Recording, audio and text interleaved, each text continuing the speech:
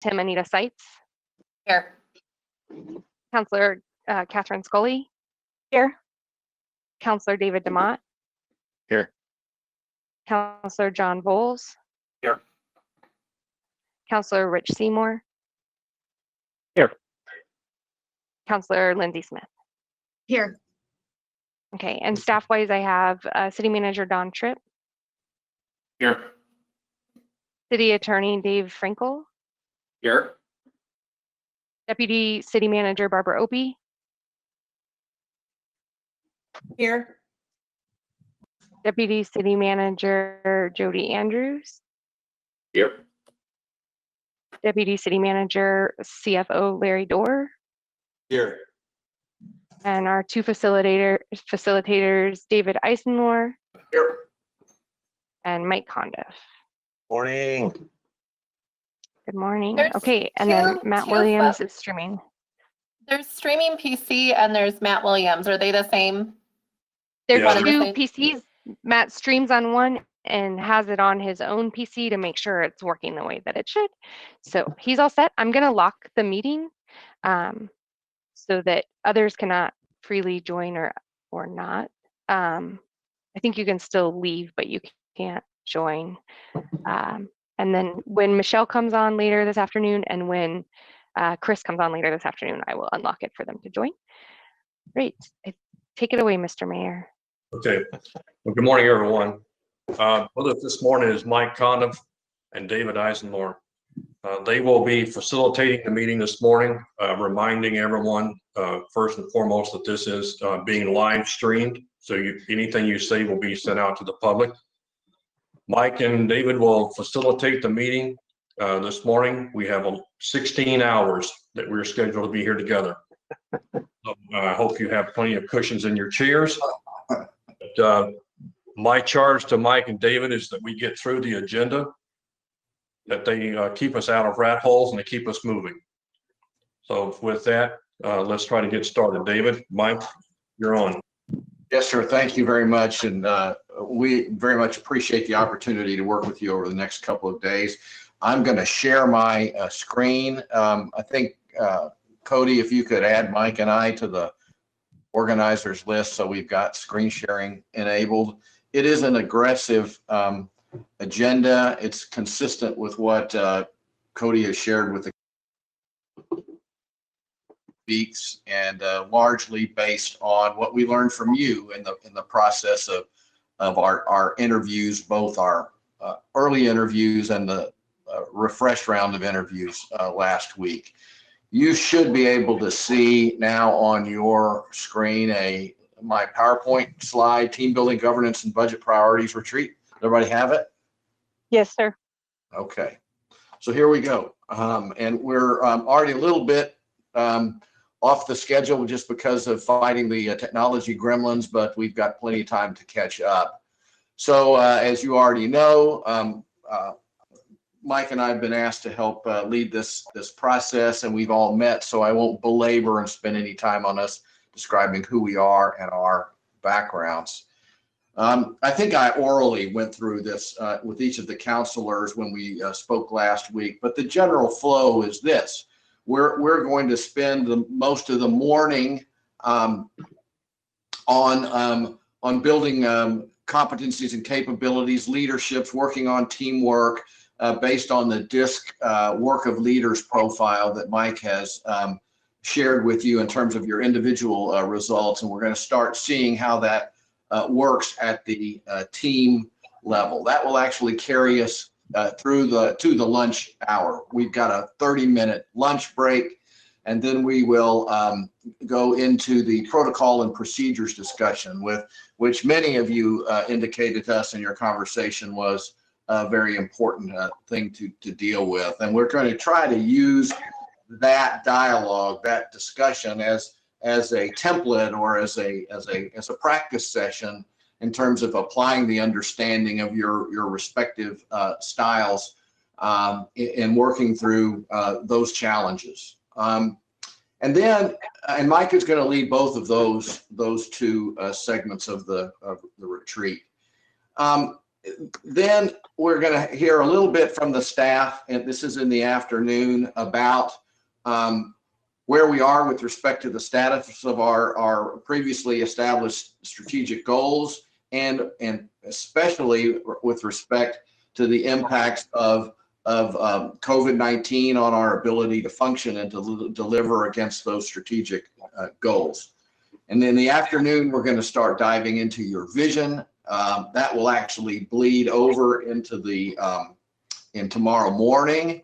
And the balance of the retreat on Sunday will be really focused on, based on sort of the building effect of what we've just gone through, and based on some presentations you're going to see from the staff, some of which I understand may be new data to you, to talk about really what the top priorities in light of our current circumstances should the staff be preparing to address for you in the upcoming budget cycle.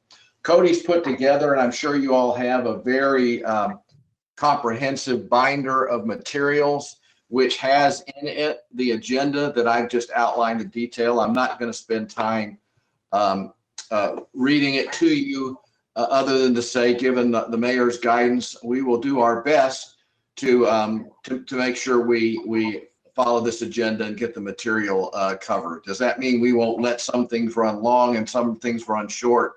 No, but at some point along the way, we're kind of reserving with your permission, the right to say, let's move on. I think it's always helpful, and I'm sure you've done this in prior sessions, to agree on a set of ground rules or rules of the road, or call them protocols if you like.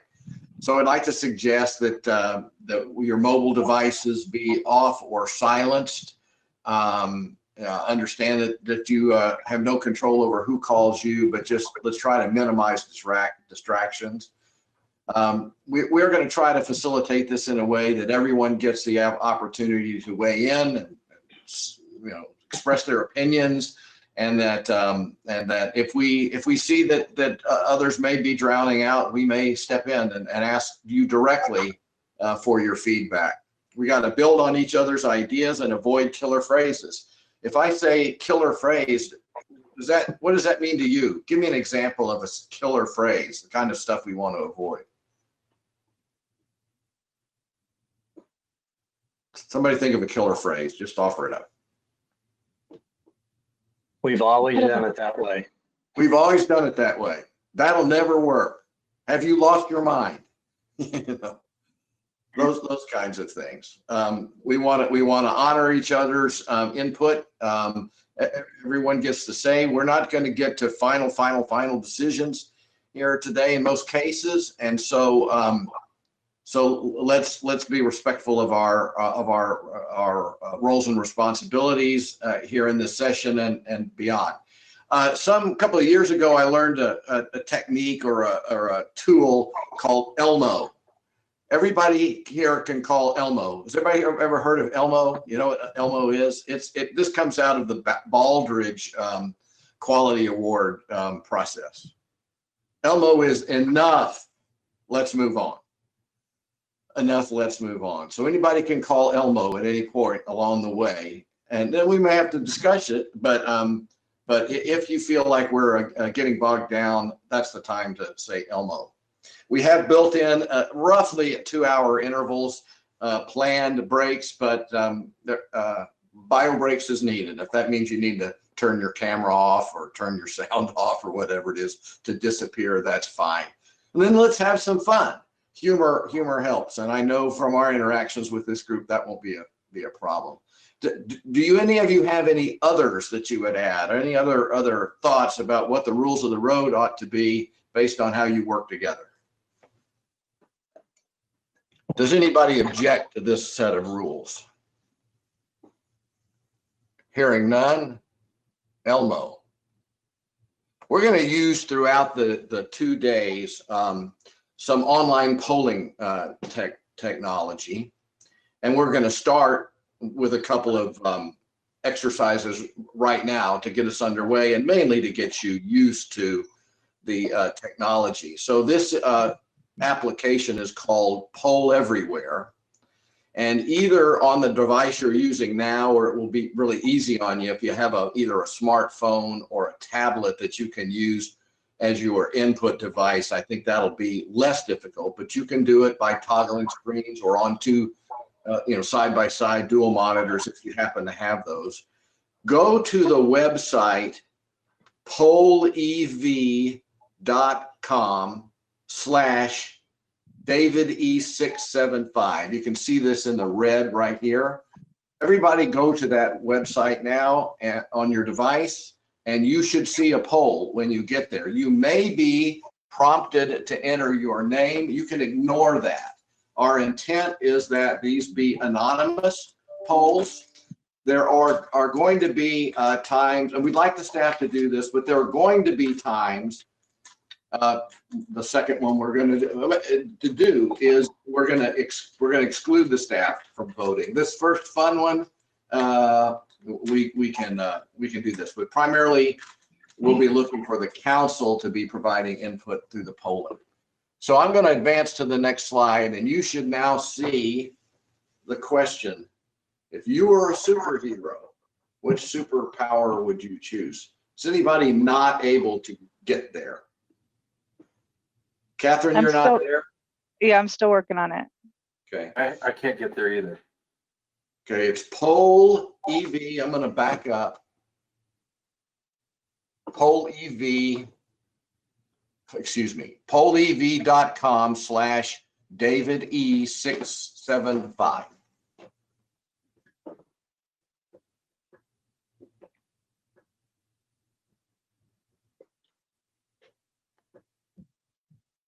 I have 10 results right now. What's my number, Cody? What should I look for? 11? Here? Most of it will be 7. There's a total of 17. 12. It's Mike, 12. You have 7 counselors and 5 staff between the deputies, the city manager, and the city attorney. So, Okay. Catherine, are you okay? Well, I hit something, but I don't know if it's going through. It's David, E.T. Can you put it back on the screen, please, that whatever we're supposed to be entering? Yeah, So sure. I'm into the poll and I hit the answer, but I don't know if it went through. It will, did you tell it, excuse me, did you hit submit? It doesn't have a submit button. Okay. All right, it may not on this one. So poll EV, as in poll everywhere.com/DavidE675. That's my user ID for poll everywhere. Catherine, above the questions, are you on your phone or are you on your iPad doing it? I'm on my phone. Is the question asking you which superpower you are? Yes, and I answered. Does it say right below what superpower you choose, response recorded? No. That's what I'm Okay, trying to then do. you're good. Thank you, Anita. Anybody not in yet? All right. So now I've got 12. So 5 of you would like to fly. 5 of you would like to read minds, and then one each. One would take telekinesis, the ability to move objects around with your mind, and one to have super strength. Why do you want to fly? Who wants to fly? My guess is it's the staff that want to be mind readers. Nobody wants to play? Tell me why you picked what you picked. This is just for fun. Oh, I thought you really wanted to know our super strengths. So we weren't supposed to do the real ones. This is really to get you used to the application. I'll use it for this next one. We're going to ask just counselors, mayor and council, to do this. But again, more as much since we've already asked you this question in our interviews. We know, but in a short phase, what do you hope to achieve over the next 2 days working together? This is just another. There are about 3 or 4 different modes of data capture that we're going to use. This will be the most typical, where you're given the opportunity to type in a short phrase. And I've built in a limitation on this particular one that will allow you to answer up to 3 times. And after that, it'll lock you out. So if you have 3 hopes for this morning, you can enter up to three hopes. And so that would mean as my number increments up down here with 7, this should be a maximum of 21 answers. Doesn't have to be, but let's go. We want to evaluate the direction of the city. We want to achieve some open communication. Another idea of open communication, unity, add the people's voice to our plan. And we'll refer back to this later at the end to see if we accomplish most or all of these. Understanding and empathy with one another's concerns, values, and ideas. That goes to what we're going to be talking about immediately. Consensus on a strategic plan for the future path for our cities. Win-win. Good governance and well-rounded policy, remembering who we work for, the residents of Westminster. Figure out downward trends in citizen surveys. So you want to understand the implication of some of the engagement tasks that the city is involved in. To end up in an agreement where we are financially and what our ability to stay in the city will be. We're going to spend most of the day tomorrow on that particular topic. I would like to improve council relationships, provide clarity of vision, and chart our course. Okay, great.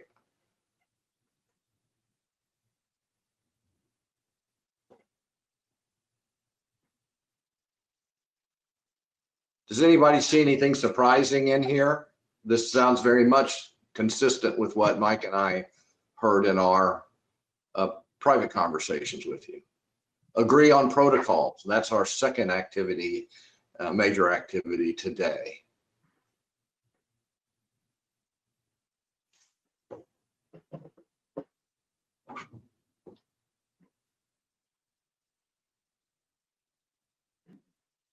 Open discussion without ambushes. That's interesting. We'll hear more about that. We are an equal body. You want to come out of this feeling like you're an equal body, okay?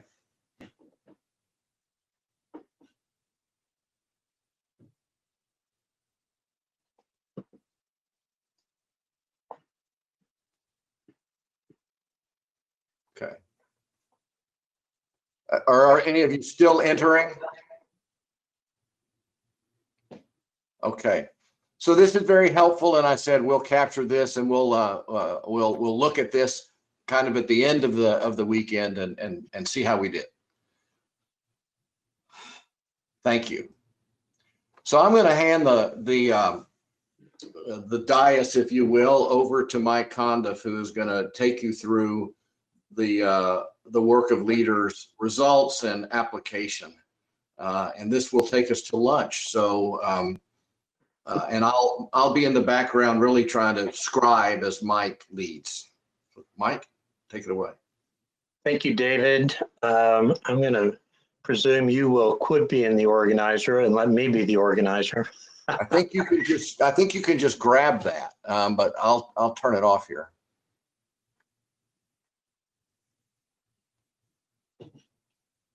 Okay, so Cody or somebody walk me through that again. It's not enabling me to. At the bottom of your screen, there's a little circle with a screen that it says screen underneath it, and there's a little. I think if you just click on that, you should be able to share your Perfect screen. There you go, Mike. It's up. All right, nice. I'm going to mute myself, but I'll be here. Super. Okay, so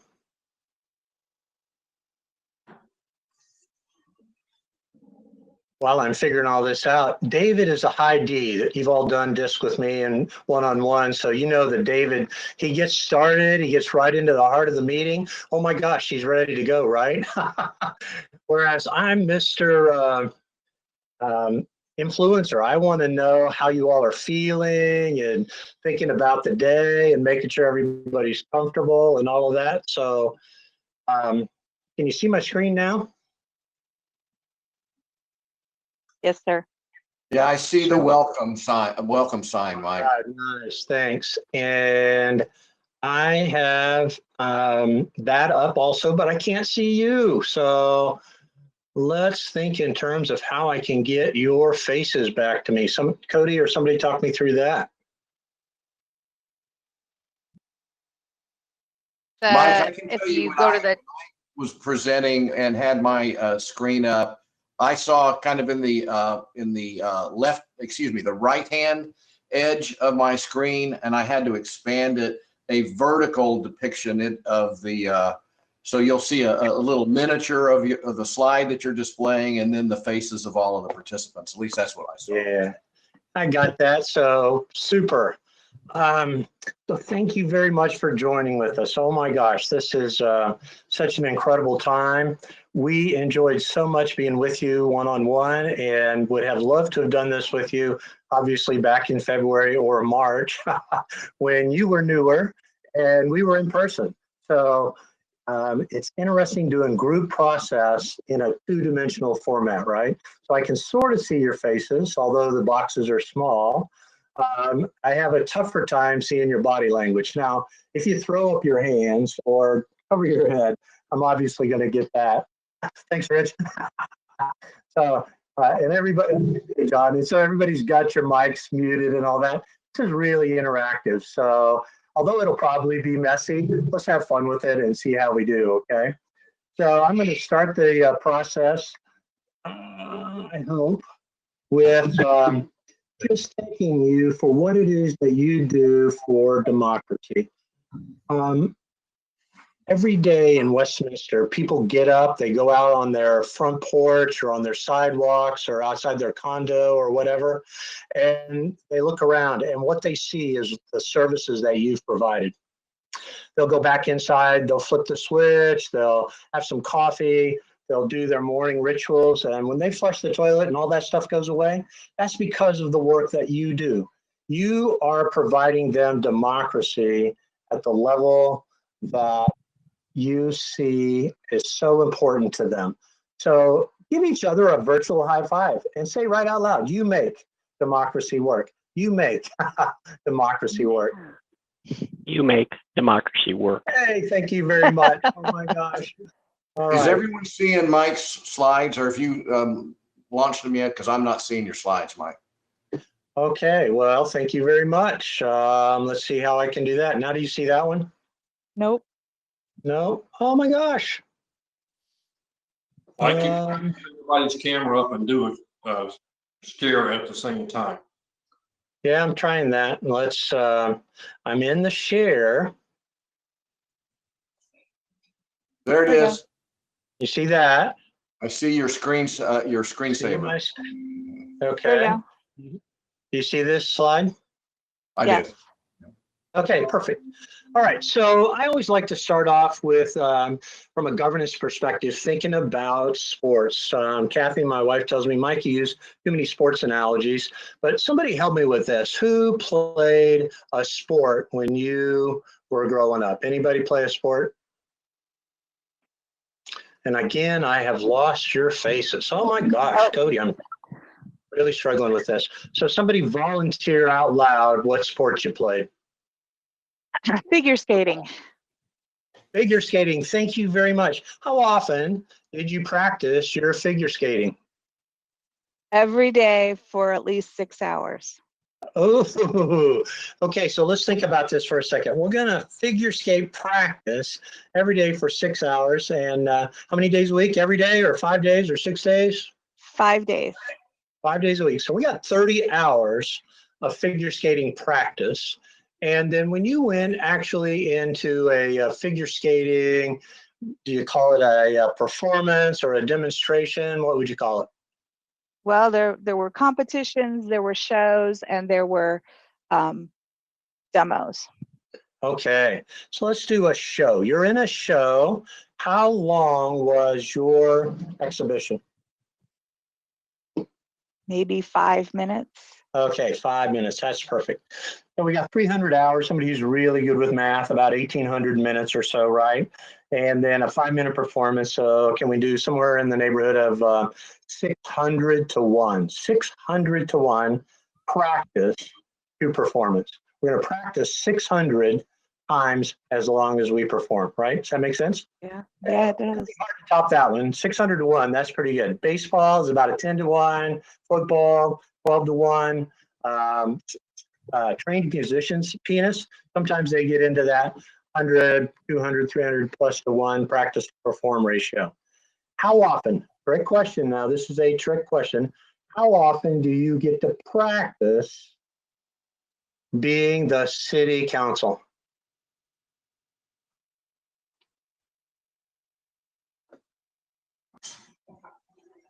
Daily.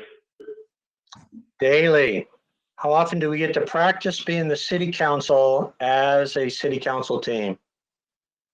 I don't think we're practicing. We're always city council once you're elected. So probably not since we were little kids if we decided to play city or something. That's what I was going to say too. We don't get to practice. We're always on.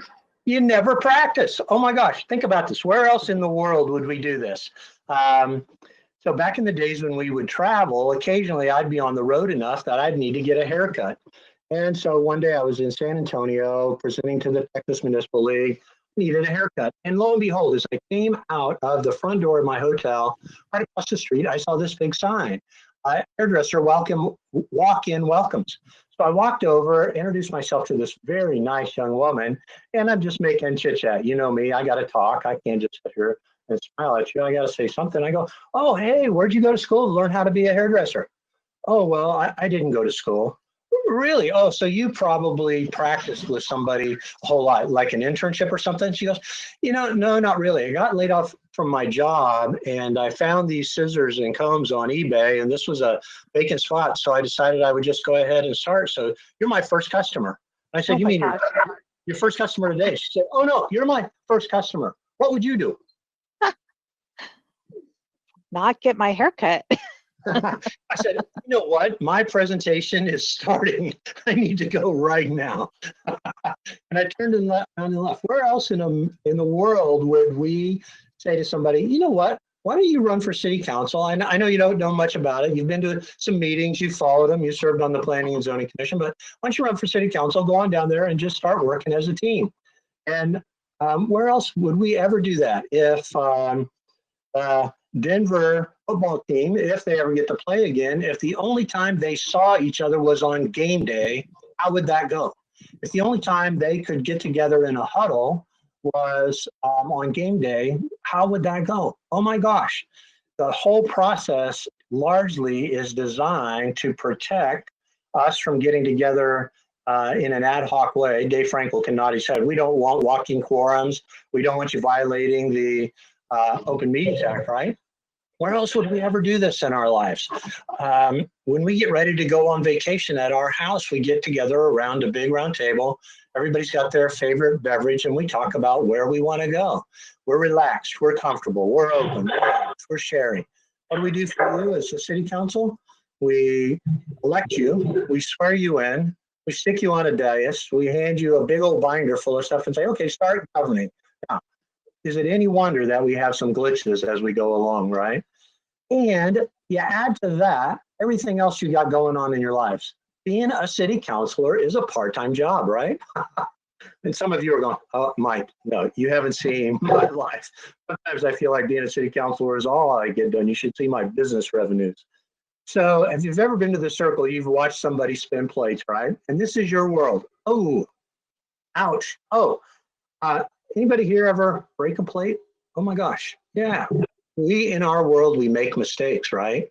And in our world, particularly because everything we do is on live TV or today we're being streamed, everything that we do, our mistakes are pretty public. And in fact, sometimes I say something or do something that under ordinary circumstances, I wouldn't do that. It's not who Mike is. And it still comes across, particularly on TV or to an audience, as being something snarky or mean-spirited or demeaning. Well, in our world, what we have to do while we're balancing all these plates, your family, your friends, your hobbies, your other work, oh my gosh, we are balancing all of these things. We have to clean up our own mistakes. We don't get to sweep them under the bus. We can't throw the staff under the bus. We can't pretend they didn't happen because they're archived for everybody to see. And, you know, sometimes go to YouTube and watch city council meetings gone bad. And you see, everybody sees every mistake we make. What do? We got to sweep it up in public, just right in front of everybody. And the way that works is we just apologize. Oh my gosh, I am so sorry that I behaved that way. It was unlike me. I had a problem going into the meeting. I hadn't read the agenda fully. That question that I asked that everybody already knew the answer to but me, oh my gosh, I'm so sorry. And ideally what happens is we catch the plates before we let them hit the ground. And so that's really what we're about today, right? So DISC, D-I-S-C. We've gone over this with each of you. And so let me just recap because we haven't done it as a group yet. Really the DISC model, most validated of all the models out there. And many of you have done Myers-Briggs or Insights. There's a bunch of them. I like DISC because it's relatively easy and it is the most validated of the instruments. We work a lot in university communities and some of you have significantly advanced degrees, right? I always want to be able to talk to somebody who has a PhD that this is a validated instrument. And so these are things that have a lot of weight behind them. D, quick to decide, decision maker. I often go with my gut because I am often right. And in fact, the more often that I'm right, the more willing I am to go with my gut. And so I desire active, fast-paced, quick decision-making, all right? I's, these are folks who also like an active, quick environment. They like to influence others.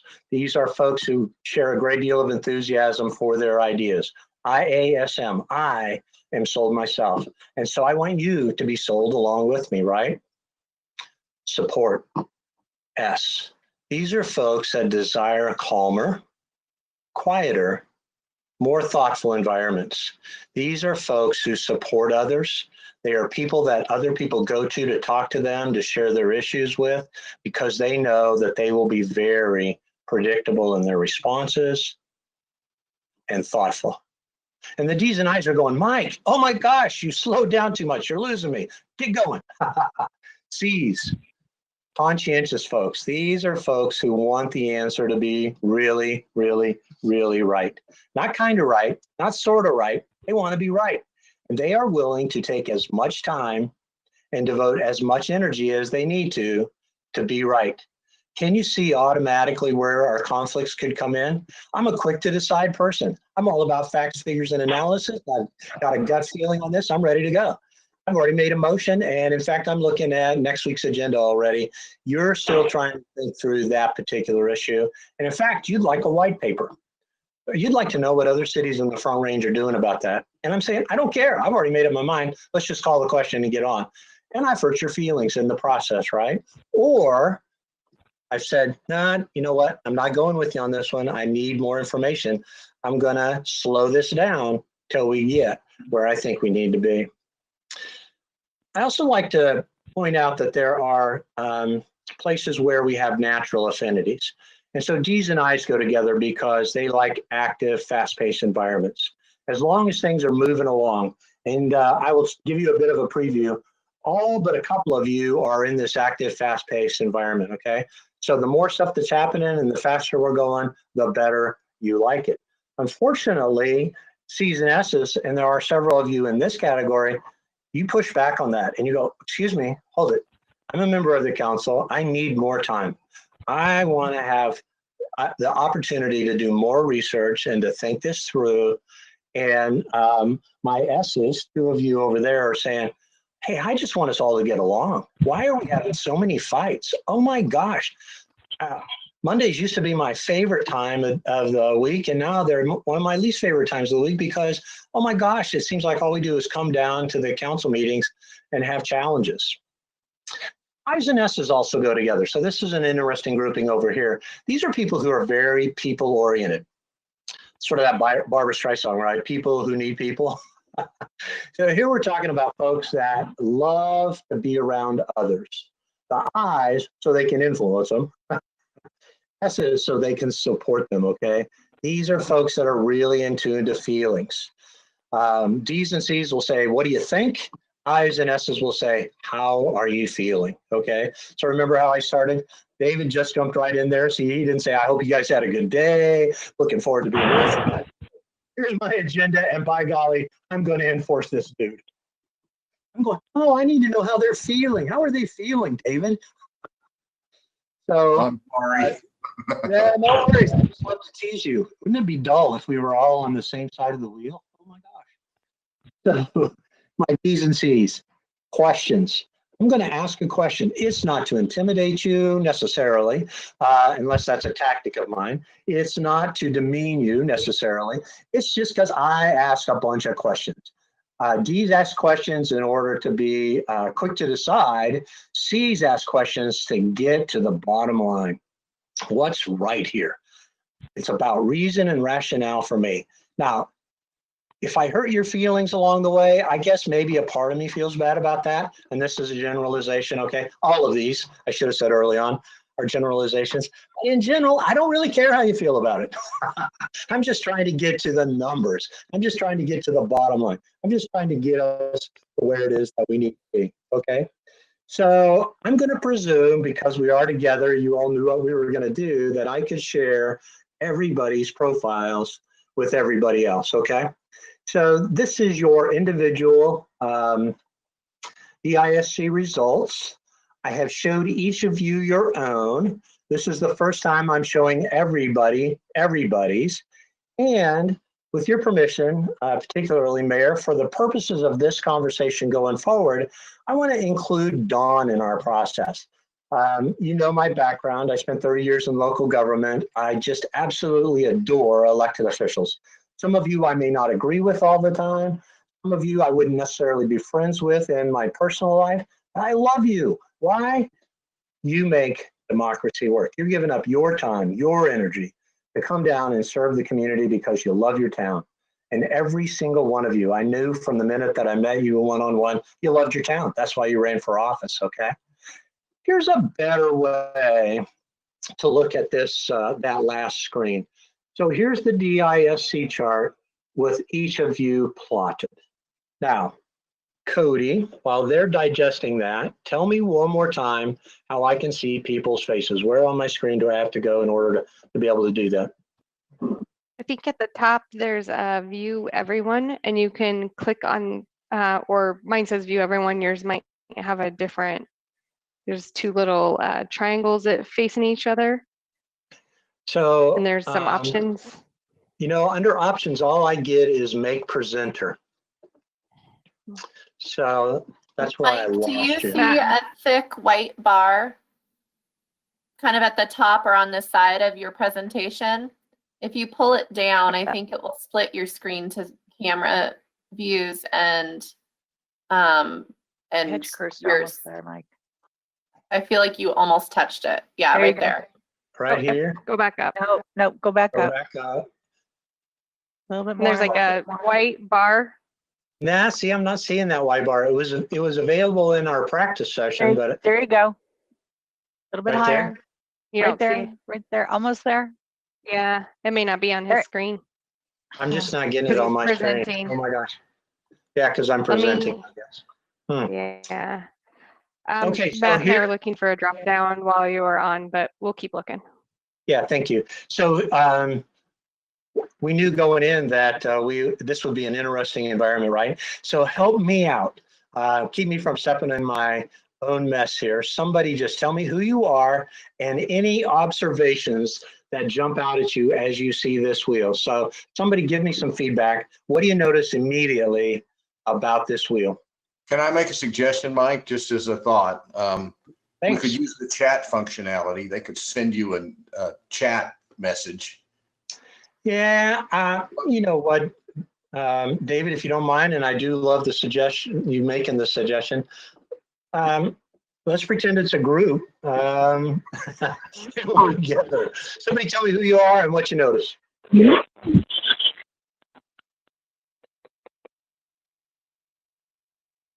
There's people in every box. There are people in every box. Thanks, Mayor. That's a great value. If you were setting out to design a team and you were thinking about, well, what should we have here? Wouldn't it make sense that we would want to have every style represented? Great observation. What else? This is Rich. That there are not dots towards the middle. We tend to be towards the outer side of that, which I believe it's just enhances that part.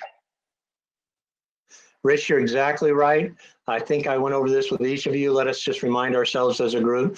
The distance from the center to your dot is an indication of your propensity to use that style most of the time. So I'm right-handed most all the time. I'm going to eat right-handed. If for some reason I break my right arm, I promise you, Mike is not going to starve to death. I'll figure out a way to use my left hand. Won't be quite as comfortable, quite as fluid, quite as fluent maybe, but I'm going to be able to do that. Each of you can operate in any one of these quadrants that you need to be successful. You don't get to where each of you are in your personal lives, and certainly to get elected to the Westminster City Council without being technically competent and fluid in every one of these areas. You can do that. Thanks. Great observation, Rich. What else do you notice? Mike, this is Don. People may be interested. I just, on the screen that I'm looking at, you sent me one that shows my profile. It's not on this screen. If people are interested, I'm just northeast of Dave. I guess you'd say I'm there you go. Thanks. Yeah, so I always like to include the city manager. If we were all together and we had more time to do this, I probably would have even suggested to some degree, including some of the senior staff, because as elected officials, you have access to most of those folks. And it's always fun. The graph sometimes gets a little cluttered, but not just the propensity to use this particular style, distance from the center. Dawn, as you will see in many of our scales, is sort of an extreme personality. I hope you take that as a compliment, Dawn. That's the way I mean it. Observation, you'll notice that some of us are very close to the other style. Anita, you would be considered to be what we would call either an SI or an IS personality. Dawn, a DI personality. Mayor, you are a SC kind of personality. You blend both of those characteristics into your everyday decision-making, your communication style, just the way you approach life. One more observation on the disc wheel, and then we'll move on to some of the continuum. Anybody else have a thought? This is Catherine. I'm struck with actually what a very well-rounded team we are. We each bring something different to the table. That is so awesome. Think about that. If I now know where you are, Catherine, and we're coming up on an issue that I know is going to take some community involvement, going to take somebody kind of being the cheerleader, somebody that wants to get things done reasonably quickly, active, fast-paced, I might say, oh my gosh, this one's right up Catherine's alley. This one's right up Rich's alley. Anita, could you help us with this, right? Because I now know that that's right in your wheelhouse. If I need somebody to go through about 29,000 of the back issues of Front Range Daily, I might say to Lindsay, would you be willing to do a lot of research for me? Because guess what? I know when you're done, oh my goodness, it's going to be well thought out, well researched, and 99.999 times out of a zillion, it's going to be right. Is that fair, Lindsay? Yes, sir, it is. I'm asked a ton of questions and everybody knows it. There you go. Now, if I want something done in a very quick, rough manner, is Lindsay going to be the person I want to go to? No, sorry. She's going to go, hey, I'm happy to help you with that because I'm a team player. How about a month from now? I'll give you a nice long white paper on that. Does that make sense? So it's not right or wrong. None of these are right or wrong. It just is who we are. Here's the value. It's not so much knowing ourselves, because most of you, face it, you've been who you are for a long time. Some of you longer than others, Mayor. And so what we recognize is that we know where we are on this wheel. If I'd given you this wheel and told you about it and said, pick a dot where you think you are, every one of you would have been in the right spot. Now, the value is knowing where the other person is and starting to think through, why do I have some challenges with that person? Can you imagine that D's and S's struggle sometime making a connection? A D wants a quick result, they're ready to move on, and they really don't care how people feel about it. Again, generalization. S's, they're all about how people feel about it, and they want to make sure that we've explored the alternatives, that we're having meetings, collaborating with each other. Diagonals oftentimes struggle. Guess who else struggles? People in the same quadrant sometimes, particularly in the upper quadrants, the D's most of all, and the I's. Why do strong D's struggle with each other? If their decisions differ and they both want to act, there's natural tension. Oh my gosh. If I was together with you in person, we'd do a little exercise I call the let go of my fist exercise. I'd have one of you make a fist and the other one try to get that person's fist open. So I got a fist and I'm trying to pry it open. You can do this with yourself. Just follow along. Guess what? The more I try to pry that fist open, the tighter the fist gets. On the playground, you will see this. Somebody pushes somebody. Guess what? They get pushed back. Oh, yeah? Oh, yeah? I got two boys. They're 18 months apart. I spent the first most of their life just as a referee, right? Whatever one of them did, the other one was going to do faster, bigger, stronger, right? So if Dave has an idea and he's already made up his mind that he's right, and Don has a different idea and he's pretty convinced he's right, what is likely to happen? We're getting this going on, right? Oh yeah, oh yeah, oh yeah, oh my gosh.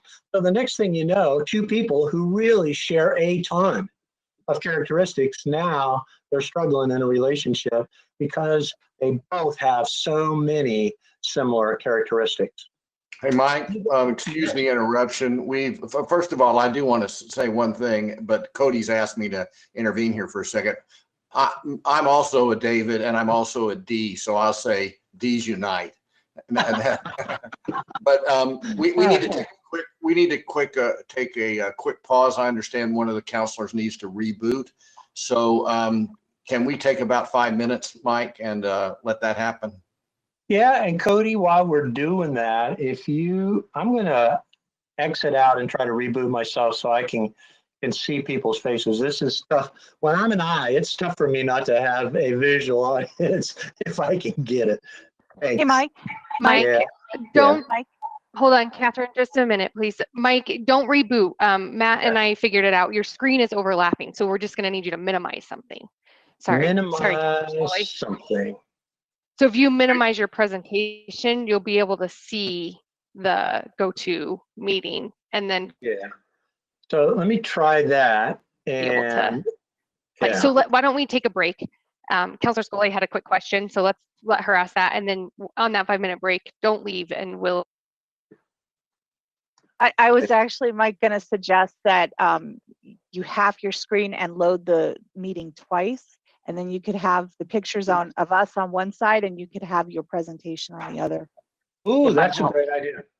Yeah, because the challenge I get when going back to Cody's suggestion is when I minimize something, then I can't see my controls. So it's a 5-minute break. I'll figure it out. Sounds good. Yeah, and Mike, I don't want you to minimize. I just want you to minimize for a second. And then when you pop the one back up, don't allow it to be the full screen size. Yeah. I worry to have you running it twice that we're gonna lose connectivity or it'll slow you down, and I don't want to do that either. Yes, I gotcha. And since I'm locked, I can unlock though if Catherine's suggestion works out and ends up being the solution, we can unlock and bring you in as a second person. Yeah, it won't let you be in 2 meetings on the same computer, so I don't think that'll work. Right. So I can, Cody, you're still with me? Yes, sir. Thank you. I can get the pictures of the people. Thank you for that suggestion. I am trying to figure out how to minimize my presentation so I can resize it. Is there a way to?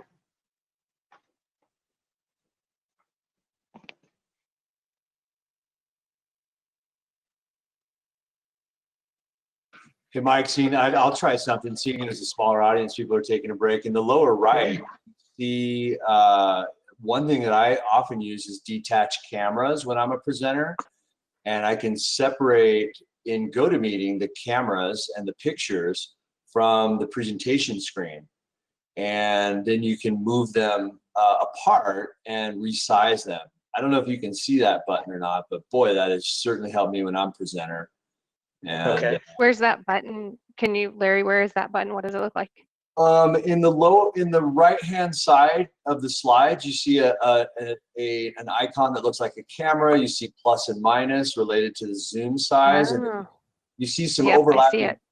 You see some overlapping pages that look like pages. Click, hover on that, and click detach, and then you can resize everything. And what you do is, well, it's self-explanatory. You separate them and resize them. Give that a shot.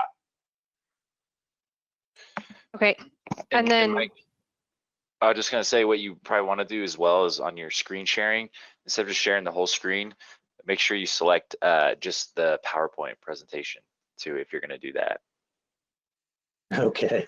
So I'm hovering over the camera. When I click on it, you all's pictures go away. I have a view everyone. Who's talking active cameras? Is that the one you were talking about, Larry?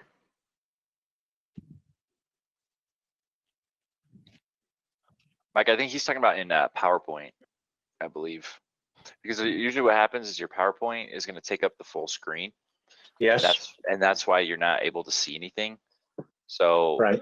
What you have to do is you have to run the PowerPoint slideshow in like a windowed view. And then you need to share just that window. Because like right now we can see, your whole screen. I think it's under that slideshow. So if I did this and put it inside a window, now, second I do that, it goes back to full size. Yeah, hold on. I'm trying to find where the setting is. There's a setting you have to change in PowerPoint so that it doesn't play in a full screen mode. Thanks, Matt. Appreciate you. You don't have a second monitor by chance, do you? Not available this morning. So Matt, I'm not sure if this is what you're talking about, but I'm trying to follow as you go along. Under the slideshow tab, there is a set up slideshow menu. There's then within that a show type, presented by a speaker, full screen, browsed by an individual window, browsed at a kiosk. Is that what you're talking about? Yeah, I think it's something like that, because what you have to do is change it so it's in a window instead of, because normally it just goes full screen, right? So I'm going to try it on my own and see what happens. yeah, that's what I'm looking at here too. Yeah, so yeah, that's what you had it there. So basically under slideshow, under the slideshow tab at the top. Yep. So set up slideshow, it's like down and to your left a little bit. Yep. So click on that. Click on browse by an individual, so window. Yeah, check that, hit OK. So now when you run the slideshow, let's see. It should just pop up in a window view. There you go. You guys are so awesome. Now, one other thing you'll want to do, Mike, is so on your screen sharing and GoToMeeting, is it should have like a drop down for a specific application. So what you'll want to do is select the one that says PowerPoint slideshow. So that way it'll just grab that slideshow, not your whole screen. Okay, so hang on. Tell me Okay. where I will find that. So I think it's in the like screen share. There's like a drop down and it should have like a list of your applications that are open. Okay, screen share. I got remote control. No. Options. No. You right click screen share. See if that does it.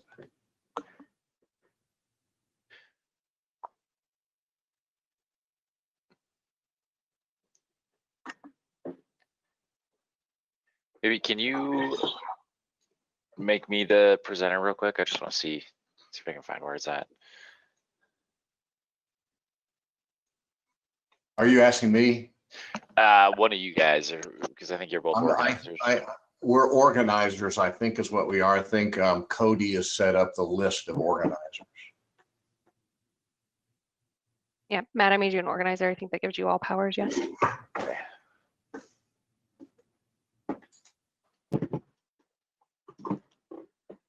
Okay. So, Mike, when I make you the organizer, you're going to get like a window that'll pop up and it'll ask you what you want to share. So it has a screen tab and an applications tab. You want to click on the applications and select your PowerPoint slideshow. Okay. And select that to share. That way it'll only share that screen and not your whole computer. So give that a try.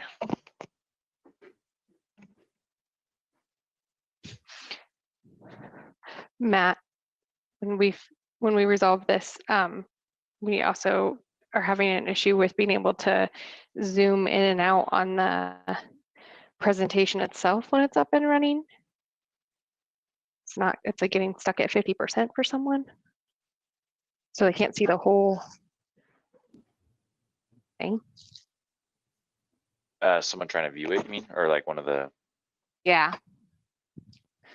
One of the participants is viewing it and trying to make the presentation, Mike's presentation when it's up, make it bigger so they can see the whole profile at one point, and it's not letting them, so it's kind of stuck on the screen. Okay. I didn't know that I was going to put on Multitasking. my IT hat today. I know. We're learning as we go. Oh my God. It reminds me of being newly elected and I show up to my first meeting and I'm not sure exactly how to do it. So Matt, I have a note that screen sharing is now paused. Another window is on top of your shared application. Please move this window to resume screen sharing. Yeah, so that means like something is, you've got something else like open over the top of it. Did you selected the PowerPoint? It said use applications and Yep. I clicked on it and PowerPoint automatically came up. So you got to make sure too that, so PowerPoint will usually have a couple. It's like the actual PowerPoint, and then you want to make sure it's the one that says PowerPoint slideshow and have your slideshow running when you do that.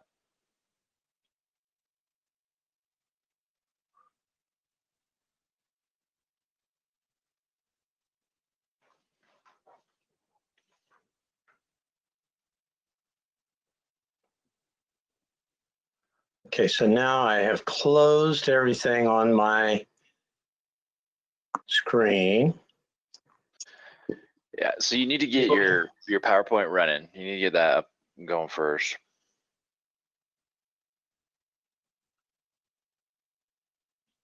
Is there a way that we can get this presentation shipped over to Matt, let him run it? Mayor, I appreciate that. I don't think that's probably works. These, because of the video and stuff, the slides are so big, they don't email well. Okay, so Matt, people can only see your paused app, which looks like just my screen. Take me back to the process where it says choose your application. Yeah. All right. So go ahead and get your PowerPoint up and running. Yep, it's good. Okay. You got that. So I'm gonna make you presenter again. And make sure on the applications you're selecting, so like typically PowerPoint will have a bunch, like the actual program that's open for like editing, and then the one that's your slideshow. So you want to make sure you, like usually it'll say PowerPoint slideshow. So you want to make sure you select that one. Okay, that's the screen. There's the application. There's only one available, so I'm going to click on it and share.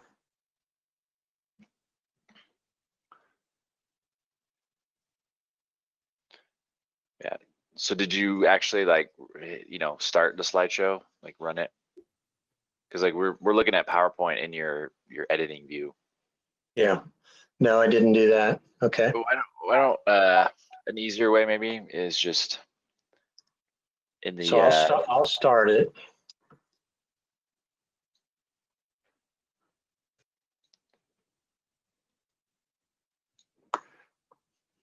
We'll run it. why don't if you just click, or I guess, yeah, go ahead, do what you're doing. Go ahead and run it. Okay, it's run. You want to make me the administrator again one more time?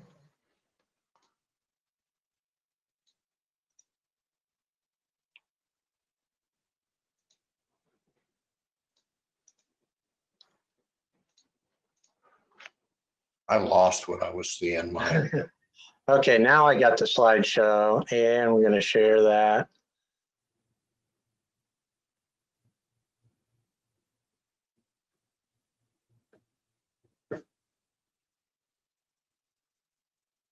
Screen sharing is now paused. Another window is on top of your shared application. So make sure you've got your like PowerPoint slideshow, like make sure you're like clicked on that or you're in it. Yeah, There you go. It's advancing. There we go. Now you got it. Can you see people's faces too, Mike? Yes, so you're small, but I can now see you. I've been trying to get smaller, so that's good. Okay. All right. Thank you very much, Matt. You're awesome.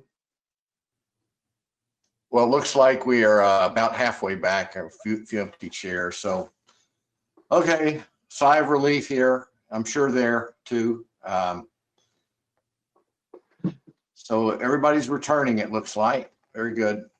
Sorry for the interruption, Mike. No worries. So are we good to go, David? No, I see we're missing about 3 members. Okay, no worries.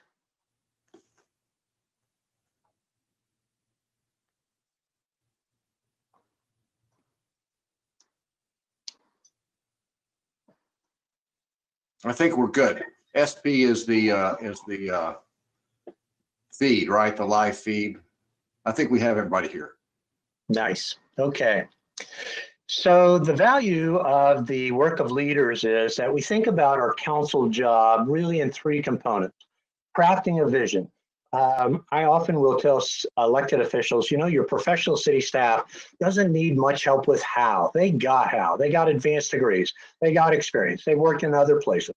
They know how to do things. What they cannot do on their own is what? Electeds, you're the only ones that can do what? What do we want to be? When do we want to be it? How much money are we willing to spend to get there? All about the vision. There are 3 thoughts associated with vision. One is, let's just explore the world. If this was a 2-day in-person retreat, particularly with new elected officials like we have here, the sky would be the limit. We would be doing all kinds of visioning exercises and all sorts of things. What do we want to be? How bold do we want to be? Are we going to really go for the gusto here? What's our chances of really reaching for the brass ring?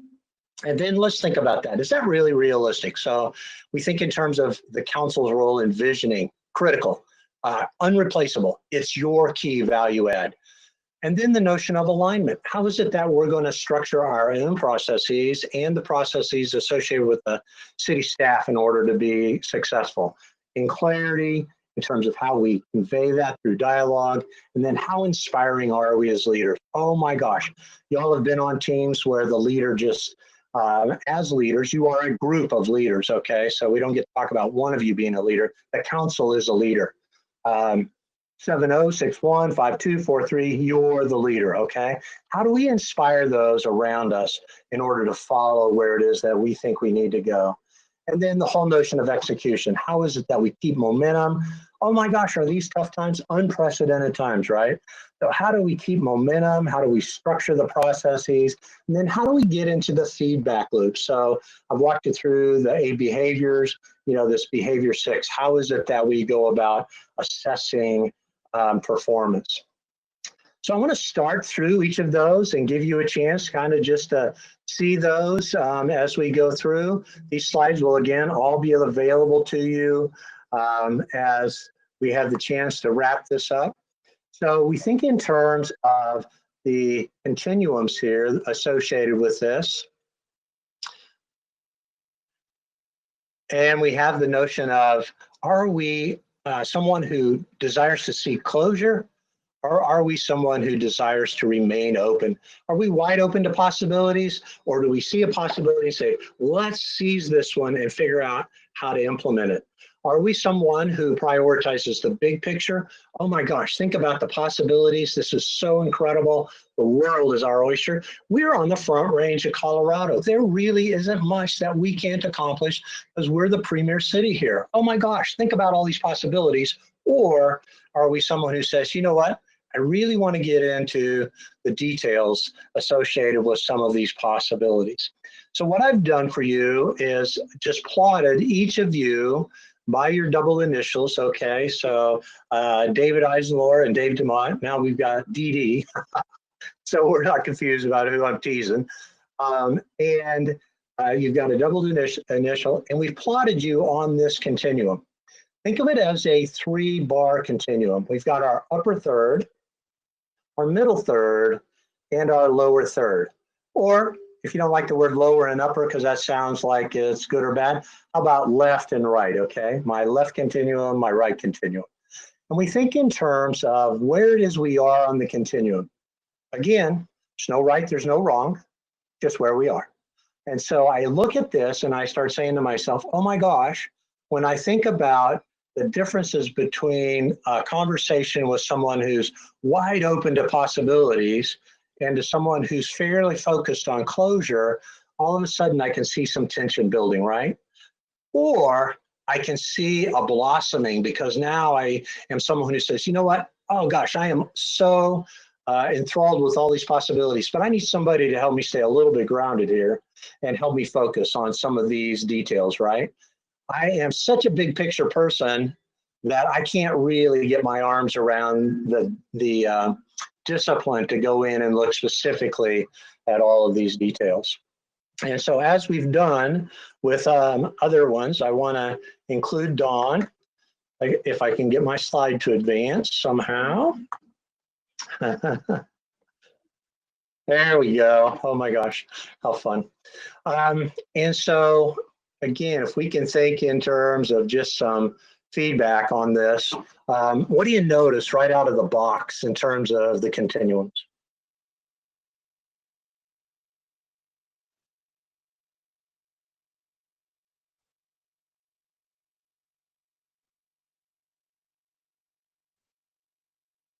Bob's ready. Yeah, thanks, Rich. Especially on the bottom one, we have good balance from one end of the spectrum to the other. Yeah, so much like the disc wheel, Rich, I appreciate that. That's very observant. We've got people all along the continuum, right? And so again, if now that I know where other people are, if it's time for me to go, you know what, I need to task one of the council members to help me with some visioning stuff. You know, I'm looking for you or Anita or Catherine. So, oh my gosh, the world is your oyster, right? If on the other hand, I've got some of the ideas pretty much in hand, but now I need a group to maybe help me think through how is it that we go about prioritizing this stuff and looking at what might work and what might not work. You know, I've got another group with Lindsay and John and Dave thinking, oh my gosh, And who's right there in the middle?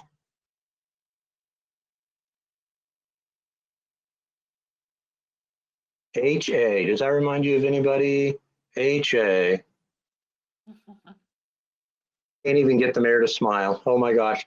Herb's right there in the middle, balancing us all out, functioning as that chief governing officer, right? Helping us think through all of these challenges. What else do you notice?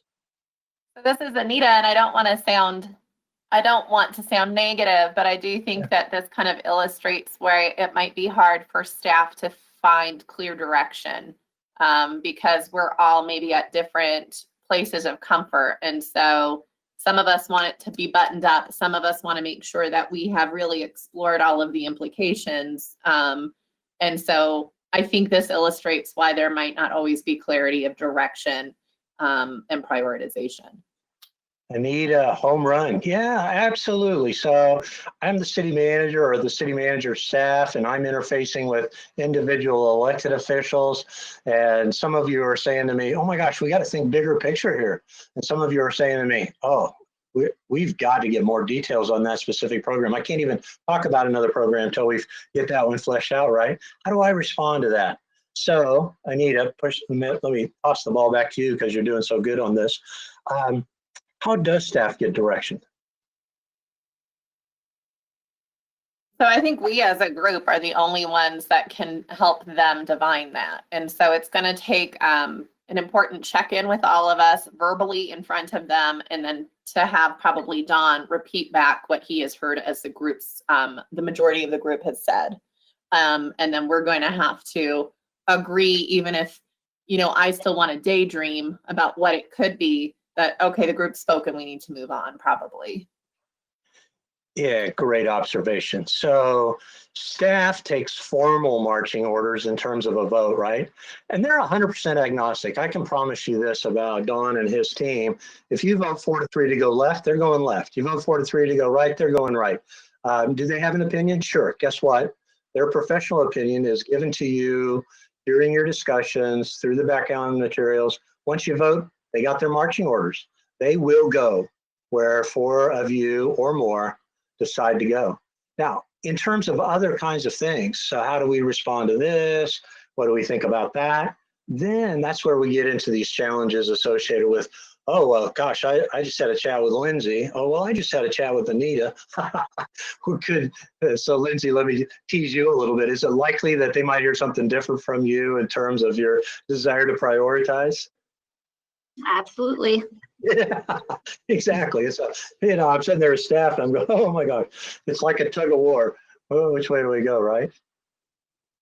Well, I mean, even though that it's kind of a broad spectrum and it might not have some clarity, there are some people that need that clarity, that need to close it, that need to make sure that we are all on the same page. So not that it's a broader, where are we at? I think that it's good that we do have that balance, because then there's a more structure of closing the gap. Yeah, absolutely. So think about that for a second. It's really important to you that we get everything buttoned up and closed down. And so you're willing to meet and to talk and to think about it as long as necessary to satisfy that emotional and intellectual need for yourself, right? Is that fair? Yes. Yeah, absolutely.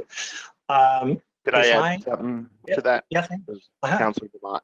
So, I mean, you talked about like people that want to button it up versus people who, I heard comments about people who want to have things still open.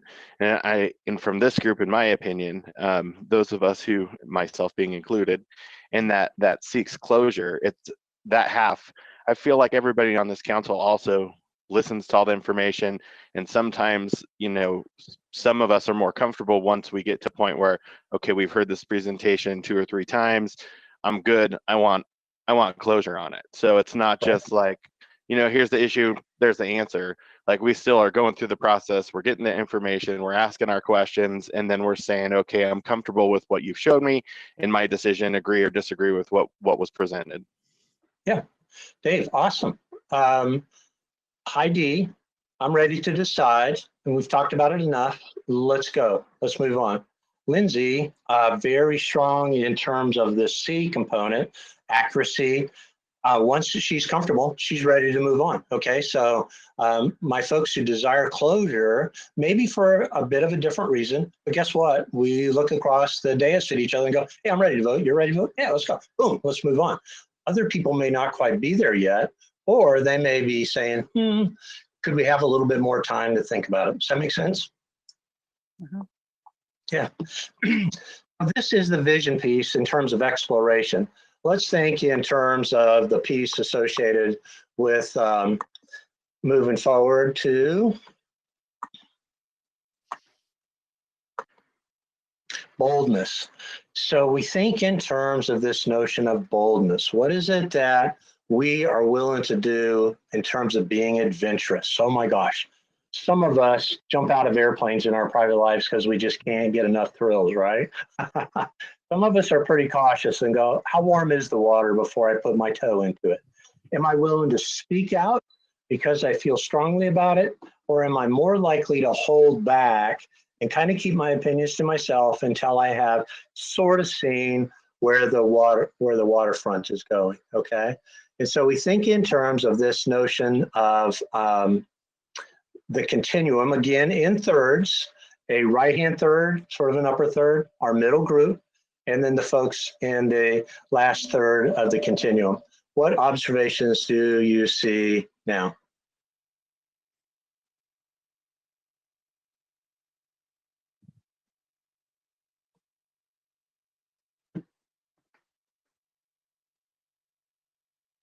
I had no idea how similar Rich Seymour and I are on everything today. Yeah, that's always a good observation to find out where your buddies are, right? You go, oh my gosh, no wonder.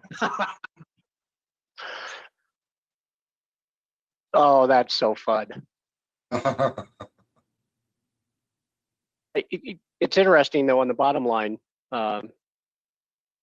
we are bunched a little bit closer on that one. The continuum is not spread out as far, but you know, that would be, and while Councilor Smith is to the left side of that I think we're all pretty close in there, because we, you know, we wouldn't be where we are unless we spoke our mind. Right. I think there's good balance between the ideological lines as well. I think people might look at this and be surprised that there's good balance between different ideologies in the group, where you might bunch some of us together just from view of us, or you know what our positions on certain issues are, but we're very spread across with this versus those kind of ideology lines. Great point. These are attributes that we carry around with us in our toolkit every day. And so whether we're a city council member, our role as a council member, our role at our professional organizations, these are the same kind of tools that we carry around with us. And so no surprise they come with us to City Hall, right? See if I can figure out how to get Dawn on there. Does that add anything to your conversation?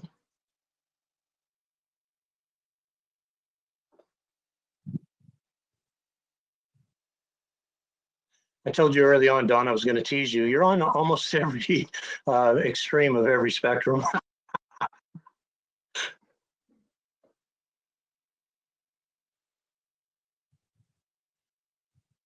Well, the comment that I think I'd like to make is that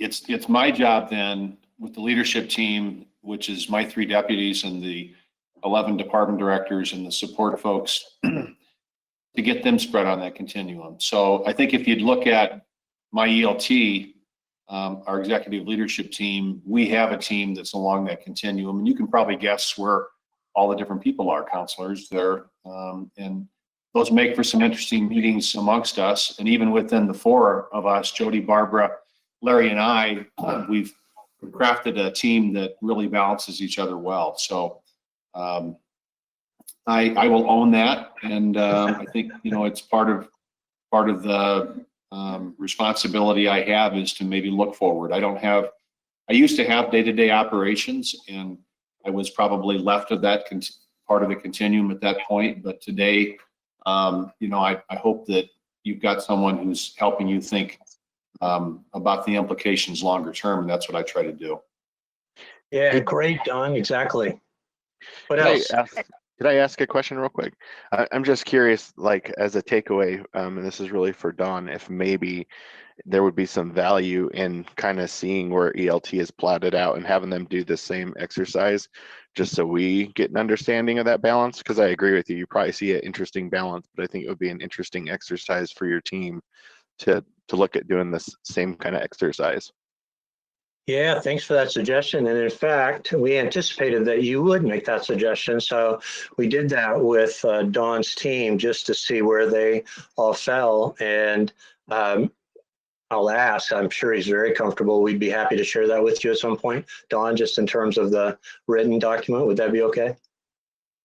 I think it's probably fair to them that I ask them, but Yeah, I there you think they'll be agreeable. At a Yeah. minimum, I can plot them, but that is their information. So, you know, I'll in terms of identifying with specific individuals, I think I ought to ask them.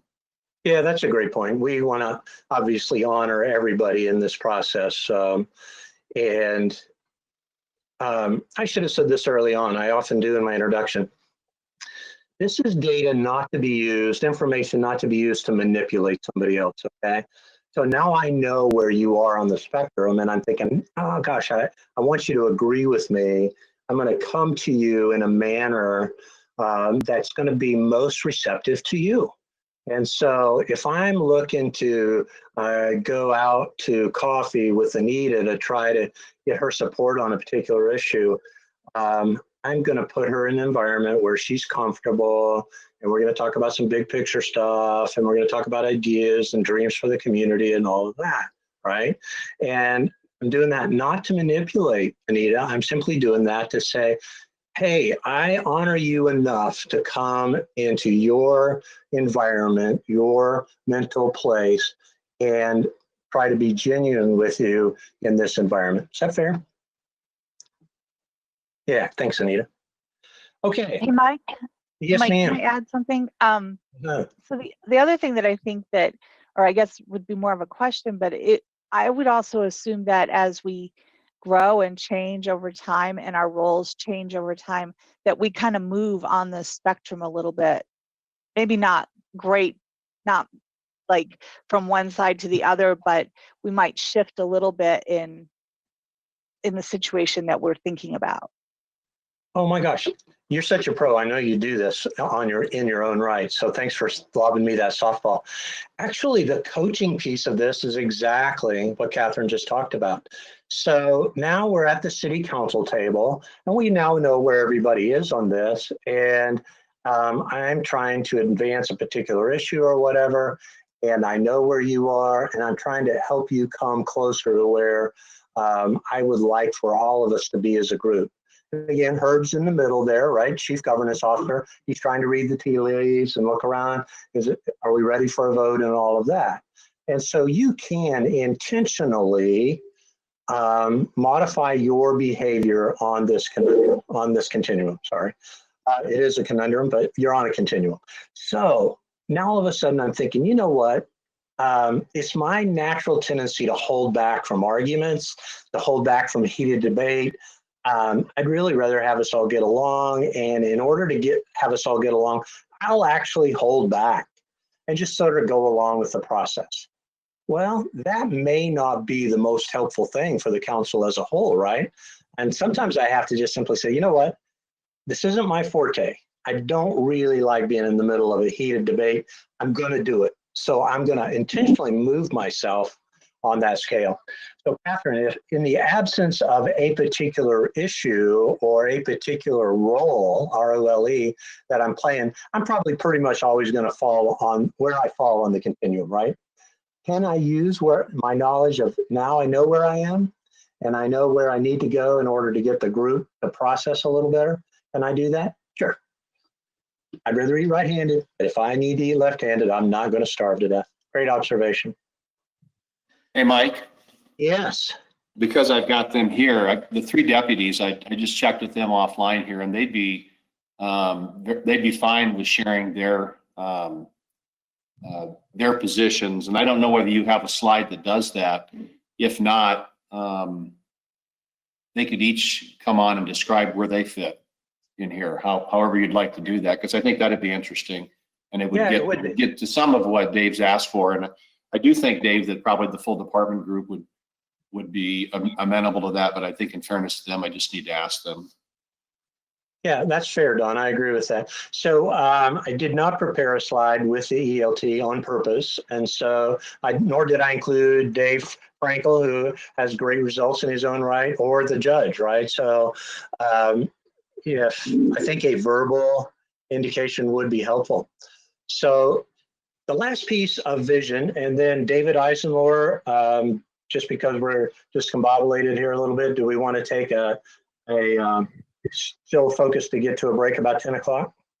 We have a 10 o'clock break scheduled. I'll leave that to the members since we just took one about 20 minutes ago. Yeah. What's your pleasure? Yeah, think through my time. Thank you. Okay, so the last piece of the vision that we always talk about is how is it that we test our assumptions? So we've got these great ideas. We've brainstormed, we've popcorn, we've done flip charting, we've done David's poll everywhere. I mean, oh my gosh, we got all this good stuff.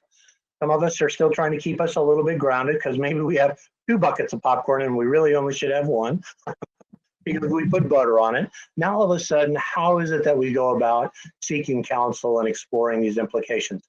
Are we more likely to go to others and seek counsel, or are we more likely just to decide on our own?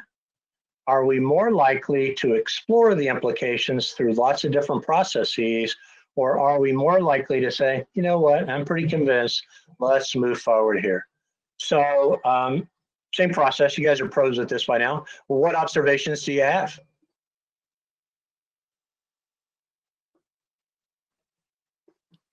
What happened to the middle on the push forward and explore implication? Here's the middle, oh my gosh. We got a barbell there, and it's a heavily weighted barbell, right? Yeah. What else? I think this is kind of shows the point that I was making earlier. Some of us that were on that side that said, okay, we've got our answer, let's move forward. This shows, we did explore those implications at some point, and then, this almost to me goes before the other slide. Yeah, good point. You could think in terms of testing assumptions as a middle piece as opposed to the third piece in this continuum. Great point. What else? So again, I think it kind of shows the potential, not necessarily negative tension. I think it helps us make sure that we're really deliberate in how we consider things, having folks along the spectrum. But in every single one of these, we've had extremes, right? We've had people at different points in the spectrum. And so I think it necessitates probably a longer deliberation, probably points for sparks to flare a little bit more in those tension points. And we're going to have to be really, again, clear as to what is the final group decision, because there's going to be through the conversation a lot of maybe different comfort levels or where we're at. So we're going to have to really be sure that we're communicating where the group is at clearly to staff in order to allow them to implement. Yeah, Anita, I agree with that. And I also will hope that as a result of this coaching that you will be doing more check-ins with each other in a really genuine fashion, right? So if I'm on one end of the spectrum and I know one of my colleagues is on the other end of the spectrum, I hope that I am reaching out to them. Again, Dave Frankel, don't get nervous on me, in a legitimate legal way. Heck, at a meeting, I'm never embarrassed when my clients in a meeting, they will go, hey, do you remember that retreat we had with Mike and David? And one of the suggestions was we need to do more check-ins. How are you feeling right now, Catherine? Because I know that you probably are ready to push forward, get moving into this, and we still need a little more time. Are you okay? I mean, I think that's a legitimate question to ask each other. It's honoring, it's intuitive, and it gives people a chance to feedback, and you may get, oh, sure, I'm very comfortable. Or you may get, thank you for asking. I'm really a little bit uncomfortable right now. And that just helps the group process, right? Catherine, you ready to move? I'm ready to move. Nobody's quite Not you, elmo. My little granddaughter, Abby, has an Elmo doll called a Tickle Me Elmo. I don't know if you're familiar with it, but every time you rub its belly, it giggles. And David, I thought about bringing it, David Eisenlohr, I thought about bringing it today, but it's kind of obnoxious after about the 400th time. Here's Are you Dawn. suggesting we've got an Elmo? No. At this point? So here's Dawn. Any surprises there for you?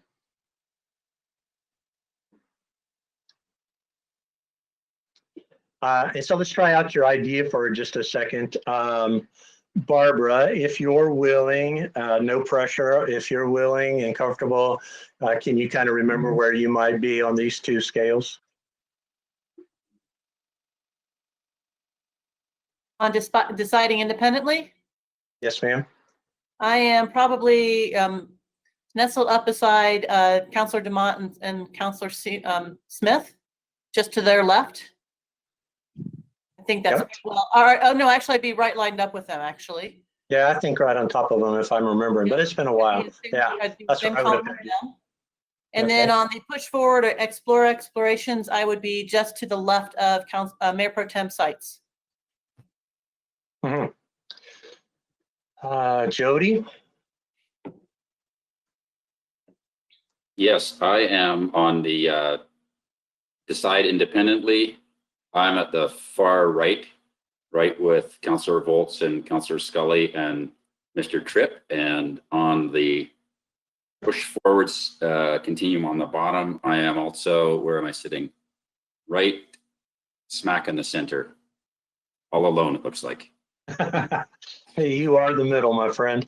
Okay, Larry. Thanks, Mike. I want to make sure I get this right. I don't have my profile in front of me, but I think on the upper chart, I tend to be more to the left of deciding independently, and in the lower bar, quite far to the left on push forward. And I think we're going to try to each find our particular profile so we can better describe those going forward. Yeah, thanks. Okay, I can confirm for Larry that he is where he said he was. I just pulled up our sheets. Barbara can probably do it too. You are so organized. You're a pleasure to work with. Oh my gosh. Okay. So with the addition of the staff, particularly because Dawn's circled here, any additional impressions on this chart? What advantage do you see of having Dawn where he is? Is there a disadvantage to having Dawn where he is? I take comfort. I like seeing that Don is on the far right with Seeks Council. He has a quiver of area experts. So when that helps me know that when he's presenting us something, he's already talked to all of these different department heads to understand their impacts. And that's what he's presenting to us. I think that's great. And then if his job is to implement, it's great that he is on push forward, right? So and especially if he has both Jody and Barbara to kind of help balance that out, and Larry to help him get it done, it feels like that's a good mix on the implementation side. Yeah, good observation. Somebody tell me what the challenge is with having Don where he is from your perspective.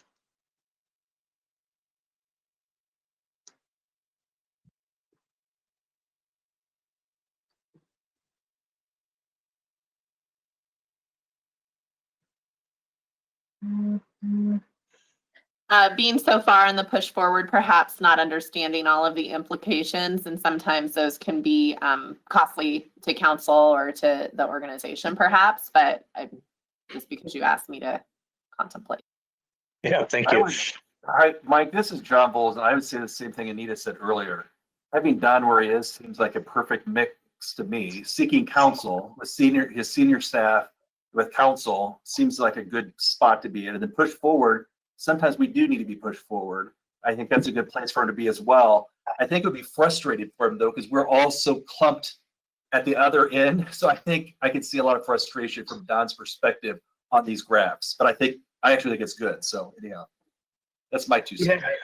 Yeah, but we're at different points in the chain, right? Like by the time we've given him the vision, right, we've already gone through the explore implications. So I mean, right, like, so it should work out okay. Yeah, exactly. If I'm an elected official and I'm clear on one end of the spectrum and I see my city manager on the other end of the spectrum, unless I've thought through what the value that is to me as an elected official, I could get pretty frustrated, right? My wife, Kathy, is a CPA. She's an accountant. David Eisenlohr's wife, by the way, is also an accountant. I come home from a meeting, not too many airline trips lately, right? But I'll be home about maybe 24 hours. And Kathy will be saying to me, Mike, have you got all your expenses entered into the Quicken program yet? I'm going, I've only been home a day. She said, well, could you get it for me by Friday? Well, this week or next week, right? And all of a sudden, two people who love each other are going, I got a little tension going on here. Because why? She wants to get out the monthly report. She wants to balance the checking account. She wants all this stuff. She's pushing forward. And I'm over here going, man, that was such a great trip. I met the most awesome elected officials in Westminster you've ever met. Oh my gosh, I'm just having a great time, right? And you see where tension could arise if I am on one end and I don't see the value in the person on the other end, and vice versa. So your observation that sometimes Don might be frustrated because he's ready to go. He's watched you all go through the process and hopefully participated with you in terms of going through the process. And he feels like he now has direction. Oh, I'm out there. Let's move. Let's go. I've got the staff organized. We're implementing programs and processes and procedure. And I got a whole clump of my council that's over here on the other end. See how that might work? Hey, Mike, this is David. Yeah. I'm just curious. So this isn't a setup because I don't know the answer, but would it be fair based on what at least I've seen so far that Don's profile would mirror that of a typically successful CEO? Yeah, so that is a great question. And so these are largely personality-based instruments. And so they are very individualized. I work hard, David, not to make too broad a generalization, although obviously a lot of it is generalization. Here's what I would say to that. When I find somebody who's really successful in their professional role, they almost always have a personality style that matches the role. If you can imagine an accountant who was all about big picture, didn't care about deadlines, $100 plus or minus, that's okay. They're going to be very stressed all the time trying to get down to details. Kathy couldn't do what I do. I couldn't do what she does. And I know it. You want to make me mad, lock me in the office and tell me I got to crank out the financial report, right? Because I'm just going, oh, that's not me. So I'm going to say a qualified yes. When I see really successful city managers, I see them with lots of these characteristics that Don exhibits, both personally, but also with the team that he's surrounded himself with. Yes. Is that fair? Yeah, thank you. Sure. Hey, Mike, can I make a comment? Please. So one of the things that I think can be frustrating for city councils with a profile such as mine is that it's fine if you're on the positive voting end of an issue that I am aggressively pursuing and being successful with, but it must be frustrating if you're not, because I'm also working to implement something that maybe you didn't agree with. And I just want to reassure all of you that, I take very seriously the direction of the council. And I'm going to pursue that direction of the council. And I apologize to those of you who may not have agreed with that direction, but that's where we're headed, in that it's not personal that I'm disagreeable with you. I feel like it's my job to execute it. And I'll tell you what, if on those 4-3 issues, they go 3-4, I will be just as aggressive at pursuing your majority recommendation, your majority direction to us. And I think our staff will too. So to some extent, because I'm out there on the cutting edge of these things, it appears as if it's mine. These things are not mine. These things are the council's. And we will, and it's not just me, it's the 2,000 people that work for us. You know, they run through walls to get those things done that the majority of you want to do. Yeah, Could Don, could I add to that? I'd Yeah, like to please. give some perspective as somebody who's been on the other end of some of those issues from time to time.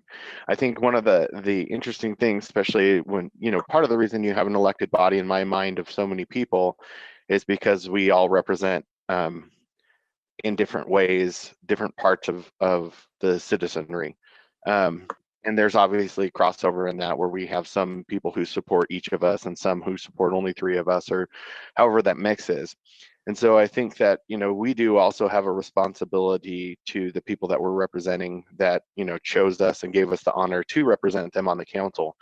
And so trying to make sure that we advocate for those folks that maybe don't agree with a position, not to necessarily stop it, but to make sure that they're brought along in some fashion, because I think that those, you know, dissenting voices in democracy are super important.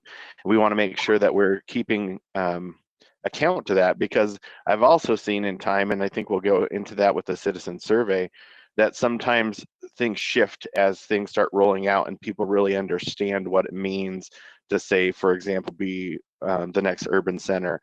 You know, and I think maybe some of it's that they haven't been 100% paying attention to the issue, or whatever reason it is, or once they realize what, you know, that really means, or maybe there's a disagreement about what it means.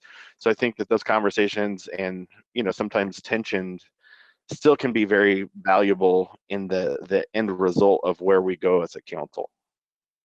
Yeah, Dave, I agree with that. It's what makes democracy so great, right? Is that it's okay to be to have a minority position from time to time.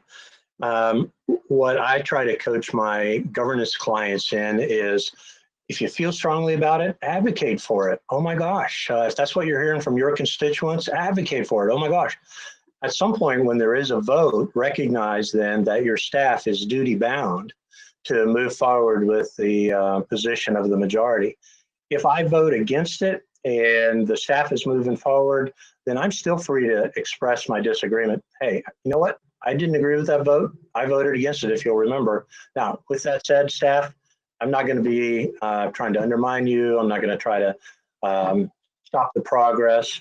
I may still be trying to convince one of my colleagues to vote my way, but I'm not going to be in your business trying to upend your apple cart, because I recognize you're just doing what you're professionally and statutorily obligated to do. Does that make sense, Dave? Yeah, thank you. Thank you. Okay, so we've been at the visioning piece. Now we're at the alignment piece. How is it that we both, internal to our own structure, our city council structure, and then our alignment with the citizens, because remember, they're our owners, if you will, and then the staff, how is it that we explain what it is that we're doing, and how do we structure our messaging in order to get that across? And so some of us are very comfortable just offering intuition. You know, this is kind of how I feel about it. This is not my first rodeo. I'm pretty comfortable just telling you off the top of my head how I feel. And others of us want to make sure that we're very able to explain what it is that we're doing, right? And so we want to be able to tell you, hey, here's what we did, here's why we did it, here's how I think about it. I may even have a bullet pointed list, right? And then when we're rolling that out, I may go so far as to have a PowerPoint. I may have an Excel spreadsheet. Here's the data. Here's my report, okay? Others of us go, you know what? I'm wide open to put me in front of a group and turn me loose. Oh my gosh, can I tell great stories, right? So any surprises to you here? Any observations? You guys are getting the hang of this now. Just feedback to me on this.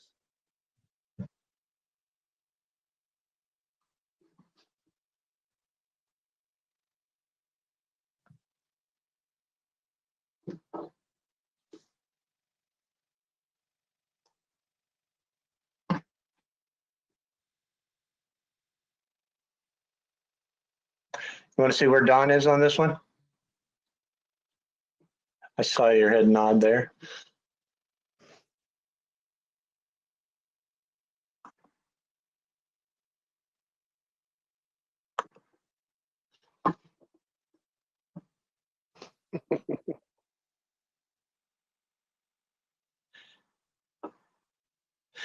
So same question as before. Any observations about the continuum? Any observations about the balance, the partnership, if you will, between the council and the staff vis-a-vis where Don sets on the spectrum?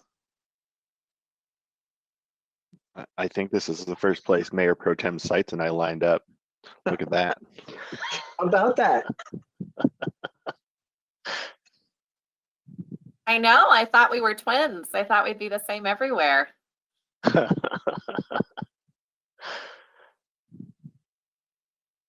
I think, I mean, I feel like I'm being more negative than I typically I am, but I just want to say this might account for some tension that some people have had. Maybe Don is speaking in intuition and certain members need to hear it in rationale, and vice versa.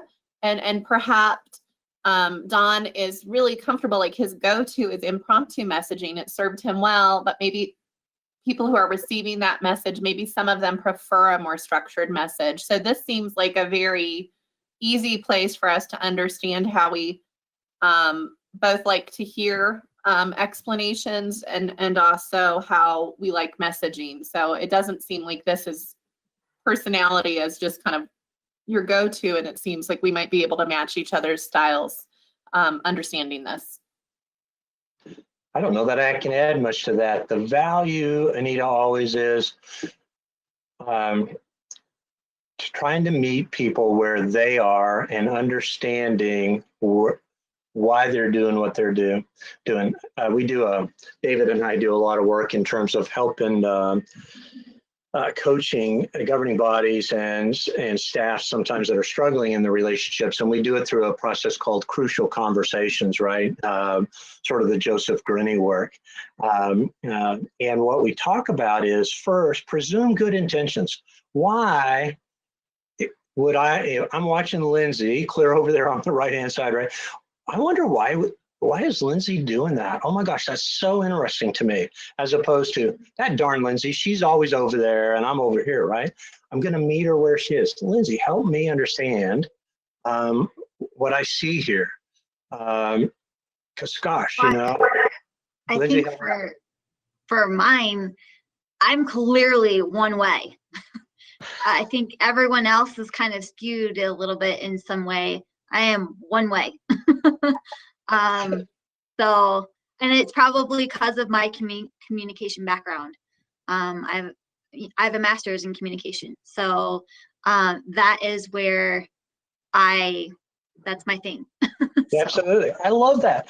And so again, I'm on your team and I'm thinking, who's my go-to person on this messaging thing? Oh my gosh, Lindsay, would you be willing to spend, I'm going to say a little time and you're going to go, well, Mike, I don't know that I could spend a little time, but I'll spend as much time as I need to try to get that done, right? Is that fair? Yeah, nod your head for me. Yeah, thank you. Exactly. So it's not right or wrong. And in fact, if I am coaching a group, I'm going to suggest from a city council perspective, particularly, that we gain credibility with the staff, we gain credibility with the community when we're a little bit more structured in our messaging. Why is that? Because I'm an impromptu messenger, and I am, by the way. Put me in front of any group and I'm loving to tell my stories and get people excited and all that. Guess what? I may tell the story differently to you than I do the next group that I talk to. You happen to be sitting in both groups and you're going, hold it. I heard Mike tell that story before and that's not the way it ended. Now all of a sudden you're going, is Mike lying to me? Is Mike fabricating this? Is he making this stuff up as he goes along? And the answer is probably to some degree, well, maybe, right? But it's not negative in the sense that it's intentionally misleading. It's a style. It's a style. Now, if I am speaking to 17 groups about a key issue in the community, I better be pretty consistent about my message. Am I right? Lindsay, that's your background. Is that right? Yeah. Yes. Yeah, absolutely. Because if I tell the Rotary Club one thing and the Lions Club something else, even if it's just a little nuance, right? All of a sudden, somebody that's a Rotarian is speaking to the Lions and go, hey, Mike was over here talking about that issue, and he said it was 17. Oh, really? He told us it was 15. Oh my gosh, that lying Mike, right? So we have to be thoughtful in terms of structuring our messaging. We just also need to honor each other from the perspective that, hey, put me in front of a group and ask me a question. I'm going to give you my best response from my heart. Presume good intentions. I would add that a lost art in our society is being able to agree to disagree, because we're not going to always agree. And sometimes that's the most respectful thing you can do. Bless you, Dave. Absolutely. It's okay to disagree. In fact, I would go so far as to say, as a group, elected group of 7, we better disagree. If we're not ever having contrary opinions, for crying out loud, make your life a lot easier, split the meetings up. Dave, could you do all the August meetings? Because I'd really like to go to the mountains, and I'm going to vote the same way you do on every issue. Just handle it for me, would you? You would probably like that, yes? I've offered that up to a couple of people before. Because you're most always going to be that right. was your first proposal for this plan, wasn't it? What? Go with what I say, and we'll be good. Yeah, that was his first proposal. It's the DeMott plan. It's special. The DeMott plan. Ooh, it even has a ring to it, right? The DeMott demarcation plan. Mike, I want to use this lower spectrum in my defense, because I'm actually surprised I'm not completely to the left of that impromptu messaging, but it also, I'll use that as my defense. I'm going to take a picture of that. So when I stick my foot in my mouth, and I have a very big foot, and just, I'm winging it. Yeah. So this Mike, thing, yep. This is Catherine. When I'm looking at this, I'm looking at it from okay, so this is my strength area, and this is the rest of the council's needs area. And I might need to adjust the way I'm doing my messaging. And I have to be very honest, I have tried to do this over my time on city council a little bit, because I have truly recognized the strengths of the other side and what great messaging they have, and how that's not my strength, but I've had to kind of adapt a little bit so that I fall more in line and can give better rationale. Here's my impromptu of my offer intuition, but I'm trying very hard to also look at the other end of the spectrum and say, but the need is for me to explain more my rationale, to really structure my messaging. And I have to be really honest, I kind of learned that early on the city council from the council that I came into, kind of helped me learn that they were all very good at explaining their rationale and structuring their messages, and I would kind of feel like, okay, this is not on the campaign. I can't just be speaking from impromptu and offer intuition. I'm really going to have to learn to use some of the details and structure the messaging. So I think if you can look at it from, this is my strength and that is their need, and I can help bridge that a little bit, I think that's a good way to look at it. Catherine, well said. Yeah, Dave. I think Catherine makes some good points in there, and I think she and I have had to pivot a lot, because since we've been on, we've had people who probably would have served normally longer because of they've won other elected office, or they've got offered a great job in the governor's office, multitude of reasons. And we've kind of seen some what I'll call power vacuums inside the council, where you had very strong personalities who were in when we started, and they were good examples as far as like some of the communication and stuff, very structured, a little more experienced than we were. And so we've, I think that we've probably both bounced around this line, if you checked us from time to time, because we've been trying to pivot to the way that the council's changed. And it's happened a lot in a one-term period because of, other people coming and going in and out of the council. Right. Yeah. I agree with both of you. Catherine, I love that perspective of, I have a strength, and the council, in order to be successful, has a need for me to either mitigate my strength or to align my strength to associate with them so that the whole team wins, right? So the citizens, to some large degree, look at us as the city, right? As the city council. And so they may know you individually better because they see you more often in your particular role. But in general, they're going to lump us in together. And so the other thing to remember, which you all do, just putting it on the table, is at the end of the day, it's what's best for Westminster, right? It's not about Mike winning, Dave winning, Catherine winning. It's about the city winning. Can we disagree a bit on what winning is? Sure, we ought to probably, right? Otherwise, we just go back to the DeMott plan, just vote the way Dave does every time. Dave, how are you going to vote? Because I want to vote with you.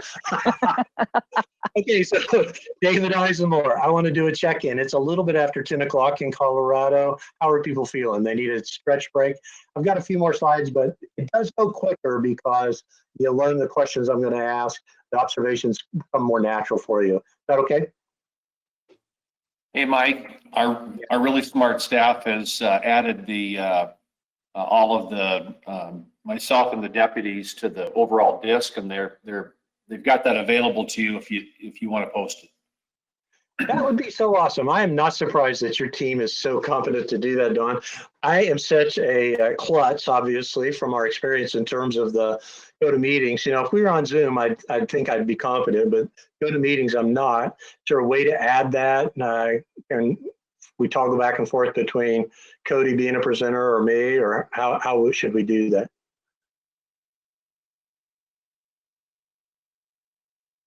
I think that'll work, or I think Barbara's been our craftsman over there, so we could share her screen too. She's adding someone right now as we speak, so okay. Maybe we have that ready in a couple minutes, and one of us will share our screen.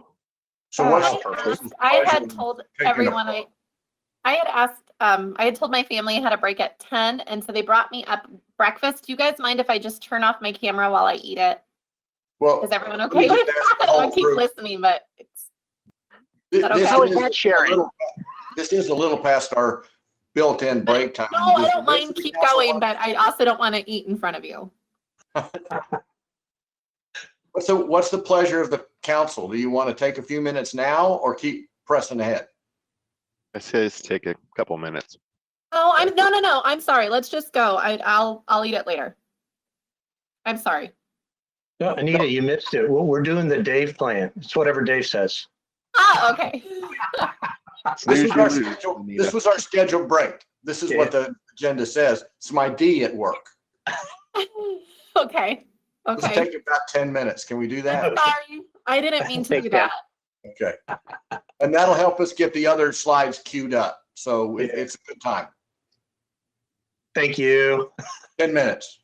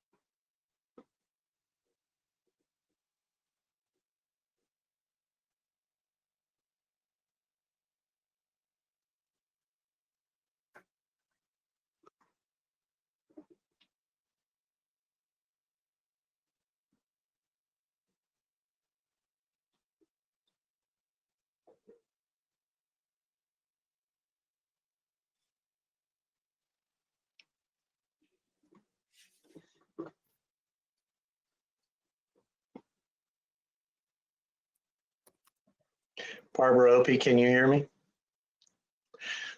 How do you want to handle the screen share? It's however you'd like. Cody has a copy of it as well. Or if you all want to give me the ability to pull it up, I can pull it up as well. It's not precise, but it gives some general concept. Yeah. Whichever's easiest for you is what I would say. Pretty casual. Okay, let's see if I have access to be able to be presenter. Looks like I'm now presenter. Now we're gonna assume that I know how to do this properly. Never a doubt in my mind. Click that little I haven't screen clicked at, the screen at the much. bottom. Do you want me to do it? I have it up. It might be, Cody, if you're more proficient, then it's probably better if you just do it. Okay. Thank let you. me- Yeah, no problem.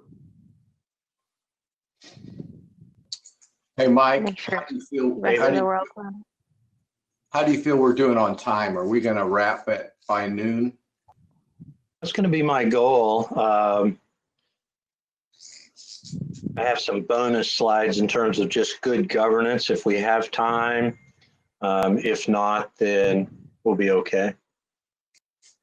What I don't know is what to expect in terms of time on the next piece, the protocols and procedures. So if we can get there, fine. If it's, still productive here, we'll catch up on some of the later activities around strategy, COVID, those sorts of things.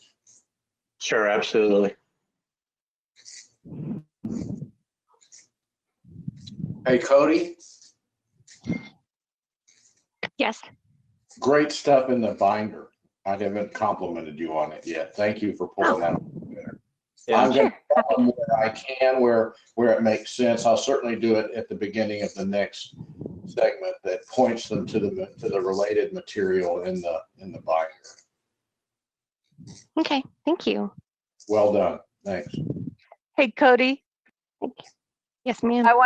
I wanted to piggyback on that because I know the other night when you handed it to me, I was sitting on a meeting at work and I couldn't really talk to you, but the binder is very well done and I really appreciate you delivering it to our house. Thank you. Oh yeah. I felt a little bad. I was pretty rude. No, you're fine. There were a couple of porches I had to leave it on, staff and but it was nice. I had a nice little road trip through the metro area. and you I haven't always been like getting to out go. much. I always like to go for a tour of the city. Yeah. Well, it's different when you do it in that context than like I'm gonna go to the orchard or I'm gonna go to Walnut Creek. It's when you tie it around, and you all do a good job of living all over the city. So between staff and council, it was a little bit everywhere. Did I you even made it as far as Denver and as north as Boulder. So wow. Did you plan your trip so that you only had to make right-hand turns? not quite, but I did. You guys should see my map. I drew a map similar to what Barbara just did with the disc. I drew a map and I plotted the addresses. We have a council one that PD uses for emergencies, but so I plotted everybody else, and then I drew I made myself a little turn left to go to John Voles and then go back out to Federal to go to Don's. It was kind of funny, but I made a big giant circle. My husband, when we go out, he only makes right-hand turns. So I would Pretty good. suspect he's kind of a high D. They're safer, that's for sure. Winston I did draw Churchill. City Hall. Winston Churchill was, I think it's left turn rule, but because of being British, but when he was in New York once, I think he got involved in a car wreck, and from that, because they were looking the wrong way, and his British driver, and so he implemented a rule that again it was either only left turns or only right turns, so they didn't have that problem again. I guess So that's what UPS does, which is interesting. It's an efficiency way to do the deliveries, and so it's very interesting. So my husband taught me it early on in our marriage, and I actually do plot it that way now because I'm like, yeah, kind of makes sense to only have to make right-hand turns. So it doesn't always work. David Eisenhower, you watch our time and tell us when you think you're ready to go. I'm just watching the reassembly, which is happening as we speak. Anita's back, Dave's back. We're missing David, Lindsay, John just popped on, so we're waiting on 2 basically.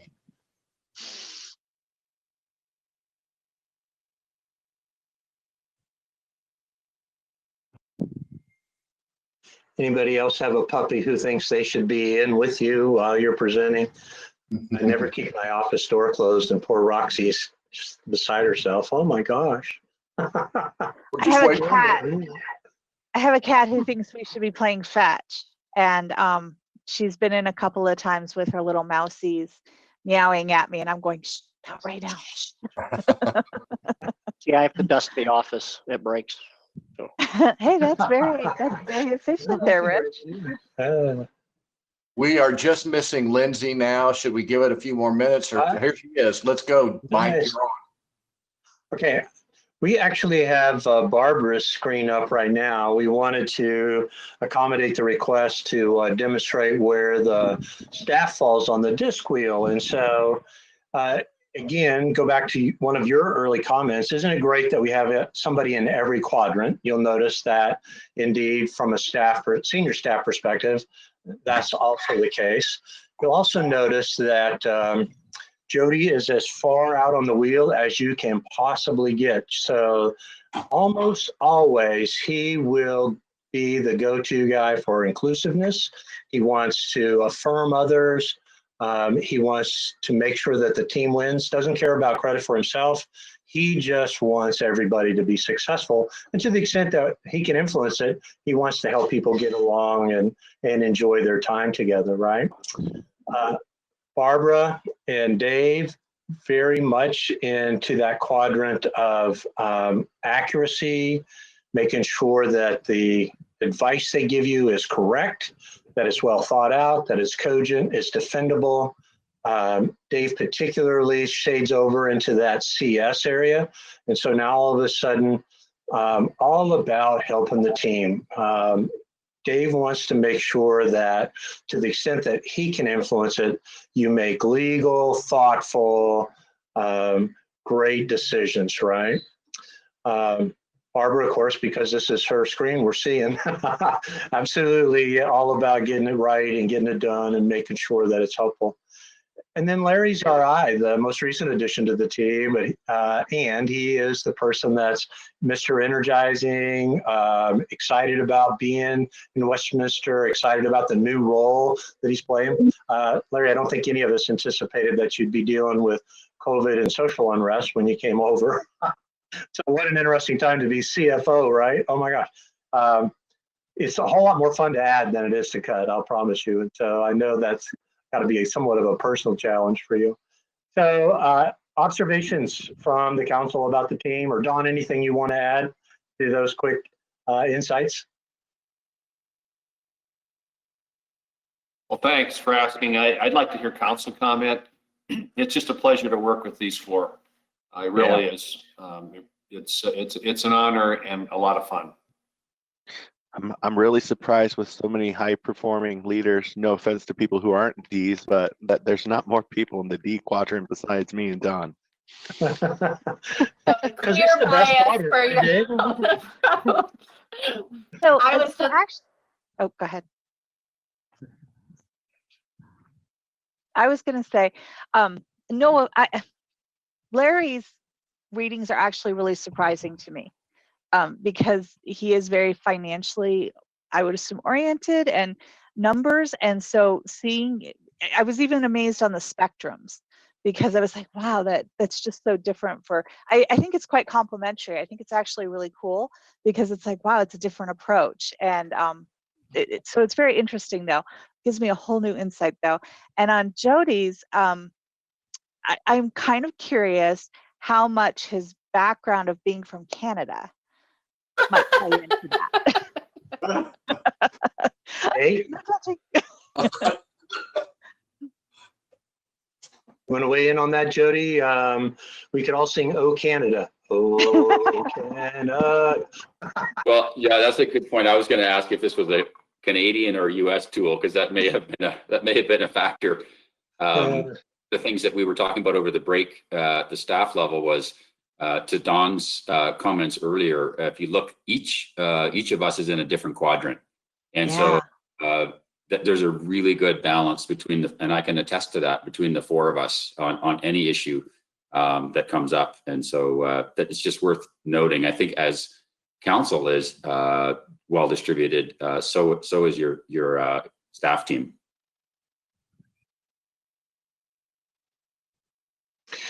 So Dave, DeMott, if we were all together at some point this morning, I would have already said, hey, Dees, would you guys get together, you folks, would you get together and talk about why your color is the best color, who you have the most trouble working with, and that sort of thing.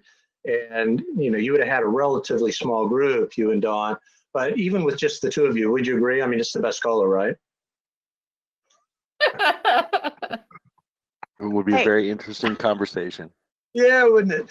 So course obviously it's the right color. the format precludes us from doing that.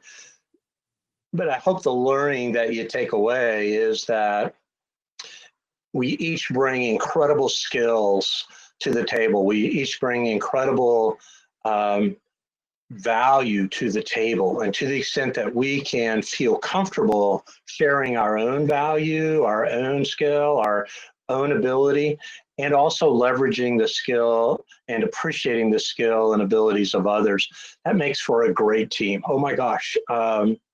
There would be no reason based on the disc wheel alone that you all can be hugely successful if the differences are appreciated as opposed to allowing them to fracture us. Does that make sense? Yeah. Yeah. Okay. Barbara, I'd be willing to go back to my screen. Is there a way to do that?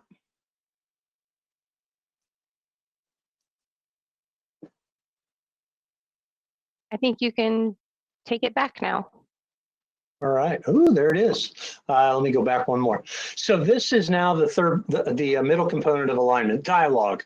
Wait a minute. I don't see a screen. You don't see it, Mike. All right. So don't you love this? So I'm not back in presenter mode.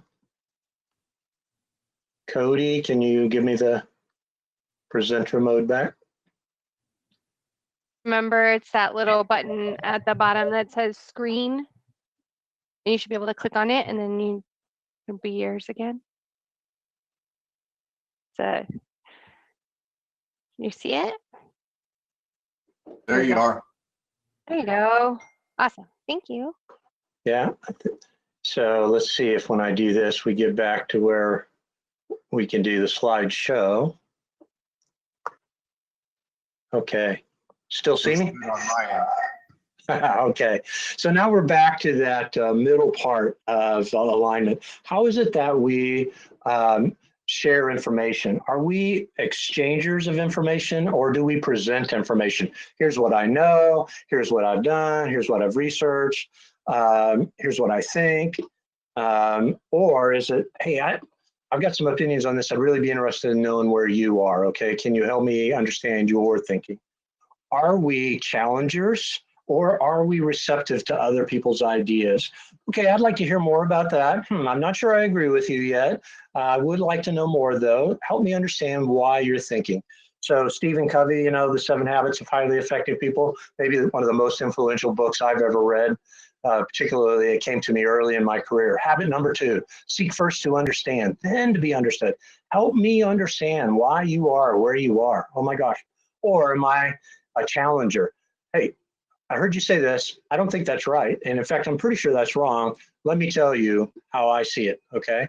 And so again, huge value in both perspectives. What observations do you have about these continuums?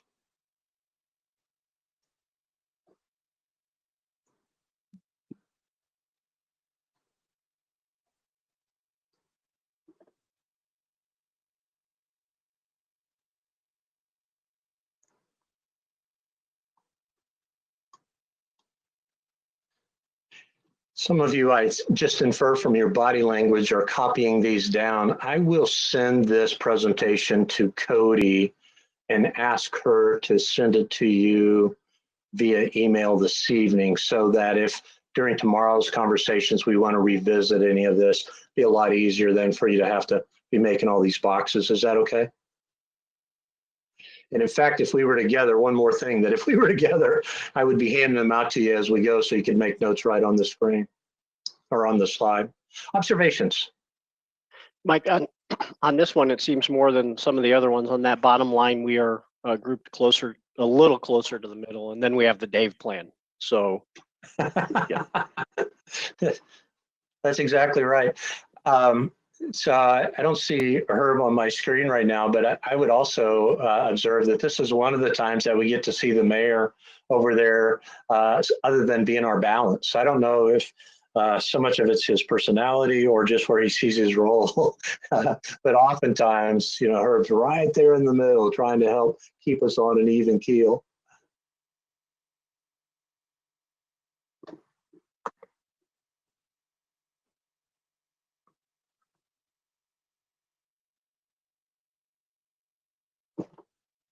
That add anything to anybody's process?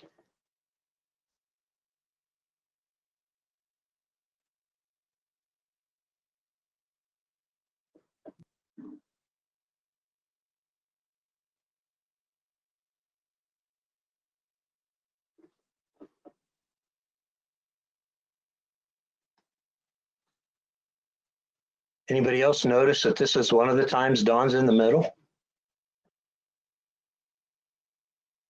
Could I ask you to maybe help explain this a little bit more? I have to admit, I have maybe a little bit of bias when it comes to this, and I don't think that that's really fair, the bias I'm bringing in. Because in dialogue, I guess I actually put a value statement. I believe there's value in being able to exchange perspectives.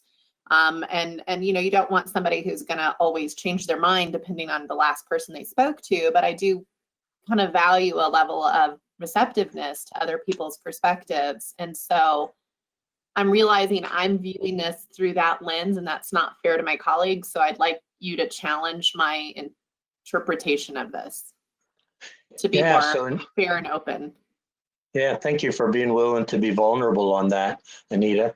That's a great attribute. So again, generally in terms of coaching, what I'm suggesting to elected officials particularly is that around the dais, difficult just because of format. I mean, can you think of anywhere else in your life that you're making big decisions that you can't see people's faces and their body language, and either come closer to them or back up a little bit based on body space and body language? Oh my gosh, it's almost as if somebody sat out and said, we're going to make it the hardest possible way to make good, thoughtful group process decisions by designing council chambers as really, just for what it's worth, a performance as opposed to a meeting, right? Where you have your best meetings in your conference room, around the table. I'm sure they feed you. As you're having an opportunity to enjoy a bite of food together or a cup of coffee together, okay?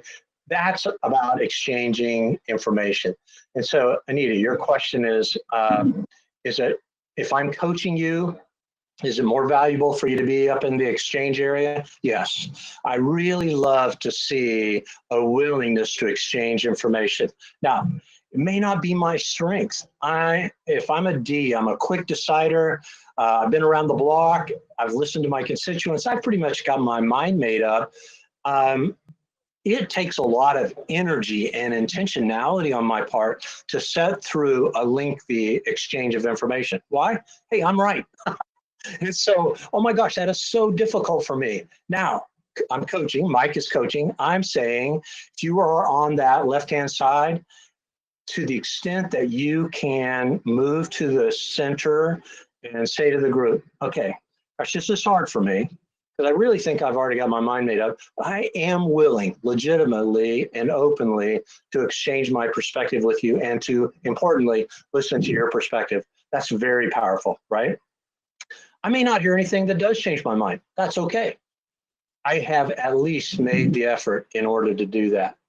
When it comes time to challenge, to be receptive to other people's ideas, again, perfectly fine to defend my own position, to help you try to understand why I believe what I believe.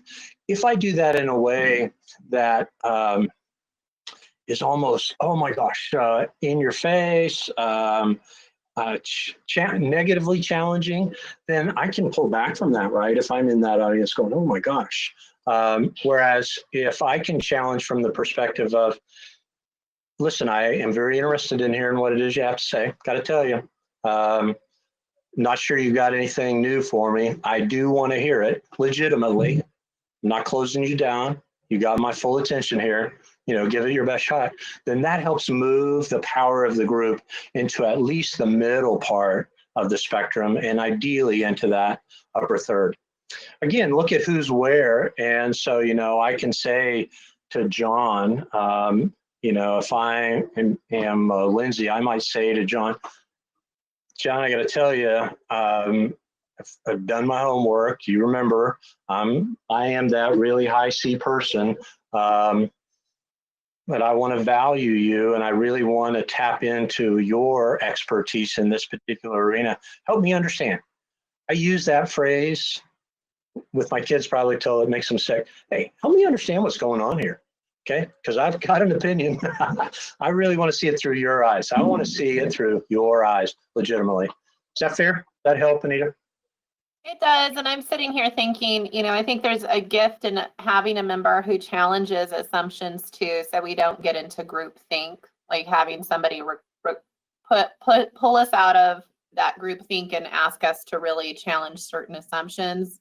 I'm genuinely trying to find the gift in each of these different alignments, and I think between what you've said and then trying to challenge myself a little bit, I think I'm better there. Yeah.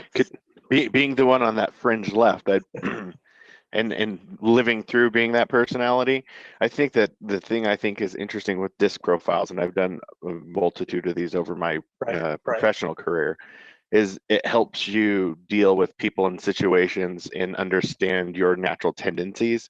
And so those are my natural tendencies to be that way. However, and I'm not perfect at it, but I've learned to overcome them in these different arenas. I think politics is probably one of those that has taught me the most, you know, through 4 years of campaigning and almost 4 years now of being on council. You know, you have to listen to different people who have very different views than yours, being a representative. So like, I think that these are good to know. This is where I normally come from, and it helps remind me, like, oh, you're being Dave again, so, you know, dial back. But I think that's also where I find these tools personally useful in my professional and, you know, political careers. Yeah, Dave, that's very insightful. And I really couldn't ask more from anybody on the group but that. These are my natural tendencies. I'm right-handed. I am almost always going to throw the ball right-handed. At the same time, if I'm in a game where I need to play left-handed, I want to be able to do that, to honor my colleagues and to get the best. And if I could go back to that point about groupthink, that is something that we always have to guard against, right? Sometimes the emperor really doesn't have clothes on, and somebody's got to be willing to stand up and say, hold it, are we really on the right path here? Now, I want to be able to do that in a way that's not demeaning of you, that is lowering of you, that's dismissive of you. I want to simply be able to say, as Dave just did, you know what, my natural tendency here is to be a bit challenging. And I think this may be one of those situations where I can add some value by being a challenger, okay? Do I have your permission just to challenge you on this a little bit?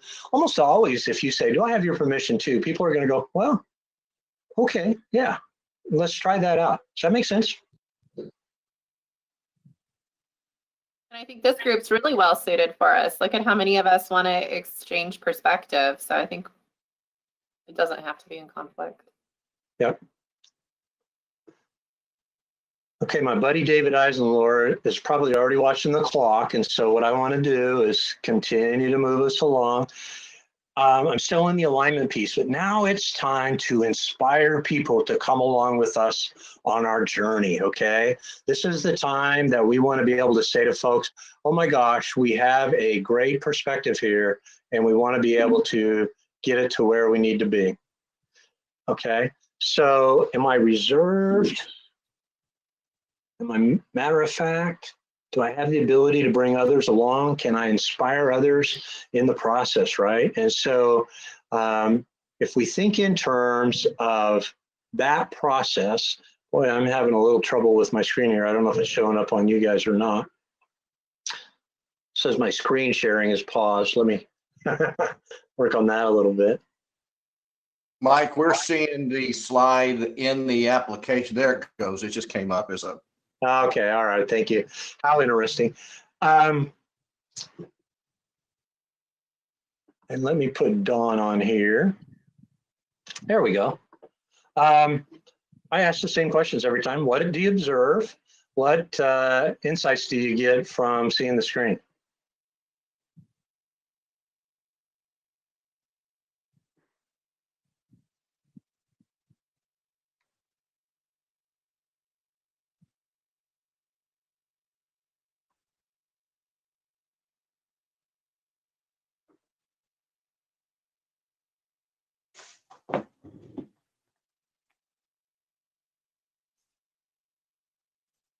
I'll make an observation just on the matter of fact to encouraging scale. This is another one where the mayor is kind of atypically on an extreme, not in the middle. Yeah, thank you. Has anybody started, and I think we had a comment about this earlier, seeing relationships, either positive relationships, somebody you feel like you have an affinity for, and where they are on the continuum, versus maybe that person you've had some challenges with, just trying to figure out how do I relate to that person? Are you starting to look for where they are automatically when the slide comes up? But, oh my gosh, that explains it.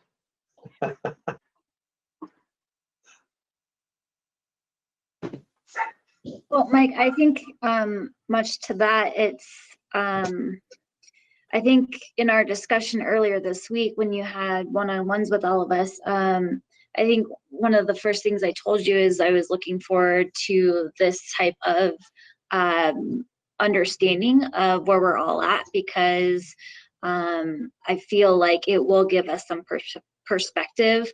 I mean, we all have our own assumptions and kind of understand where we think that we all are, but it's lends some insight into just how closely and maybe surprisingly we might be personality-wise more similar than we think than we thought we were separated. So yeah, exactly. And Lindsay, especially for you, because of your background and your style, relative newness, many of the places I see you on the continuum makes your behavior very understandable in many situations. Is that fair to you? Do you agree with that? Mm-hmm. Yeah. Yeah. But is it understandable to the rest of Well, that's what we're hoping for, right? Is that as a result of this, I can go, okay, I can probably predict what Lindsay will do in this particular situation, right? Not that it's right, not that it's wrong, not that it's indifferent. It's just who Lindsay is, and we ought to honor that and respect it to the extent that we can.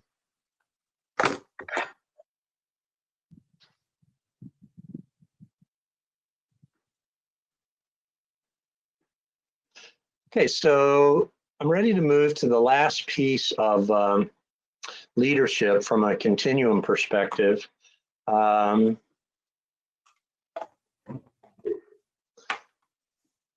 And so if you think in terms of the three components, you know, we've talked about our visioning, we've talked about our execution, now we're building momentum. You all, particularly in these challenging times, oh my gosh, people are looking to you as elected officials for the future of the community, right? We all, citizens, all of us are in situations we've never been before. And so now all of a sudden we're going, who else is looking out for the future of the community? And guess what? There's nobody else in Westminster meeting on a Saturday to do this but you. School district's not doing it. The county's not doing it. The state legislature's not doing it. It's you. And so now we've kind of surveyed the waterfront, we've visioned, we've aligned, and now we're gathering momentum. Now's our time to be able to help people understand why we've done what we've done and where it is that we're going. And so this piece is, are we driven to get stuff done, or are we pretty okay? If it happens, it happens. We're okay with that. Are we pretty much a group of initiators, or are we kind of reactive to what other people have to say and what other people think? So observations here. I feel my husband's gonna feel really validated if he ever looks at this slide. I'm feeling a Good little reason never embarrassed to to let be them so. I'm feeling a little guilty that I'm so far on that driven side. Well, to me, I think personally on my end, I don't, because I'm kind of in the middle, but I think it's just because I am the C where I'm more reserved. I like to research the data, which then lends it to not being as driven as fast. I think I'm very driven, but I think it just goes back to then the overarching personalities of like who we really are. So. Yeah, absolutely. Let's really quick challenge a little bit of that, because I don't think that being driven here indicates that you aren't data driven, because I definitely love to know my facts and figures too. And so I think it's important not to overinterpret what this means in other aspects, right? Like it doesn't discount the previous information that we looked at, in my opinion. That's really interesting, Anita, because as I'm looking at this, I was kind of surprised where I fell on this. I feel like I'm a very driven person. In fact, I think it sometimes is a weakness of mine that gets in my way. And so I thought this was really interesting. It actually made me wonder if maybe I am in the process of kind of moving down to the low key a little bit and choosing where I'm driven and where I'm not driven. And if that maybe balanced me out a little bit more. I was very surprised at where I landed here. I was not surprised at the initiating. In fact, I think that I have actually probably moved in the last 4 or 5 years more to the initiating than I had been previously in my life. And actually it's because of what I'm driven by that has made me become more of an initiator than I used to be. So it was very interesting to see this. Yeah.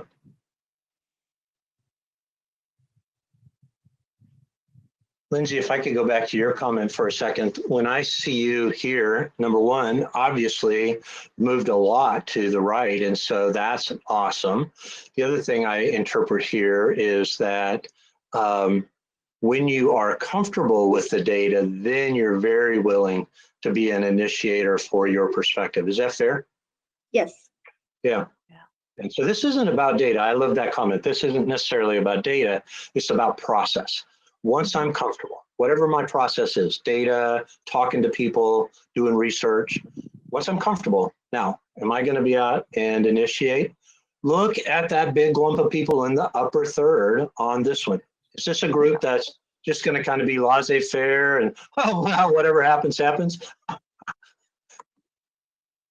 I would say not. Obviously not. I mean, talk about trying to keep up. Oh my gosh, this is a group that has got so many balls in the air. Remember my slide with the plate spinning? Oh my gosh, you guys are spinning plates. Makes you dizzy sometimes. Look at your council agendas and all that stuff. And you're going, oh my gosh. So you guys remember? Can I ask for staff feedback on this? So where I have a little bit of concern with all of us so driven and all of us so initiating, it feels like there might be a tendency towards like almost relentlessness, you know, putting people over capacity. Just, it's never enough. Like I have had this, I don't see myself this way, but I've had this feedback before, and it can make people feel, it can be exhausting to always be pushing or be pushed. And so is this something organizationally that we should have a level of awareness that this can maybe be an unrealistic pace to expect people to perform at? I would like this as an opportunity for some feedback. You know, I don't want to exhaust the capacity of my colleagues or of the team. Love the question, Anita. Thank you for being willing to offer it. Dawn or staff members, somebody want to weigh in? Maybe I can help. Mike, I've got the ELT version of this, and although there's more on it than on the city council, it looks very similar actually. So the executive leadership team for the city tends to roughly mirror this this grouping. So in that sense, there's probably alignment, very good alignment between the two. Would be my thought. There are some counter weights. I, for example, am right aligned with Councillor Volts on the upper one, and much further left on the lower one than Councillor Smith. So there is some counterbalance in the executive leadership team, but for the most part, Mike, you can correct me if I'm wrong, but it does look like a pretty good representation of what's on City Council. Barbara? I would add to that, I think that's part of what makes it an exciting place to work. We have to balance it. We can burn ourselves out. But I think the fact that you have a tendency for action, and bluntly, a lot of the staff that works here have the tendency for action. I think that's why we're attracted to this organization. We do have to be careful because we do tend to go 300 miles an hour and wanting to make sure that we aren't burning people out so we can execute well. Awesome. Larry, you got a comment? Thanks, Mike. Yeah, it's a tough duo to follow because they know the organization so well. In high-performing organizations, you're going to see these executives and our division managers and emerging leaders skew to the right. But you know what else we work on really hard is wellness and balance. And it sounds counterintuitive, but we do that. And I think it's witnessed recently in our leadership seeking balance to take time away from the office for a few days here and there to re-energize and recharge. So it's an awareness. Yeah, so Anita, you're very familiar with this notion of stress versus distress, right? Stress, oh my gosh, how energizing is it that we're all together on a Saturday, and yeah, it's a new environment, but oh my gosh, the possibilities, right? Now, distress is for me when I can't get my screen to work, you know, and all of a sudden I'm going, oh no. So your team, as I know them, thrives on an environment of high energy, excitement, and possibility, right? When that bleeds over into negativeness, or to even if I could say personality challenges, then that's when you start seeing the distress show up. And that's when we do start seeing the burnout. You know, there's a big difference between Cody work until 10 p.m. to honor you all by getting your binders out to you on time and all of that, knowing that she's going to be appreciated and that she's providing us a great service. That's stressful. She's honored to do it versus, oh my gosh, somebody's going to figure out that I've got a tab wrong or whatever, right? And I'm going to get yelled at for this, then that's distress. So I think it really, Anita, and again, I'm open for feedback on this because I'm just making observations for your team. They love to see you in that quadrant of the continuum, as long as it's a positive movement forward. We want to be initiating positive, great things for Westminster. Is that fair? I think it's a challenge though, because Don's the only one that can tell us, right? Like that we've gone from stress to distress, right? And so it could put him in a hard position to have to be the messenger of that. So it is, you know, it's important information for us to know. Think of this funnel. This is you at the top. Here's the staff at the bottom. There's a neck in the middle, right? Who is that? Don. Sometimes that can be a challenging spot, and occasionally he does have the need to just have a tough conversation with us and saying, council members, hang on here. Look at everything we've got going on. Look at it in light of the stress, the distress we're experiencing with COVID and social dysfunction. We need a pause, we need a break, or we need to limit, you know, this for a little bit. Can you just give us a few? Yeah, does that make sense? Yeah. And sometimes he needs to push you too. He's going, hey, you guys have talked about that a bunch. Are you ready to move forward? It's a partnership. When you got a great CEO, city manager, and you got a great governance team, your city council, and they're working together, oh my gosh, it is the world's best feeling. Very cool. I think Dave ought to be stressed to a certain point because not only has Rich on the screen, but it's got Rich over seeing his shoulder. There you go. So if you can't see it in the background behind Dave, it's a cutout of Rich looking over his shoulder and everything he's doing. Hey, do it Rich today. is everywhere. Oh, I see it. Okay. Now we have to structure. This is where elected officials really need to kind of think through their process. How is it that we're going to relate to each other? How is it that we're going to relate to the staff? How is it going to relate to the community? What is it that we're going to do in order to be able to move forward? Okay. And so when we think through this notion of our process, what is it that we want to be able to accomplish? So, are we thinking this through? Are we planning it? What do you see here from your perspective?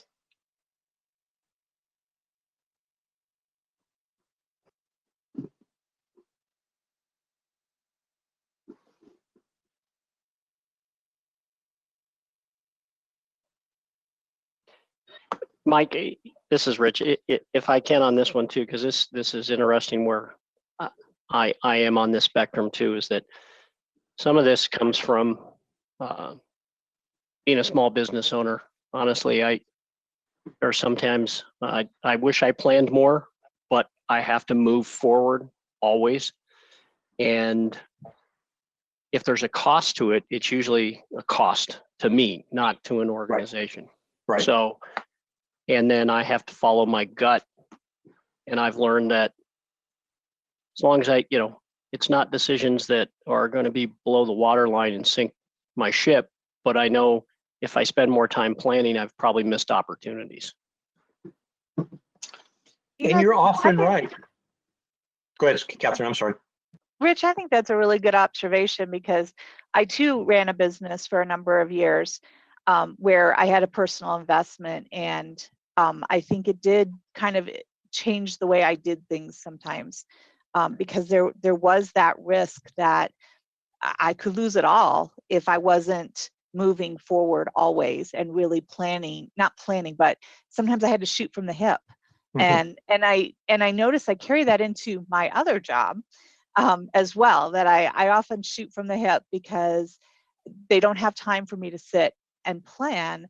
They need me to just keep moving forward. And so I think that's a great observation, Rich. Really good.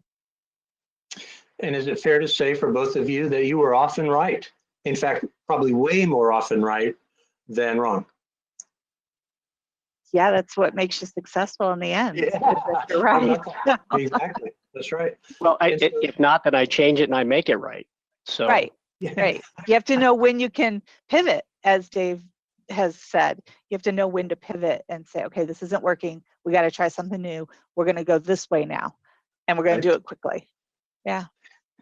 So coaching for both of you, you're going to form a first impression. And I might encourage you to say something like this. Hey, this is just a first impression, but here's what I think. Now, Lindsay, Anita, I know that you're clear on the other end of that spectrum. Would you be willing to share your perspective with me? I'd really be interested in the analysis that I know that you have done, right? Yeah, that's good. That's good. Yeah, Writing that down. Yeah. Well, I've learned a hard lesson there in hiring is that I want to like everybody. I hire fast and then never fire. So, because you want to like people. So now I always have people run through a second interview with another member of my staff. Yeah. And many times they just shake their heads at me. So. That's a good point. Just a quick apology to the team and to staff. I do recognize that, I don't even just want to know how the sausage was made. I want to know where the ingredients were sourced from. And, and that is, mastery is something I really value. I like to understand things. If I'm going to talk on a subject, I feel like I need to have a certain level of credibility. And so I do challenge myself to try to really understand things that we vote on. And it's maybe it's an insecurity almost. I really want to make sure I've done that level of research. I hope I've gotten better trying to do some of that questioning, analysis, research on my own time. So I'm not holding up the group, but I think it would be very valid if any of you kind of reminded me of the elevation I'm supposed to be at and pushed back on me, because that is, especially with tricky issues, that is my comfort zone. And I recognize that often puts me at the wrong elevation, you know, not just in the weeds, but asking for soil amendments. So I guess it's an invitation to call me out when I jump there. But That's so powerful. piggybacking on that, Anita, and Lindsay, I think you also are sometimes in that area. I value that sometimes. I value it a lot because that is not where I go. And so I really need to hear that and understand that that is not my strength. It is your strength. And so it's a compliment actually to that we can both kind of balance together what we're hearing from each other. You know, that maybe it's good for me to say, this is my first impression, and you can take that and then you go into the details and I can go, that's why that's my first impression, or that makes sense, you know, or I hadn't thought about that. I think that that's a huge compliment. I think that's exactly what the spectrum shows, is that actually structurally we really complement each other as a council. Yeah. As long as we bring that value, right?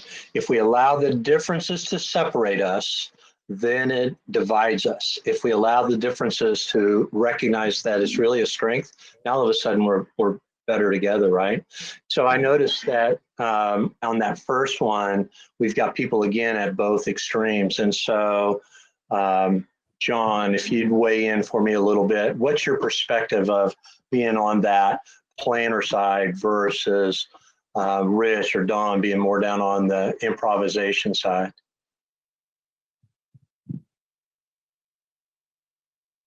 I don't really have a perspective on that, unfortunately, right now. It's curious that Dave DeMott and I are like twins on this particular slide. I have tended to be very close to Lindsay on a lot of stuff too. I've noticed that she and I are kind of, you know, other than where I was low key on the last slide, I'm usually kind of right in the middle or like with a clump. You know, I'm not really ever an outlier, except for the last one where I was the low key guy in the group. I don't have any more perspective than that, though. Thank you. Okay, yeah, thank you for being willing to weigh in on that. And so maybe Dave, you could help too. If I'm out there just improvising as I go versus following the plan, how do you react to me? So this is another one of those things where, you know, you adapt and you have your tendencies. And whenever I do these, I go with my gut when I'm answering, because I find it helps me more understand how I deal with situations. But like my background is I'm a VP of IT, and I came up in the infrastructure side of it. So everything is planned. Like, that's right. You know, but IT is also, everything is improvised, because, you know, it's very rare that the plan goes 100%. So you have the plan and you got to pivot. So it doesn't really bother me. I mean, I'm very used to that. You know, here's the plan. Didn't go quite the way we wanted to, got to move some pieces in and out. So, I mean, for me, I'm very adaptable to this. And I think it's, you know, just, it's the way things go in life, I think. So, you know, I'm not surprised kind of where things land, especially not me. I'm not surprised where I landed on these slides. Yeah. Very cool. So again, I think the key takeaway here is to recognize that wherever we are, we can leverage the value of our teammates if we know where they are and we're willing to give them access to our feelings, our emotions, and our thought process, right? So now we've really done everything. We've dreamed, we've aligned, we're executing, people are doing stuff, including within our own team, and now's our chance. We can either think in terms of the process of harmony and offering a lot of praise, or we can think in terms of addressing problems and offering less praise, right? So we have a group here that's well spread out along those spectrums. What do you think?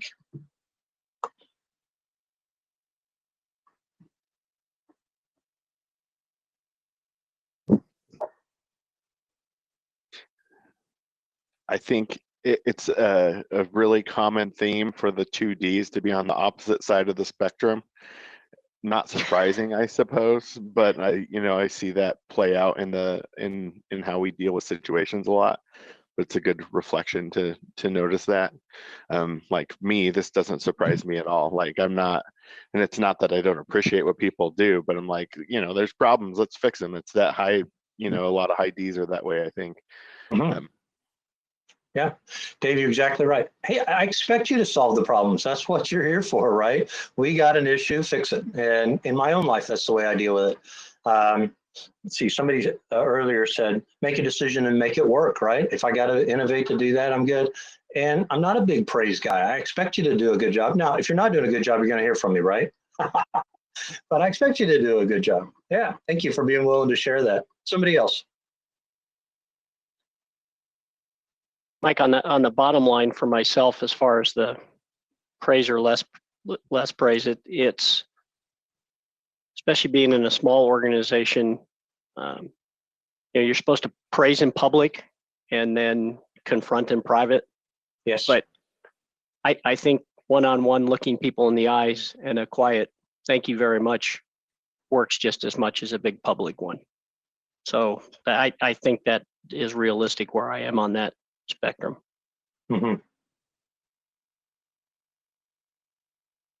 Anybody else?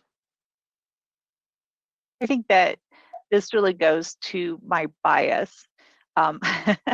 So I'm a mom, and I learned early on as a mom to praise, praise, praise, praise. And it's funny because one of my daughters reacts really well to my praise, praise, praise, and my other daughter is always like, "Oh my God, Mom, cut it out," but I think that's where I learned it, and that's where it comes from, and so it's kind of a bias for me. It's a go-to. Powerful. I think most of you know that we've raised very troubled kids, and our youngest, who's now not so young, he's 19, because of lots of early childhood trauma, has such a low self-esteem that if you praise him, he will actually quit doing that behavior because he doesn't feel like he deserves to be praised. Does that make sense, Catherine? Yeah, it does. Yeah, I have one that kind of does that too. And it's just very interesting to see how they react differently. And it's funny to me because I've had people that work for me too. Some people really like to be praised and encouraged, and some people don't. That is not their comfort zone. And they've had to tell me that. I've had to pull back because I am such a correct praise person. That's my motto. I learned it as a Taekwondo instructor, and it's always kind of been my go-to. And but it's just funny, my daughter, she laughs because I just compliment her when she can cut her steak. I go, "Oh, look at how good you're doing that." She's 18 years old, and she's like, "Mom, seriously." Exactly. Now, I will also say, to finish my story about Jordan, when he would go into a new school year, I would go personally with each of his teachers and say, "Look, Jordan, if he's doing something right, just accept it. Don't point it out because he won't do it right tomorrow if you do that. Now, if he's doing something wrong, you can give him your notion of instruct, right, Catherine? You can instruct him on how to do it better. And he may or may not choose to take your instruction. That's just his personality. But I promise you, if you praise him, you will set him back." So with that said, and recognizing that there are those people that we encounter, in general, people are hungry to be acknowledged for a job well done. Now, they want to know that it's sincere, that it's worthy. In other words, it's something significant, maybe not cutting steak, right? But if she went out and chose the steak, cooked the meal, and served it for the whole family, would that be worthy of praise? Oh my gosh, right? Yeah, she'd probably be pretty excited. Hey, that sounds like a good idea. We should coach her on that. This is particularly true, council members, for staff. Now, not so much for Dawn and Barbara and Jody and Larry and Cody, because they're with you all the time. They know they're competent. But oh my gosh, as you're out and about and you catch a city staff person doing something right, just to praise them, they will talk about that for weeks. They'll send a note to their supervisor. Oh my gosh, I ran into Counselor Scully today, and she thought we hung the moon when we were doing X, right? Now, we want to make sure we don't violate the council manager form of government. We're not telling them what to do in order to get our praise. That's a no-no. What we're doing is catching them doing something right and then praising them for it. I used to go to lots of city halls, and I would go into the city hall break room, and almost every city hall break room has a bulletin board, and what's stuck on the bulletin board in city hall break rooms all across the country? Thank you notes. Thank you notes. Some of them are 3 years old, Catherine. It's still valuable to them. It's so rare and it's so meaningful. People cherish those. When you get a thank you note at home, where do you hang it? On my refrigerator. On your refrigerator. It's the family bulletin board, right? Oh my gosh. So to the extent that even when it's not my personality, and I'm on this offer less praise spectrum, it's even more valuable when it comes from me, because people go, hey, Dave and Lindsay, they don't hand out compliments just every day. When they say that was a great binder, when they say that was whatever, oh my gosh, that is so incredibly powerful. You know, we can't give big bonuses at City Hall. Nobody's getting sent off to the Bahamas for the sales quota award this year, right? What we can do is say, council appreciates your actions. Oh my gosh, come into a Saturday meeting. Thanks for being willing to do that. That's so helpful to us. Comments on this slide?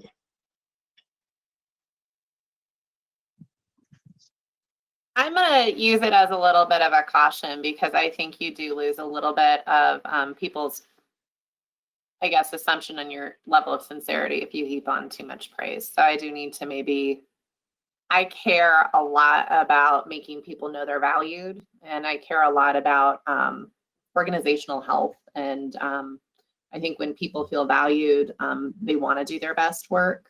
But I probably need to temper that a touch. I mean, I know Dave DeMont gets embarrassed how often I compliment him in meetings. So, you know. Zinger. Yeah, absolutely. It's got to be sincere. It's got to be legitimate, and it has to be well earned. Hey, great job breathing today. Well, okay, thank you. Kind of got that one, right? Yeah, Mike, this is John Bowles. I have a question, I guess, for Councilor DeMott. I see that I'm on the maintain harmony. When he's addressing a problem, I'm like, let's all get along. Let's try our best to, find a way for a win-win. Is that frustrating? I mean, what would I need to do? Or I guess Mike ask you, since I'm so far on that extreme, there's like a little clump there, but I'm the farthest to the left on maintain harmony. Is that frustrating for people trying to tackle problems? And does it cause obstacles and kind of get in the way? I guess that would be my question. For me, it doesn't. I mean, for me, it sometimes reminds me, hey, you're still, I can tend to focus too much on the problem and not realize the people in the room who are trying to help us solve the problem. So a person like yourself can help give pause and remind me, like, all right, we got the people who are trying to deal with the problem to focus on too, and not miss that human element of us trying to get things done. So to me, it doesn't bother me. Like, I actually find it helpful in some situations. Okay, good. Well, thank you for that. I appreciate that. Thanks. And for both of you, David. Oh, go ahead. Hmm? Well, I really appreciate that John asked that question. So I'm going to reverse that a little bit, and maybe put myself in a very vulnerable place. For me, I really need to hear more praise. I need that. It's probably why I praise so much, is because I need to also hear that. Believe it or not, I'm not actually a very secure person sometimes. You probably already knew that, really. But so for me, it's, look at where my strength is. So my strength is praising, but it's also what I need. And I think acknowledging that too is really important. Wow, so powerful. Thanks for being willing to be open there, Catherine. People are hungry for praise. as long as it's legitimate, well earned. And I will often ask people if it's okay. Hey, can I give you a compliment? Because wow, that was impressive. It's good. Yeah. By the way, Catherine, I'll also ask if I can offer suggestions. Hey, can I coach a little bit here? Could I offer a suggestion here? Guess what? Sometimes my boys, sounds like your daughter says, no, thanks, Dad, we got it. No, I don't need any more suggestions from you, Dad.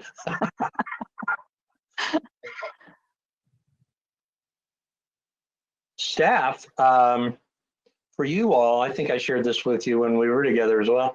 Council members do need to be complimented. That's a tough job. I cannot imagine having to go knock on doors and ask people for their vote and put myself out in a contest where I might lose publicly. And then once I'm elected, I don't know exactly yet what I'm doing. And now I got to figure it out. And I'm with a bunch of experts. Oh my gosh. When they're doing something right and they're exhibiting a behavior you appreciate as a professional, be willing to share that. I think that could inadvertently, when you have a fractured council, I think there's probably a hesitation from any member of staff of complimenting one council member over another because people might take it as preferring that approach or that vision for the city. And so I think we should all recognize if we don't get complimented by staff, I just think it's structured so that that could be potentially dangerous. And I wouldn't want a staff member to compliment me at the loss of credibility with my colleagues.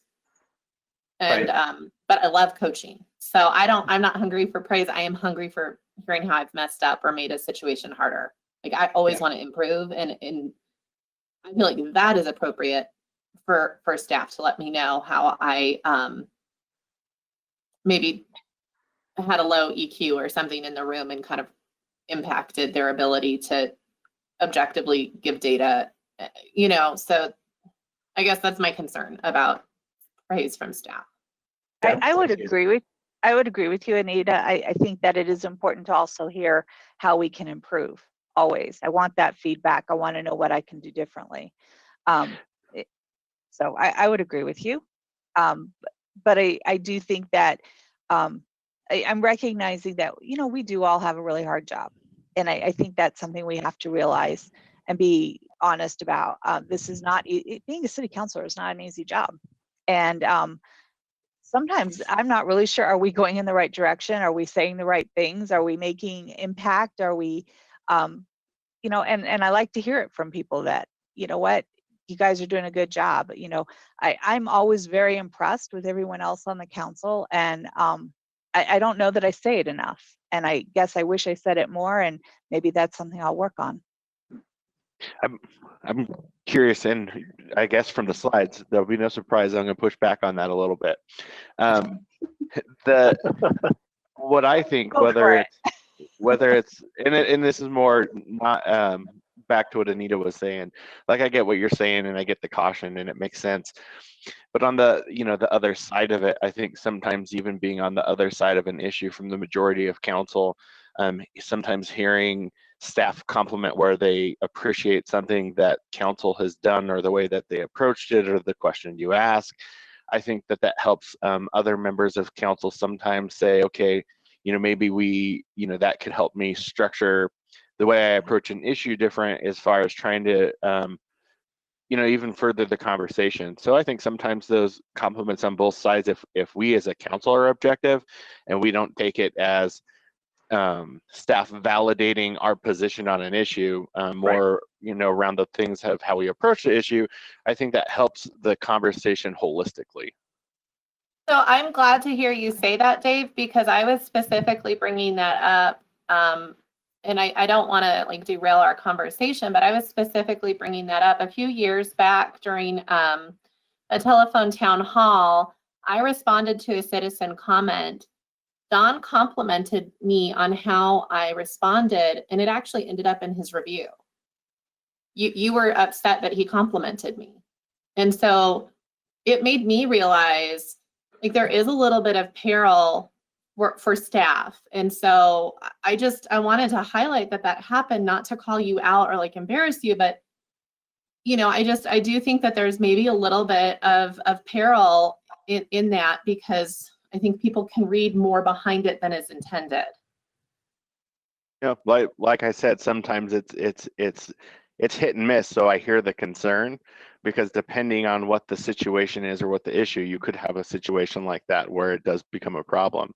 But that doesn't mean that it's 100% always a negative thing for staff to compliment, and that does take some objectivity from all of us. I don't remember the specific situation. I'd have to go back and look at it, but I probably had my reasons at those times, and maybe my position could have changed throughout time. I mean, we learn in this position and how we deal with this form of an organization. So I still don't think, even that, maybe I still would 100% agree with whatever it was I put in there, but I still would not totally dismiss the value in that feedback from staff. Thank you. And I have a very unique perspective, because in my role in my profession, I am staff. I report to a board. And in my role as a counselor, I report to our constituents. And so I have a very balanced view as far as providing and receiving compliments. And I see both sides, but I absolutely, from a counselor's perspective, would want to hear feedback from staff and would offer it. Because that's how we as a body then can take into account that balance of the staff initiating and what our residents are wanting to have initiated. And so I'd like to offer up that there should be some kind of level of an open door policy of, if you want to say a concern, because Lord knows I went to a board member and I said a concern. They don't know what's going on in the trenches of work. And I think it can offer and lend more perspective to a higher policy level as far as what council decides. And so I think that it is important to have that feedback. But I think that what I would ask is that we'd have the same opportunity to listen to the information or be a part of something. Just as a body, that we've all got that opportunity to participate at the same time. But as far as me personally, feedback, I'm not looking for praise. I'm not I'm not a praise person, and it's hard for me to give, but I'm not looking for that feedback from staff as far as you're doing a good job, and I will listen if they say, well, maybe we should look at more of this. And then I use that as the data, as the information, the research. But more or less, it's important to know who I work for. I work for our residents. And so there's a balance then of listening to our residents and that feedback too. So, but I appreciate what everybody's saying. So, thanks, Lindsay.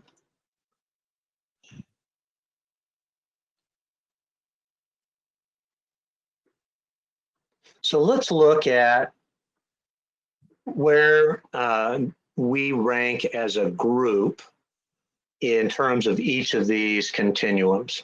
So this slide is a little busy, I apologize, but it's the best one I could come up with to think about showing you where your strengths are and where some things that you might think about.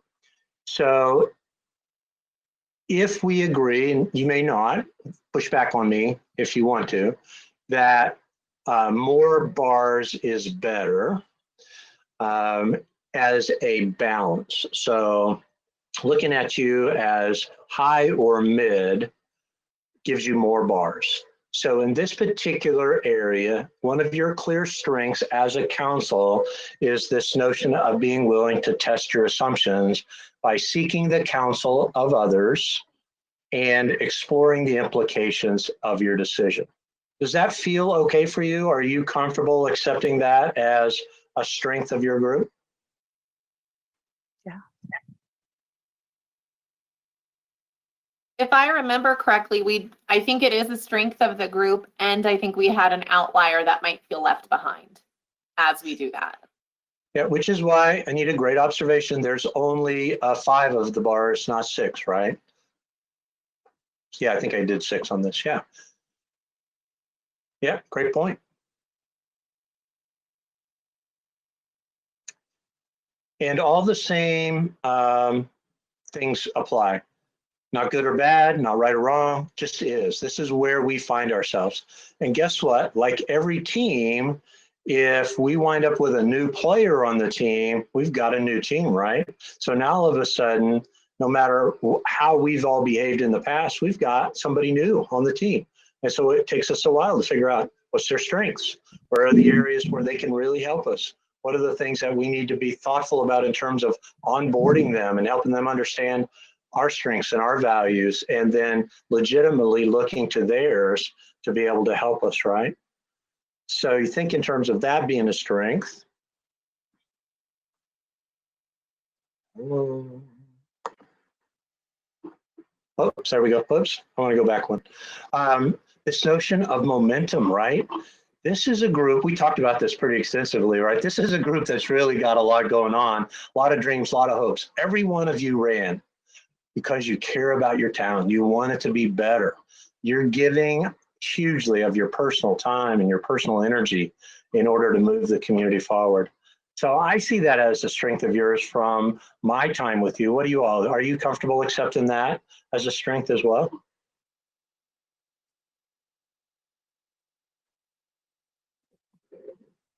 See lots of heads nodding. Thank you. So again, part of my job is to coach. And one of the things I want to coach about is because our decisions are largely group decisions, right? 7-0, staff loves 7-0 votes. They love 6-1 votes. They're okay with 5-2 votes. Oh my gosh, 4-3 votes. They're going, oh no. And so they're group decisions. And Dawn said this earlier, if it's 4-3 today and next Monday it's 3-4 the other way, that's okay. That's where they're going to take you. They go where you as the ship's captains to say that's where we want to go, or the ship owners say that's where we want to go, right? At the same time, it's about group process. And to the extent that you're willing to engage in dialogue and exchange perspectives, and especially to be willing to be receptive to other people's perspectives, I would encourage you to think about that. We just talked about being encouraging and then the corollary, right, of offering praise. I'd encourage you to encourage each other. I've watched great city councils at the end of a very heated council debate. People on opposite sides really passionately explaining their position, and it comes time to vote, and somebody's in a majority and somebody's in a minority. On the way out the door, those folks that were on opposite sides of that issue, you know, they give each other a fist bump going, man, disagree with you tonight. Thank you very much for being here. Oh my gosh, you know, we've got that other issue coming up in a couple of weeks or whatever, right? So this notion of being receptive to other people's positions without attributing it to them being, they don't like me, they're never going to like me, they never agree with me. You know, anytime you get into the evers and nevers, so I tell my boys, you got to be careful because nothing's ever and never. And then this last one we just talked about, recognizing that there are Jordan Condiffs of the world where praise not only doesn't work, it's a demotivator. Most folks would love it if you would take time to say, hey, great job, thank you. And in fact, when we talk about praise, specific, closer to the action, and the level of difficulty all add into that. Say the way you interacted with that disgruntled customer, you allowed them to vent, you kept good eye contact, your voice never faltered, and you worked really hard to provide them a specific alternative. That's a much different praise than a great job with the customer, right? That makes sense? Feedback on this slide for me. I have some other things I want to do with us, and David Eisenmore's already looking at his watch going, Mike, you only got 26 more minutes. Okay. But I do want to spend some time because this is sort of the overall results of our time together this morning. What do you think? Can you talk a little bit about under exploration, remaining open and how that's different than being receptive under alignment? Yeah. So kind of low at both, and how are those different? Yeah, exactly. So they complement each other. And so to the extent that I am engaging in exploration and I want to gather as much input as I can. And so I'm thinking about, from a council perspective, citizen stakeholder groups, what's the best practice out there. I'm casting as wide a loop as I possibly can, because at this juncture, although I may have an opinion, I'm intentionally keeping it in forbearance so that I can see what the waterfront is out there, right? And so when we think about that, that's a complement to the other things that we do. Is that helpful?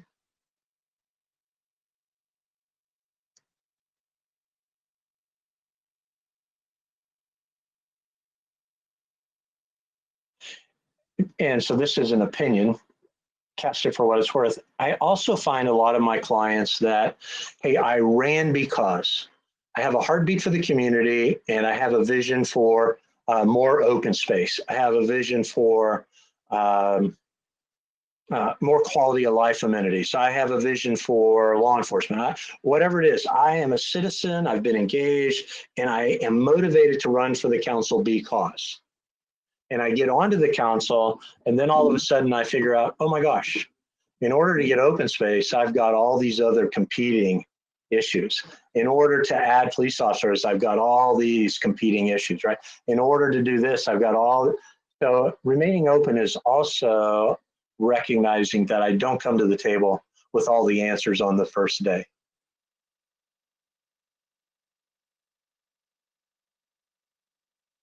Okay, so room check-in. Do you have enough energy over the next couple of 20 minutes or so to talk a little bit about stuff we do in terms of governance and maybe helping from a perspective of the governance model that we teach? Would that be willing? Would you be willing to be able? Would you be willing to do that with me for a little bit? Yes. I see some head nods. Okay.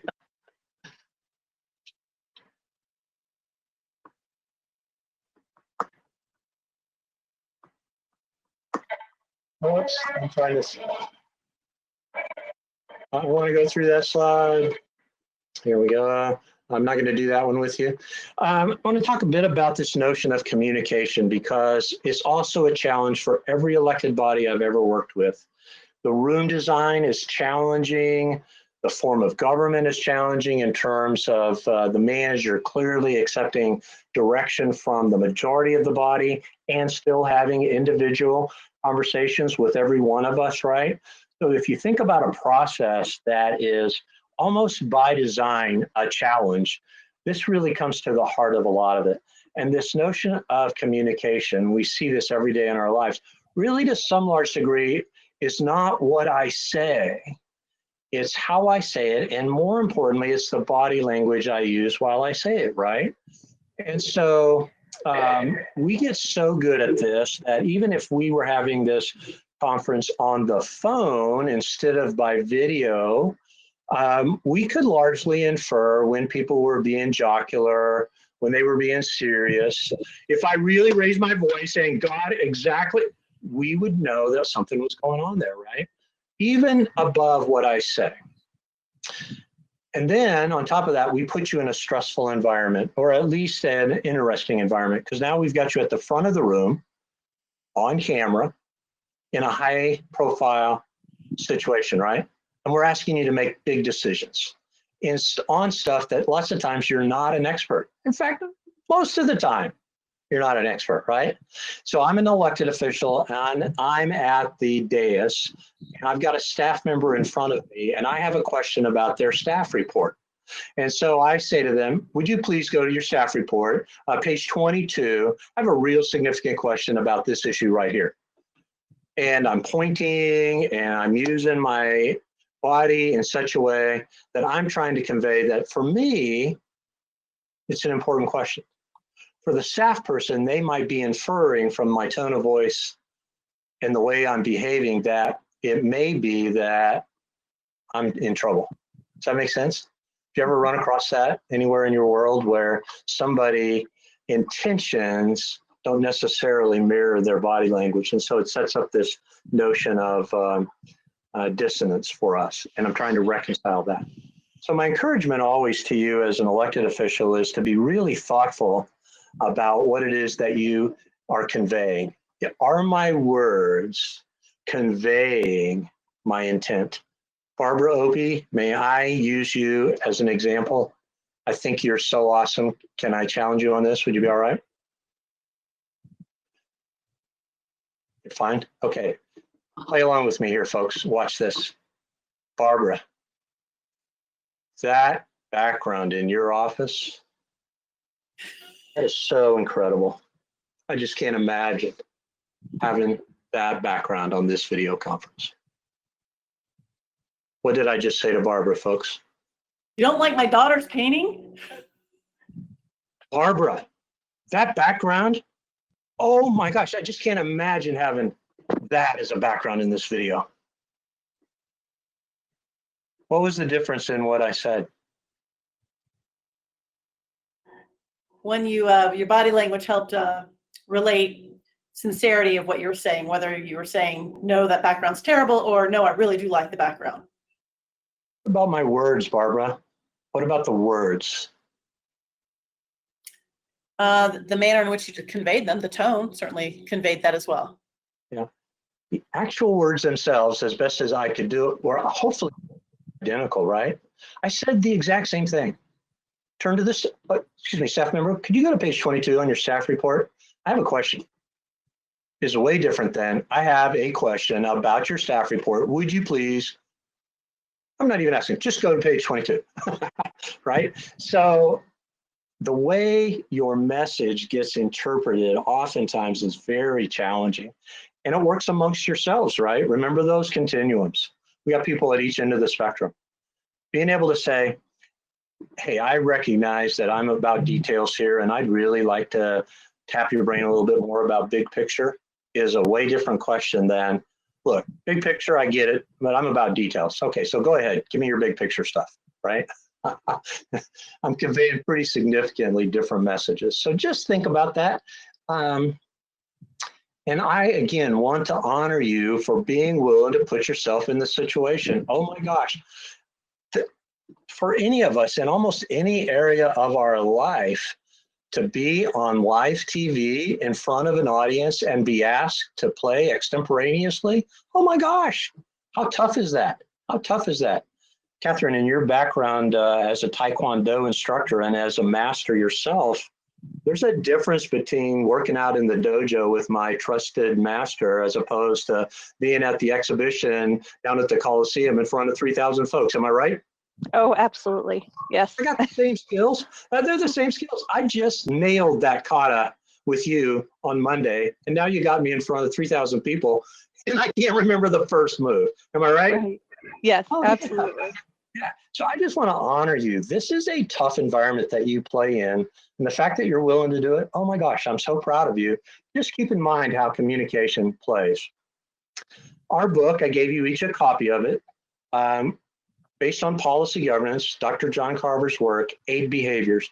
The first we've heard about today a lot. We work for the citizens. They really are the reason that we're here, right? And I could go, if we had a whole day on governance, I would take you through an exercise about who do we really work for? Is it just the citizens? Obviously, citizens are a component of it, but who are the owners? And we would talk about owners and customers. I would talk to you in terms of the fact that you all get to some large degree determine your own reputation. As an elected body, how do you describe yourself to others? Hey, we're a big picture group. We look out to the future of the city of Westminster. We're really here to set policy, and we delegate all that other stuff to Dawn. Okay? Oh, I like that. We're a group that was elected to come down here and keep a solid eye on the staff. So they can't be trusted. We're down here to make sure that we cross every T and dot every I. We're down here to be a rubber stamp for the staff. Oh my gosh, how you describe yourself to some large degree is how others will see you, right? So and I hope we do this through our strategic planning process. We think through how it is that we describe ourselves. What's our role, ROLE, in terms of the governing body? What's our job? What's our value add? I always like to think about it from the perspective of, hey, if I'm going to give my time and energy to the city, as each of you have done, I want it to be effective. I want to just go down there on Monday night and vote the staff recommendation every time. Heck, you don't need me for that. Nor do I want to have to go down there and learn about the difference between the size of aggregate in asphaltic concrete and Portland cement concrete, right? Because that doesn't matter to me either. What do I want? I want smooth, safe driving surfaces. Okay, that's all I need to know about that. I want to be enough of an expert to know what my business is, but I don't want to get into the weeds. I don't want to be that person. Somebody used the notion of what level do we work at? And I've got a slide for you about that. Anybody know this show, Dancing with the Stars? Yeah, we got people who are stars. They're you, they're Catherine, they're her. You guys are stars. People voted for you. They sent you down to the city. And at least in the beginning, you didn't know much about governance. But fortunately for you, there were folks that could come alongside you and help coach you so that you could really be effective. So in Dancing with the Stars, you have a star, right? And the star in this particular show is Carlton. Who's my professional dancer? Not many people know that it's Whitney, right? Because Whitney never wants to be in the front.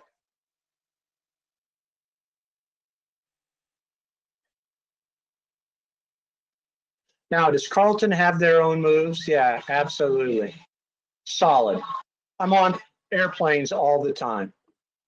Used to be, like most of you. As I'm coming to Westminster, I have a choice. Am I going to fly? Am I going to drive? Am I going to take the Amtrak? Oh my gosh. I'm going to decide to fly because I know where I'm going and I want to know when I'm going to get there, right? And so I'm on the airplane. In fact, this happened the last time that I flew into Jackson Hole, Wyoming. I was going out there to work with the Teton County commissioners on their governance. So I'm wanting to fly to Jackson Hole. Now, Jackson Hole, back in February, the national elk herd winters right outside of Jackson Hole. Y'all have been to Jackson Hole. And so I decided, I want to go out a couple of days early so I can knock around one of America's beautiful places, like the Front Range of Colorado, just a little different. And I decided, I'm going to fly so that I can take advantage of the most time. I did have some choices on costs, right? Y'all have done this, you know, that if you go sometimes on the earliest or latest flight, you pay less than if you go at the time where almost everybody else wants to go. So on this particular flight, because I'd flown a lot in those days, I got upgraded. In fact, I had the front seat in the front row in first class. And I'm starting to congratulate myself.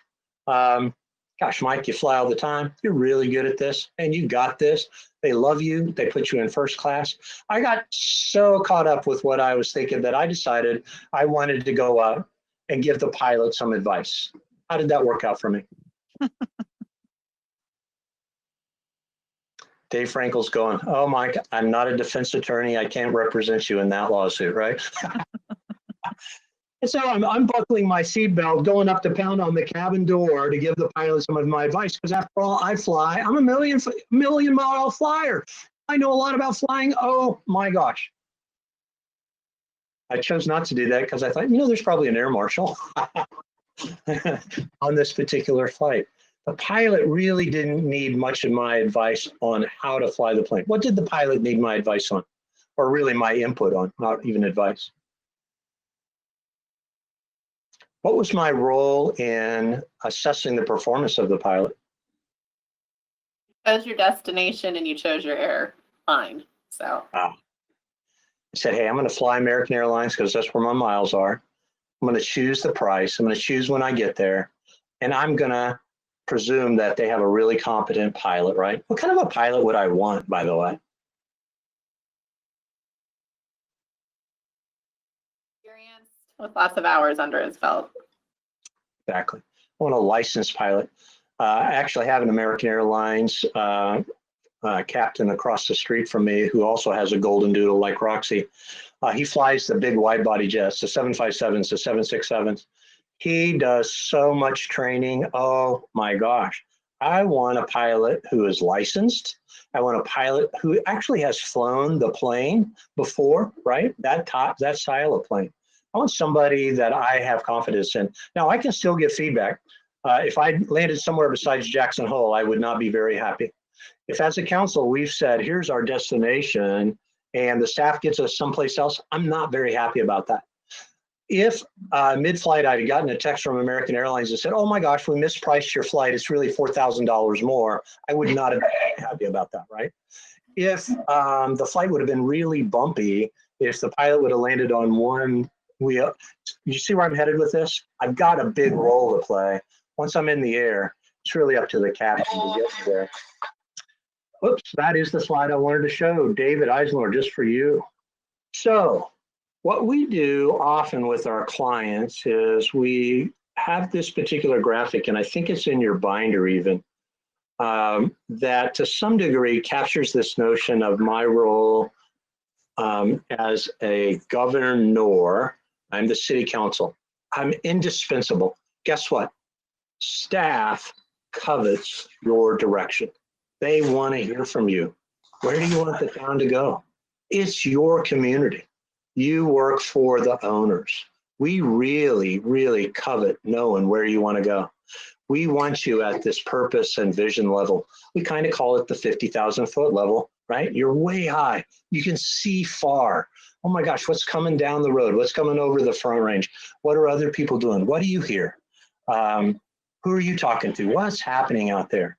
And so really the whole key purpose of the retreat is this notion of making sure that we are on board with our vision and our mission and where it is we're headed from a strategic planning perspective, right? If that's all you did, this will challenge you. Think about this. If that's all you did, and then you checked in with implementation processes, would you be comfortable with that? Say no. No, because now I want to be able to align what that vision is with what's going on. And we do that by thinking in terms of our strategic planning process, right? What are our goals and objectives? What are my check-ins? Okay. Are you comfortable yet?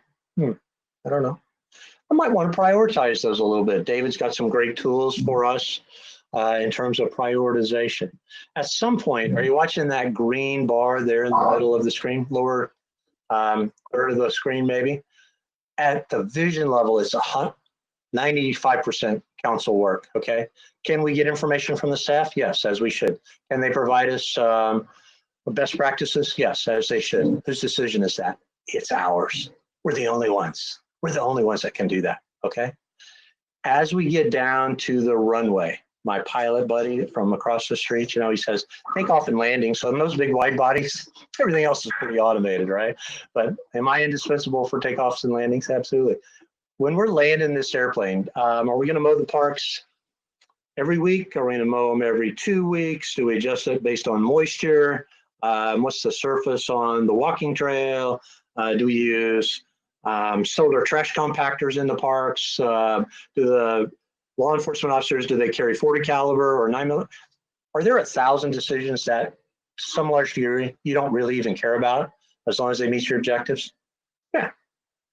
Where on the continuum are you? So you will hear David Eisenlohr a lot ask this question. Okay, is this a 50,000 foot level conversation?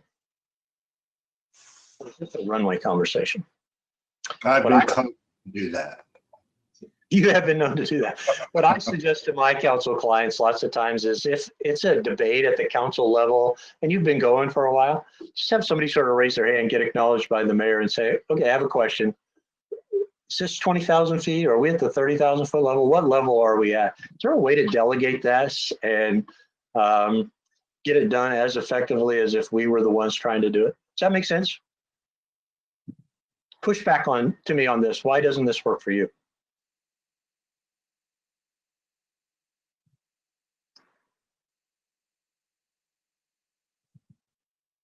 I don't want to push back, but I'm going to use the airplane analogy because I think this is exactly right. But this was a hard place for me to get to because I was very much on the runway a lot. I think my first few years, and probably staff would disagree and think I'm still on the runway, but I feel I've done better. I used to be really terribly afraid of flying.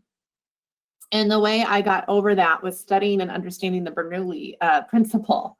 So I actually had to have faith in the physics before I could have comfort in the flight. And so I think going back to the disc that you went over earlier, understanding people like Lindsay and I want to understand in depth, right? And that isn't challenging the pilot's capability as a pilot, but it's really trying to understand operationally how we work. Right. It's wanting to have that bigger picture or deeper understanding before we can just be at comfort with the process. So that doesn't discount this at all. This is the goal to where to get to. But I think sometimes we have to understand that the runway is made on stable ground, right? Before we can. And so I guess I'm asking for a little bit of patience and grace with my colleagues and with staff when we sometimes maybe get to a lower elevation than we should. Understand that might be long-term beneficial. I love that, Anita. Yeah, go ahead. Can I interject a personal story about this? Just a little bit. It's not an airplane reaction. Are you going to count this time against me, David? No, I'll give you. You'll get it back to you. I'll give it back to you on Monday. So my dad, I grew up in a home where my father was a school board member, 15-year school board member in a very successful school district. And the phone, it would seem to me, always rang at dinner time. And it was a disgruntled parent often, and my son's not playing enough, or my daughter didn't make the dance squad, or my child got a bad grade, and those kinds of questions. And over the years, I don't know how many times I heard this. The answer from my board member dad was something like this: thank you very much for your call. I understand that you have a concern. It's important for you to understand that our role as the Board of Trustees is not to run the schools. It's to ensure that the schools are run. You need to call the superintendent. You need to call the coach. You need to call the teacher. And that would end it, frankly. So that was a very clear, and I admit, by the way, that this was 30 plus years ago, and so maybe societal expectations have changed. Yeah, a little different. But that was really saying, I'm not going to get into the runway or project level details. We have confidence in our superintendent, and let the administration handle that problem. I'm not getting into it. Yeah. So David, if I could think about your story, but also Anita's question, because I think they're both very legitimate from the perspective that in order for your dad to be able to give that advice, he had to have some comfort that indeed the schools were being not just run, but well run, right? That's exactly right. Yeah. And Anita, I think what I heard from you was, I need as an individual, just my style, to know that when we set a policy, it's being implemented within the confines of the way that we wanted it to be implemented. Is that fair? Correct. And sometimes it's not even that specific to the organization. It's, I want to understand how this policy has impacts on it doesn't even betray a lack of trust for staff. It's really wanting to understand the issue. Yeah. And so questions around it could seem like you're challenging staff's analysis of it, but it's really just to teach me the Bernoulli principle. So I feel comfortable voting on it. Yeah. It's probably a character flaw of mine, but I don't want people to think that it's challenging staff's level of understanding. It's trying to grow my own so I have comfort. Right. So would it be fair, push back to me on this one too, Anita and others. I want to understand the Bernoulli principle. I promise you, somewhere on Dawn's team, There's a drop dead Bernoulli expert, probably studied with Bernoulli. Okay. Now, I want to know the Bernoulli principle. Do I want to ask that staff person to educate the entire city council and, because we're on TV, the whole dang world about the Bernoulli principle? Or am I willing to go to Dawn and say, you know what, I'm going to have to know more about the Bernoulli principle before I can get on your airplane. Can you help me with that? Would that be fair?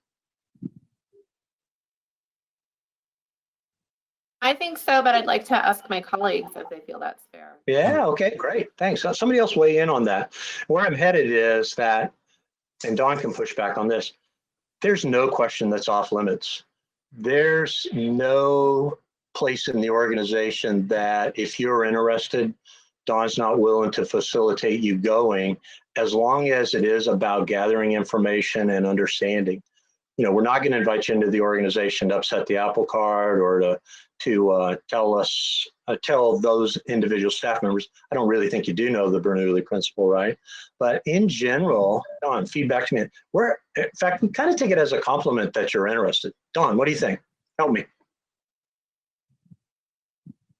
Well, thanks, Mike, for asking. I guess what I'd like to do is offer to the council that, you know, we do have these experts and you have full access to spend as much time or as little time as you need to understand. But what I'd like to ask of you in exchange is that you trust us enough to tell us what your goal is. What is it? What's the end game that you're really seeking? I've had council members come to me and be very prescriptive about, I'll use an example. I had a council member one time who came to me and said, I want us to make recreation centers free for our kids. Can you implement that policy? And I told the person, I said, we could do that. We would need support from the full council to do that. There's a way to do it. But can you tell me why you want to do that? Well, I want our kids to have access to the rec centers. I said, okay, why is that important to you? Well, I want to make sure that our families are served. Okay. So what is it about in your role as a city council member serving families? How does that tie for you to our vision and our strategic plan? And this person said to me, I want Westminster to be known as the most family-friendly city in the Front Range. Okay, and that gets us excited. If you'll share with us what your visions are, and every single one of you, what it is that you want to see done. You know, you have a staff that is so innovative and has access to resources, and they will run through a wall to help you execute that policy. You can bring that to us even before the full group wants to do it, and we'll help you understand how to do it. So you can take that to the rest of the group and sell it. We'll help with that because that's what we're here for. And we'll give you ideas. And in this particular case, you know, I said to the council member, I said, you know, I bet you we come back with the ideas to get you to your end game. And it may very well be that free rec centers are the way to do it, but there may be another 20 ideas that you'll also like. So what I'd say is that I don't really have an objection at all. I've learned over time, I think when, I'll use chef-owned restaurants as an example, you know, the idea of chef-owned restaurants and how that appeared to be in the weeds early on when it was mentioned, had some staff questioning, why is the council getting into that level of detail? I think eventually we all understood what they were talking about was a genre of restaurants and local business that was more local and not chain. Okay, that we were looking for a dynamic in a spectrum of retail that was different than what you'd see normally in some communities in kind of mass retail. So that's a long answer, Mike. I'm sorry, but we're more than happy. And you know, the thing is, when the council gets to talk and work with the staff at that level of detail, I'm so convinced that you're going to be impressed by that, and it's going to help you so much that we are very anxious and very happy to work with you at whatever level you'd like. But we'd like to know where you're headed so we can help you even more. Thanks, Don. There's no secrets in our world, right? You are, as an elected official, entitled to know everything that we know. The intentions piece where Dawn's at is so critical.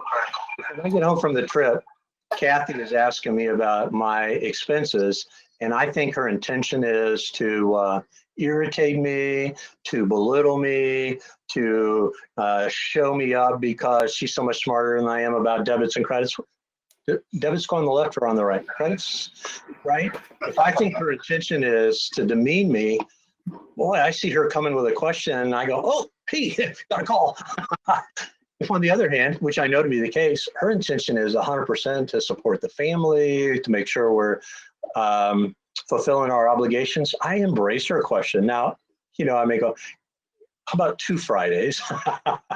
I can't teach you the Bernoulli principle this week, but I could get you to Bernoulli in 2 weeks. Would that be okay?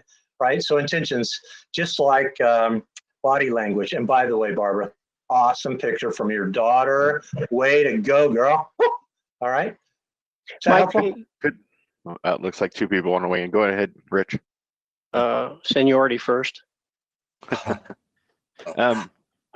I was going to push back a little bit. Surprise, surprise. I think that from my perspective, that challenging things brought to us is really, in my mind, part of the duty that I expect out of an elected official. And it's not out of a place of, you know, obviously they're the experts. And I mean, this happens in my professional life. So I am the leader of an IT department, and this is, you know, not my first rodeo at it. And I, you know, we have a new CEO at our organization, and he often challenges me. And honestly, that's not always a bad thing. Face value, sometimes it's irritating. Like, hey, look, I'm the guy who's been doing IT for 20 years. However, it makes me go back, and there are usually multiple ways to get to the same endpoint. You know, so I think Don has a great point about, you know, what your goal is, but sometimes too, challenging how we're doing something isn't, you know, it needs to be realized. I think that could be a productive exercise, because sometimes and I mean, we see this right now, like let's say COVID's a great example where there's experts in everything, you know, they get so into the situation where it is that sometimes we're not looking for new solutions or new ways to do things, and things change over time. So I think that there can be very productive results out of challenging, you know, what we are first delivered. David, I want to I just absolutely concur with that, and thank you for putting that on the table. If your new CEO did that in such a way that you felt like his intention was to belittle you in front of your colleagues or to play gotcha, that's a little bit different, yes or no? Feedback to me on it, as opposed to, hey, I want to challenge you on that, Dave. Dave, can I push back on that a little bit? I'm not sure you thought about this, or, you know what, I just came out of a meeting with the shareholders and they said this. So I want to challenge you a little bit here. Is that a little bit different? Oh, absolutely. And I mean, as the challenger, that's like, you learn like, okay, that didn't come across right. Maybe that wasn't your intent. So, or maybe sometimes it was, but you know, learning the delivery and how that's going to be perceived is also important, because you're going to get very different results about how you deliver that criticism, or that not necessarily criticism, but, you know, saying, hey, I'd like to look at that a different way. Like, you know, why are we doing it this way and not that way? You know, explain it to me, convince me. So. Right. Right. Yeah, I love that. And I also love this notion that I can recognize based on your results that I should expect to be challenged by you, right? If we're headed out to lunch and I'm giving you my opinion on my favorite restaurant, you think it's a dog, you're not going to just go, oh yeah, well, I'll go to your restaurant to accommodate you, Mike. You're going to go, no, I think it's a dog, right? I should expect that from you and honor you for that because I have confidence in the fact that you're looking at the big picture. Is that fair? Yeah, thanks. Okay, we had somebody else that wanted to weigh in on this, and I now know that David Eisler is looking at his watch. So let's wrap this up with this question. Who's next? Just a comment, Mike. I'm very much an executive summary person. So when someone asks on council, asks staff for information, and that's reported back out to all of us. So, you know, and that's the portion of, hey, if we're asking these things, we're CCing everybody on them, And then when it comes back with the information, I look at the executive summary first, because part of the reason where the saying came from is in the weeds, is you easily can get tangled up in the weeds.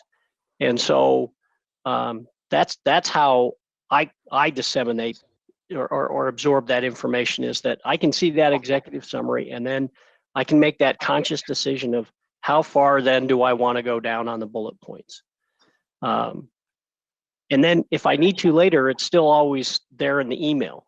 So I think that's important for different personalities too, of how we get it. And so that's why I very much appreciate those executive summaries. It just makes my life so I can compartmentalize that and stay out of the weeds and not get anywhere near the runway. Yeah, exactly. And again, I don't want to put words in Don's mouth. He's fully capable of talking to himself. My sense from professional city staffs, great city managers, is they want to accommodate every single council member's learning style. If you're a Bernoulli principle person, we're going to talk to you about Bernoulli principles. If you're hey, is this plane airworthy kind of person, we want to accommodate that. And we'll meet you where you are. You want reports, as long as it's not detrimental to the organization. You know, I can't afford to spend 20% of my overall staff effort to accommodate one council member, really, because that's not fair to everybody else. But you want a personal meeting with somebody in the organization, we'll clear that, we'll make that work. You want an executive summary? Yeah, absolutely, we'll give you that. You want the whole white paper? For sure. You want somebody to give you a personal presentation, and again, as long as it's not detrimental to the organization, we're going to do that for you. Why? Because when you're successful, guess what? So is the organization, and so is the community. So I'm getting ready to wrap this all up, but I do want to give everybody one more bite at the apple. So Don, do you want to push back on what I just said by any chance? No, that's been a really good discussion. Thank you. Okay. Anybody else? Okay, so here's what I hope you take away from what we showed you this morning about the work of leaders.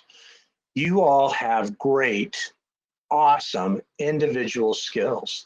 And to the extent that you can amalgamate those skills to help each other and to take advantage of the strengths that exist in your council, sky's the limit. Oh my gosh, there is nothing that you all really can't accomplish if you're willing to just step back a little bit from your own sense of self and embrace the notion that we are an elected body. Guess what? We don't even have to necessarily like each other. We certainly don't have to vote with each other all the time.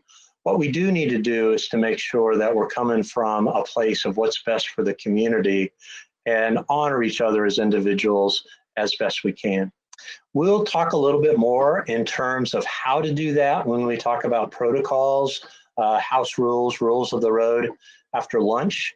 I am obviously always available to any of you individually if you want to call me up and say, Mike, you said something during that presentation you didn't say to me when we were together. I'd like to know a little bit more about that. I'm honored to do that with you. I will make sure that you get these slides so that you can have them available to you as you go forward. David Eisenlohr, I am turning it back to you, my friend. Thank you, sir. We have hit the lunch mark. We've allowed 30 minutes in the agenda, so a quick pause for a quick lunch. Is that still acceptable? That would mean we would reconvene at about, I have roughly 12:15 Mountain Time, quarter to 1. Is that okay? Yeah. Any objections? Okay. Enjoy your quick lunch break, and thank you for your participation so far. We're going to move into the protocols next, and I will just quickly tell you that there's really good related material in your binder in tabs 3, 4, and 5 that'll be relevant to this next discussion. Someone's at front door. Thank you very much. See you soon.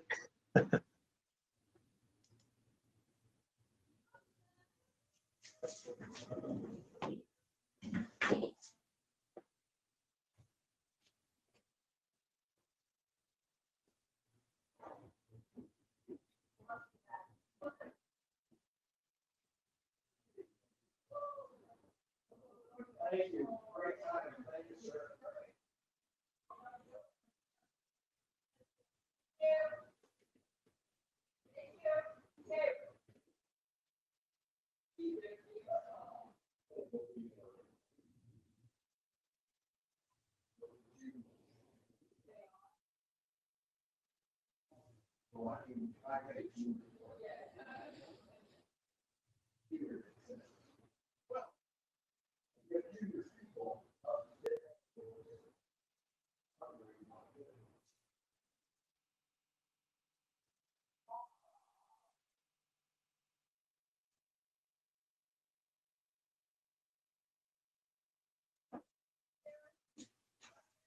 We're on a lunch break now.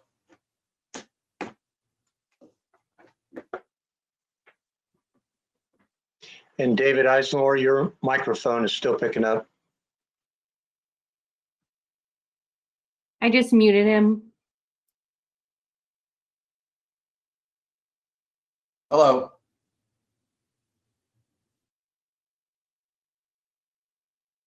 I was just muting you, David. Am I muted or not? Oh, you were doing it. I'm going Okay. to put you on mute. Yeah. Thought there was a ghost in here. Yeah, the forest delivery just We're came. gonna all be on mute. Since it's live streaming still, we'll all go to mute. Oh, okay.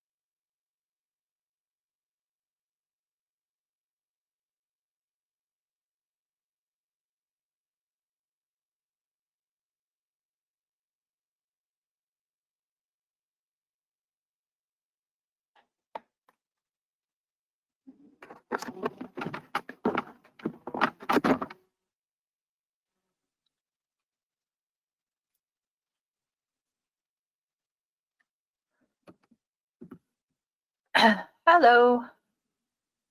Catherine, you're back. Yes. Oh, Do that unconstrained. hi, David. Hi, Mike. Hi, Hey. Don.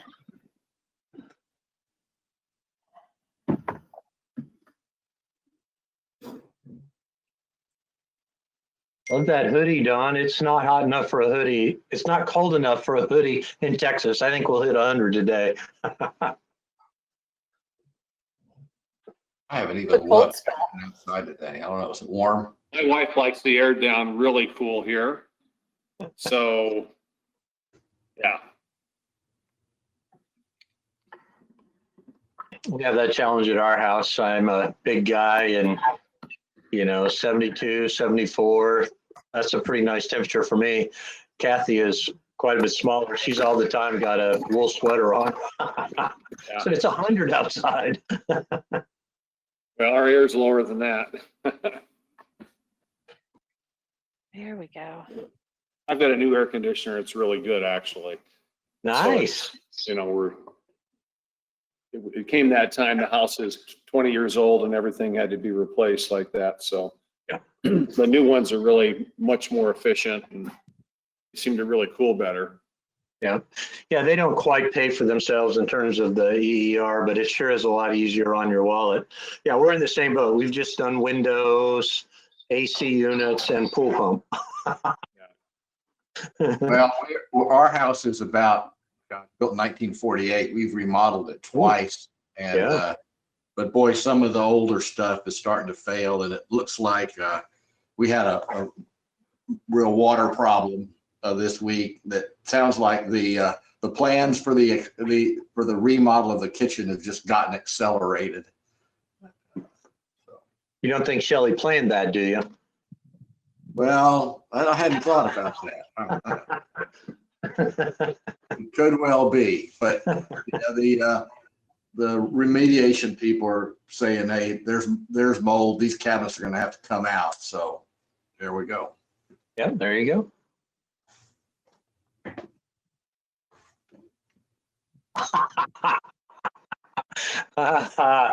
Mayor, did you see that picture come up?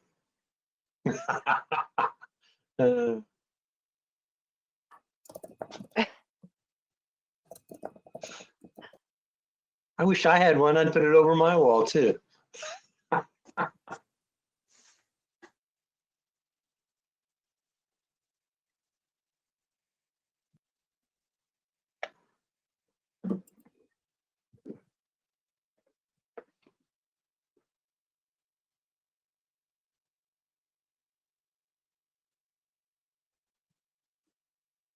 Mike and David, our city clerk, Michelle Parker, will also be joining us. She's logged in.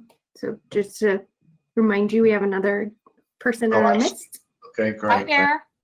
Hello, I am here. Yep. And Assistant City Manager Chris Lindsay will join probably around about the 1:30 strategic plan conversation.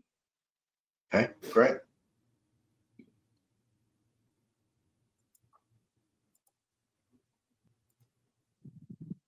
Is that a certified therapy cat there, Don? Muted.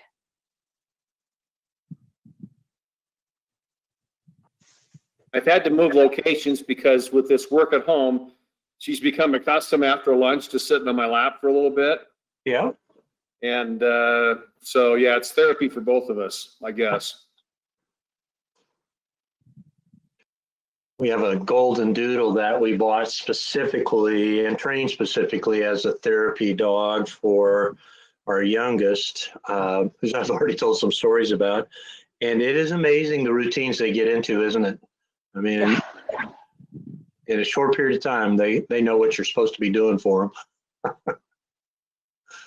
Don, I thought you were talking about your wife, and I thought, I really don't need to know she needs to sit in his lap after lunch.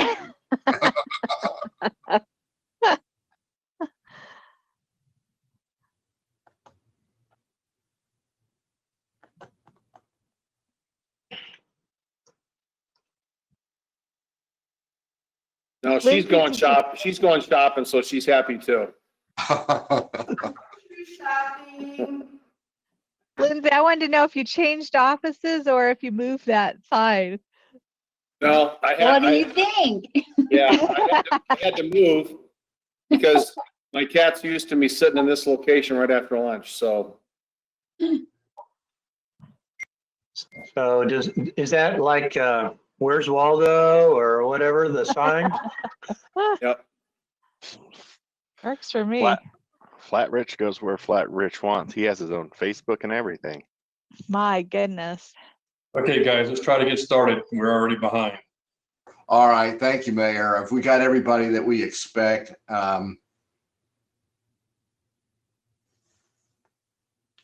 we are going to move now into the agenda item on council protocols, rules of the road, policies and procedures and so forth. And Mike's going to continue to be in the driver's seat on this one.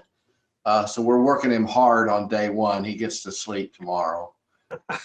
I don't know about that. So I thought hard about what kind of slides to use, and I decided this really is a conversation. And even though we're virtual, I'd like to kind of conduct it that way. And I want to start just by thinking through this notion, much like, did you play a sport growing up and what's your practice to play ratio? Every organization, every sport, everything you participate in to some degree has rules, right? And they're either written rules and sometimes obscure rules. When we adopted the second family, I started coaching again and I loved it. You start with T-ball and man, it's all about empowering the kids. And I was in a different spot in my life. It wasn't about performance. It was about kid enjoyment and all that. I'm just loving this. And we kept moving up in baseball until we got into kid pitch baseball, and I'm coaching, and I've just had the world's most fun coaching. And all of a sudden in one of the games, one of my key players, whose mom, shall I say, was very vocal most all the time, hit an infield fly. If you are a baseball aficionado, you know that the infield fly rule is the bane of every coach everywhere, right? So real quickly, what that means is, if I have runners on first and second, sometimes third, and my batter hits a pop-up in the infield, that in the umpire's opinion is easily catchable, the batter is automatically out. And the umpire will go, infield fly, batter's out. And all the rest of the play has to take place. Now the ball may get caught, and you can tag up and run. The ball may get dropped, and you can, I mean, there's a zillion alternatives after that, but the umpire has already said, infield fly, batter is out. Well, if you're a great player, and particularly if your mom's in the bleachers right behind you, and you just get called out on an infield fly, and she doesn't know what an infield fly, I mean, oh my gosh, it got really heated really quick. And so it wasn't that we didn't know there were rules. We knew there were rules. It's just that it's one of those rules that gets utilized pretty infrequently, honestly. Most umpires don't call it. It's a safety rule. It's to keep my players safe on the field. But if you don't know it, you can get upset real quick when it gets called. And so that's what council protocols are about. It's just, what are the rules? Everything has a rule that we do. And oftentimes they're written down. Sometimes they're unwritten rules. And I often get caught most awkwardly with an unwritten rule, right? So this is just your chance to talk about your own procedures. They don't have to be the same as other people's. It's your council. You got new players. If you want to adopt some today and 6 months from now you go, you know what, we're 6 months smarter than we were back when we were working with David and Mike, I'd like to alter one of those rules, and the balance of your group is willing to go along with you, that's okay with me. What I want to try to do is just facilitate the conversation from the perspective that David and I do work with tons of councils. We've seen lots of rules of the road. And so we can share with you what we think are some best practices. But really, it's not about best practice. It's about Westy practice, right? So what do you all want to do? So I'm going to suggest we start, Mayor, with your concurrence, just on page 1 of your existing manual, which is in tab 4. Cody, thanks again for this great binder. And it's a two-sided document. So I'm looking on the second page, which is actually page 1, Westminster City Council Code of Conduct, House Rules. Here's what I would pose as a question. As you look at those 11 house rules, are there those that you feel strongly about? Are there those that you think don't belong? Are they in the right order? And so what I hope to do is, to the extent possible, in a go-to-meeting format, just kind of facilitate a conversation. Cody's taking notes, David's taking notes. When we're done, we'll present you with a, Dave Frankel's probably taking notes. When we're done, what we'll do is present back to you what we think we heard, and you will get one more bite at this apple. And so this isn't the end all be all today. We've got right at an hour, maybe a little less now, to talk about this. Who would like to go first?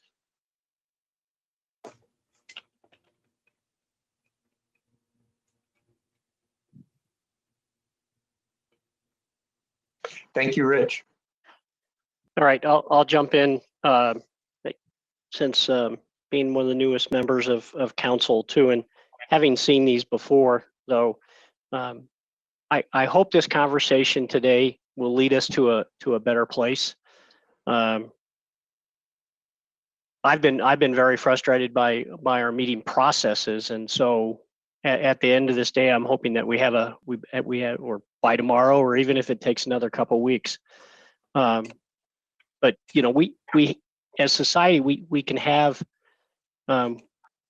rules, and we can use those guardrails, or we can use them as a bat. And I hope we come up with not just the bullet points, but how we can work together to have better communication. We're not going to agree on certain topics, and the one thing I like is number 1 and 2, work together, respect each other, and agree to disagree. But also too, so far I've had a couple situations, and this is probably being a neophyte and then not understanding how to play the game on the field, is that I do think it's important not to have surprises, and there's been cases that I have sent emails to everyone asking to have a discussion. And I was really hoping that would be what we did, is have a discussion. So I think if a council person asks to have a discussion on an item, that we should all work together to try to facilitate that, rather than use the following of these guide rails and not bringing up things by surprise, and to have everyone be it facilitated where we have our ideas done, rather than trying to usurp that discussion immediately right off the bat. So that's my hope as we're moving forward today. Yeah, thank you. Somebody else weigh in on that. Using the rules as a guardrail to keep us out of trouble, as opposed to a bat to pummel each other with. I like that. Thank you. In fact, I'm stealing that, Rich.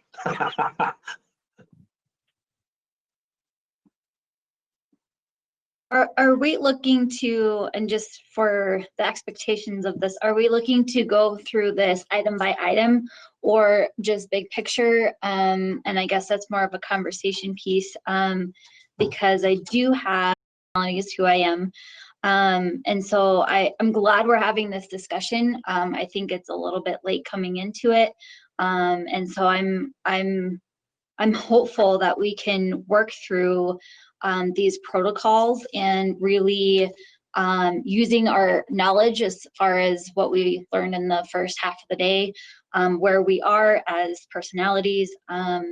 We can really take this and then mold it into a group. I mean, this one's from June 2018, which I'm surprised that we don't have if it wasn't updated, if it was just, I guess, from the last council. But I guess, what's the process that you're looking for as far as feedback on this? Thank you, Lindsay. I love it when we get process questions. My intent is to travel at your speed. What I had thought we would do first is tackle house rules, because that's sort of what we do every day when we're together, right? Or every council meeting when we're together. And then once we're satisfied with the house rules, move into the protocols. And from a process perspective, what I was thinking we would do, Lindsay, is I would pose the question, is there anything in protocol 1 that somebody wants to talk about? Is that fair? Okay. Fair. So it's my hope we'll get through all of them. If as we go through, we recognize that it's going to take a lot of wordsmithing in a particular protocol, we might actually do a sort of a parking lot issue and say, could we tackle that? That one's going to take more work. We tackle that a little bit later. Is that fair? Okay. Yep, that's fair. I'm good. I don't have much feedback on the house rules. I think they're good and they're concise, and I think we can. My understanding, I think we can work through all of them. Okay, thank you for that feedback. Okay, somebody else. So we're on house rules now, is that right? That's correct. So page 1, which is actually the back of page 0, the heading page. I'm just trying to organize my note taking to make sure I'm getting it right. All right, good. Yeah. So there's 11 of those. Anybody have one of them that they disagree with? You think it just should not be in there?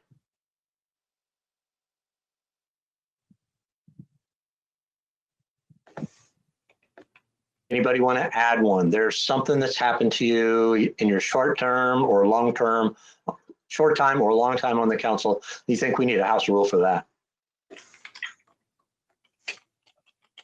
So Mike, can I just, maybe this is more for David Frankel.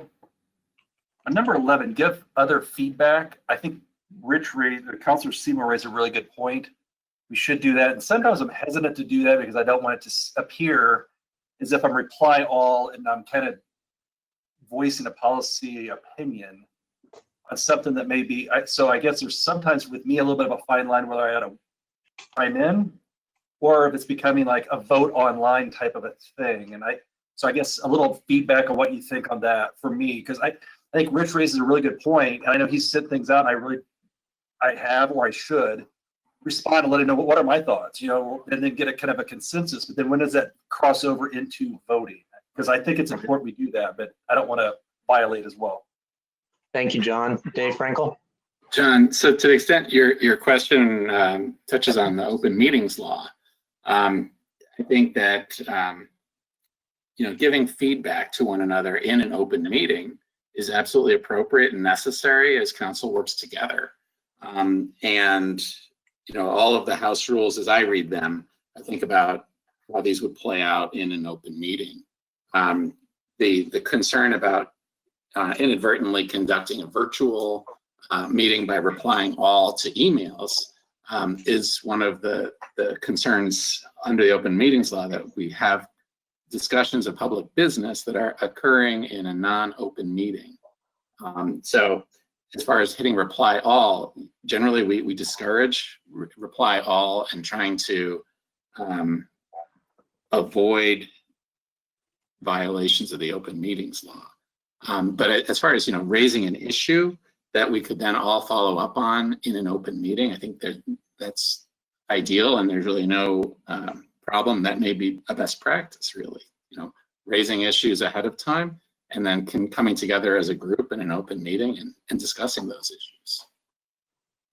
Okay. And Dave Frankel, help me with this, just because I'm not as familiar with the Colorado open meetings law. If as a result of an open meeting, one of the members and I didn't see eye to eye, and I wanted to explore that a little bit further, is it acceptable for me to say, hey, could we get together at Starbucks on Wednesday? I'd like to give you some feedback about today's meeting. Is that okay? It is, yeah. The open meetings law in Colorado allows for 2 electeds to gather and discuss the issues of the day.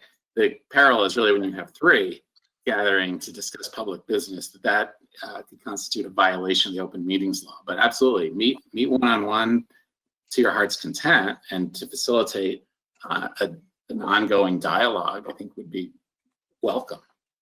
Yeah. Does that help, John? Yes, thank you. Good.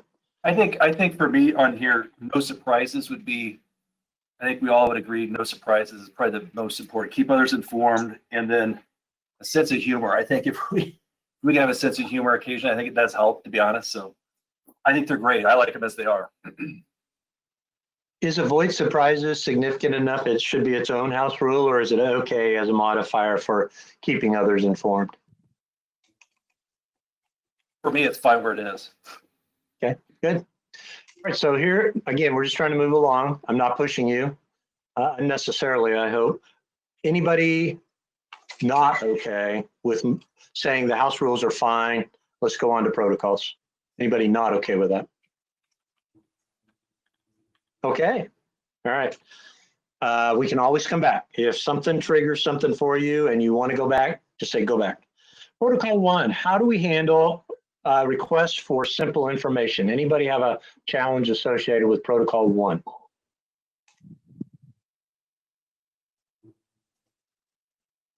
I just want to highlight. Go ahead. Oh, I just would say I like how this protocol is written. I do think it actually changed in 2019, and I prefer the way this protocol is written, this 2018 version. But I like it. Okay, thank you. Lindsay, I will recognize you next. Thank you. I do, not that I necessarily have a problem with it, but I have noted, it says, please copy executive administrator. And I know we all love how hard Cody works, but it's interesting to me that it seems like that the responses come from Cody when we ask our city manager for the information. So whether that's something that is delegated by our city manager, I just am not familiar with that process. And so that was a little bit sticky for me to read, and maybe something that we could further look at. Okay, thanks. Dawn, would you be willing to weigh in on why, in your view, this works this way, or maybe even how it works? Yeah, it's a matter of managing the all the volume of information. Most of the requests that come in are literally answered at a staff level within departments. And so what happens in our department, in city manager office, is we assemble those questions. They're then sent out to ask, and that's Cody's role, is to manage that process and then to respond. So she's responding on my behalf. And I'd say most of the time, they're direct enough and they're simple enough that it doesn't require my review, but if she's got a question about those, she'll bring those to me from time to time. I'd say when she responds, she's answering for me. And what she's communicating to you, I've endorsed. I guess you could put it under my under my name and send it out, but it would really be her work in assembling the information from the other departments. And Lindsay, I would tell you again, just weighing in from a best practice perspective, giving the council members direct access for simple information requests all the way down to the division manager, that's very forward-looking. Essentially what Dawn is saying to you all is, hey, I trust you all on these requests for simple information. You don't have to go through me. Now, we want to keep everybody apprised that you're asking it, but if a division manager can be the best person to answer that question, just ask them. Okay, is that helpful? Sure. Yeah, it's just, it's like I said, a sticky point for me because Cody isn't my employee. Our city manager is our employee. So that's my sticking point. Yes, Could I weigh in on that? Yeah, please. I'm much like Councilor Smith, and I've brought this up in the past. I mean, my preference would be to deal directly with our employees, and part of that is because sometimes issues, maybe I don't agree with the response it's had, and it seems like sometimes Cody ends up in the middle of it, or whoever. So that's kind of my issue with it. Same kind of thing is, we have 3 employees and that's it.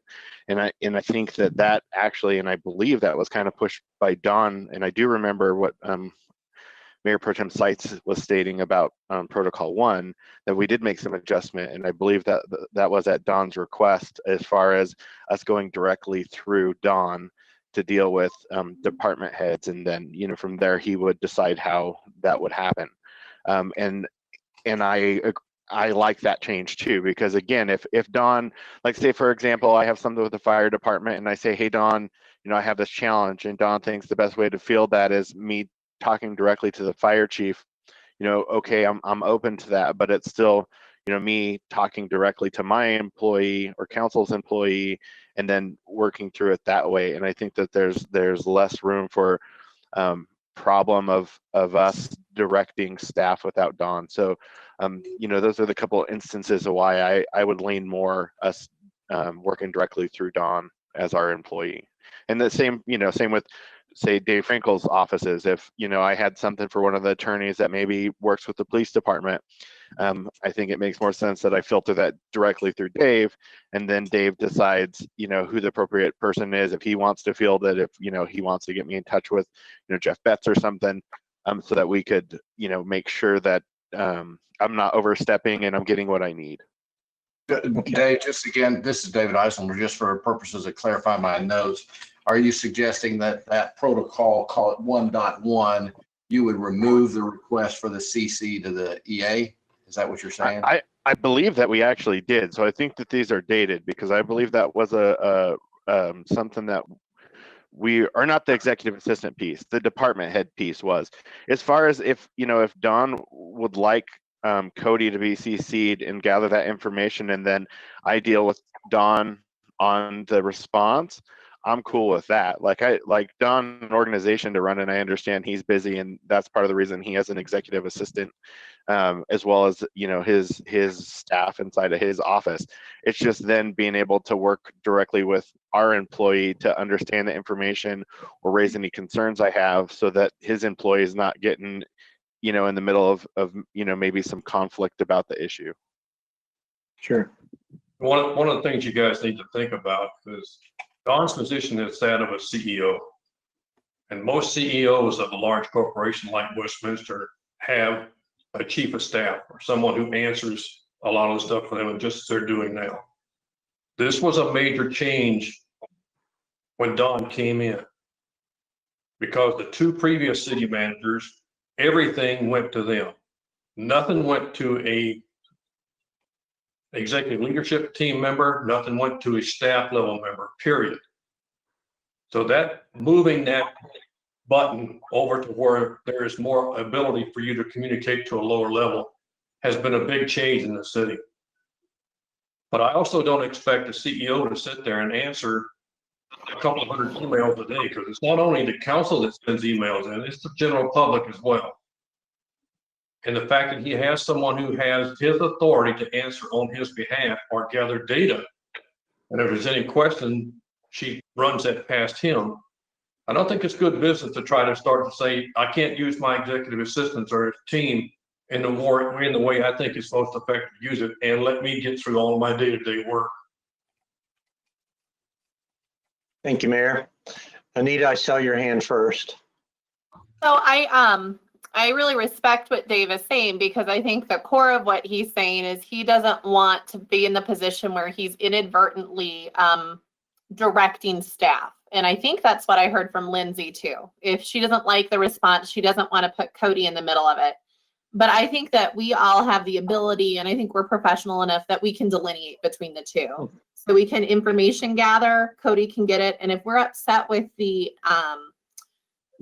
response, then either during our one-on-one with Don or in an email to Don, we can say, hey, this is the information that I received. These are my problems with it. So we're always challenging ourselves to make sure that we're interacting at the appropriate level.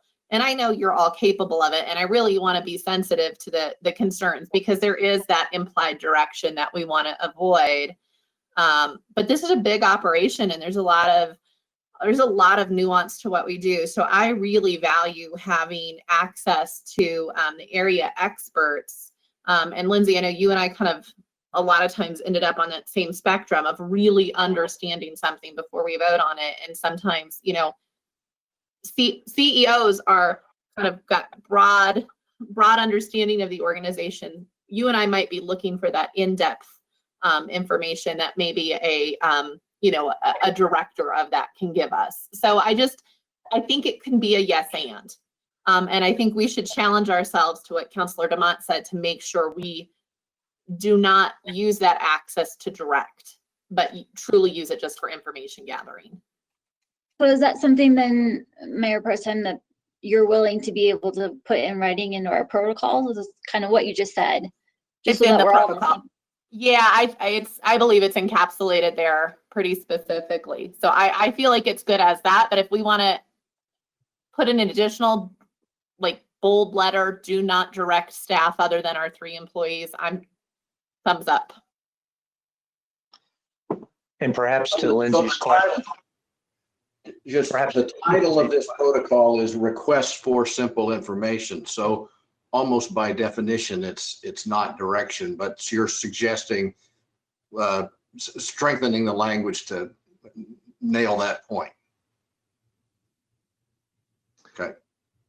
And as I read it too, Lindsay, feedback to me on this, you really have both options, right?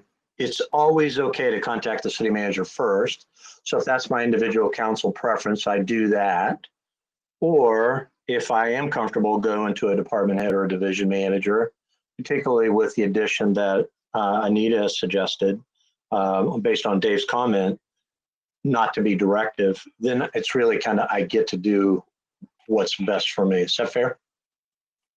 Yeah, it's just, I mean, there was a time where I contacted our economic development department, and it was just a department head, and I didn't hear anything movement on it, and I was asked to copy Cody, and so, which she's, like I'm saying, she's phenomenal at like getting stuff done, but then it was confusing to me because why am I copying Cody? Like, it's Sure. when, you know. Right. Well, I didn't teach you guys this. We call it the but and conundrum. When I say but, then I negate what I just said. Cody is wonderful, but, oh, is she wonderful or not? Cody's wonderful and. So I think that helps from your perspective as well, Lindsay. Thank you. Dave, you have your hand up. I do. I'm kind of looking through these and I don't want it to get lost as far as like, I think some of what I'm talking about as far as like where I find challenges isn't really in simple requests for information. I almost even, if it's a simple like, hey, where do I find the latest data for COVID? It's on the website. Like, that's fine. That's simple information. It's these more complex things where you have citizen requests, or if we're talking about policy with the citizen, and that really goes down into, really the next 3 topics. And if you look in those topics, we don't really have that CC, Cody, and but that is the practice. And I think those are the areas, and that's not real, that's again, it's not defined in here from what I see. And those are the areas where I find more tension in doing things that way. The other thing that I would mention, and I know that to date, the majority of council continues the one-on-ones with Dawn, and that's, the majority of council gets to make the rules, and that's fine. However, I and at least one other member don't participate in those because I don't find them to be the right way of governance. And so I'm not bringing it up to argue that point, but however, I still am elected by the citizens. I still have my place on the council. So, I need an avenue to be able to bring that stuff in. And I think that I do fine, but some of the stuff then ends up going into meetings. And I've heard a couple times where that's mentioned, well, then we can deal with it in one-on-ones. And, that's one of my big problems with the one-on-ones in general is, sometimes then it doesn't make it to everybody. And I know that that's maybe not the intent, but I've seen that throughout my 3 years because I did used to do the one-on-ones. So I would at least make those, part of the discussion, because I also don't want to get tied up on back to the first point about CCing Cody on simple information requests. I don't think that's perhaps the exact bullet where my concern lies. I think it's actually in the next 3 bullets when we do, those more in-depth requests for service, or issues that people are having with our policy, or even issues that I have with our policy. Good, thank you. Is that fair? So we're talking here about simple requests, your choice, go to a department head, go to a division manager, or go to Dawn, as long as you copy Cody. Is that fair? Okay. Yeah, it's not exactly, it's not, Dave, or Mike, it's not exactly right. I do want those routed through my office because we have a system we use to keep track of those and to make sure there's follow-up on a timely basis, but also to track the kinds of requests that are coming in, because as we track those, that's information gathering as to where we may have problems with the way we're communicating something or the general understanding. So we track that through a system that we have called Access Westminster. And so it's important. That's why we route those things. It's not to control it so much as it is to document it, to make sure that the follow-up happens and we have some data based on where those are coming from. I do think for all of you, but specific to you, Dave, I think I do understand where you're coming from. You're talking about as we've gotten into those issues that can be complex policy matters, and they're sent to departments to respond as to why they have a particular way they do something that does come back as either a policy or a practice, but affects somebody. You'd like to engage me sooner in that, and I think I could do a better job of that. I think I could grab those. If you've gotten a response that doesn't address a question the way you want it, I'm more than happy to visit with you about it. I'm more than happy to take more ownership in trying to respond to that follow-up. But I'd also say, if we're not going to meet individually, the other option that we have is to talk about those on Monday night. And I think that'd be okay too. I'm really not opposed to that at all. I think during the council, during my comments and during comments of council members, those things could come up and we could address those as a full group. So either way we do it, but I think I can help this by probably jumping into those answers that you get that may not be agreeable, but you want further discussion and you want to understand why I'm supporting that. Most of the time, these are things that I'm supporting a department's policy on an issue. Frankly, it's not something that we have in our office. It's where we'll go down a particular pathway on any one of the departments and they'll say, this is why we do this. Well, you may want to go further than that. You may say, I want to change that. Or, here's something that I'm hearing that needs to be communicated. And that's a matter of us engaging more. I will tell you that it's been very efficient and it's been very effective to have somebody at Cody's level who can assemble that data and who can move those issues forward. But if you choose to have me participate personally at an earlier level, at an earlier time, I work for all of you, and that's what I'll do. I think that's very well encapsulated in what I'm getting at. I think my preference obviously is gonna be that we handle it where it needs to be inside of a meeting, and maybe that is also on me to, in my instances anyway, and other council members, I would probably recommend the same. That if we have that area, and I'll take some ownership here. We're just shooting back instead of shooting back, making sure I reach out to you, Dawn, saying, hey, here's my issue with this. Can we talk about this on Monday? I'm going to bring it back up. That gives the opportunity to, just like I was saying earlier on in the day about challenging things that we do a certain way, that maybe I'd like us to at least revisit and maybe even understand better for myself why that's the best way to do it. And that could be a good exercise. So I think that that's a good way that you've encapsulated it. And I think that that could be more productive going at it that way. Okay, thank you, both of you. Okay, so I'm going to move to protocol 2 then, with the, again, recognition that you will get to see these one more time, that we would hope to be a semi or almost multi-formal format. Okay, protocol 2. Now we're talking not about simple information, but more in terms of, hey, I need some research in this particular arena. How do we feel about this protocol in terms of the steps?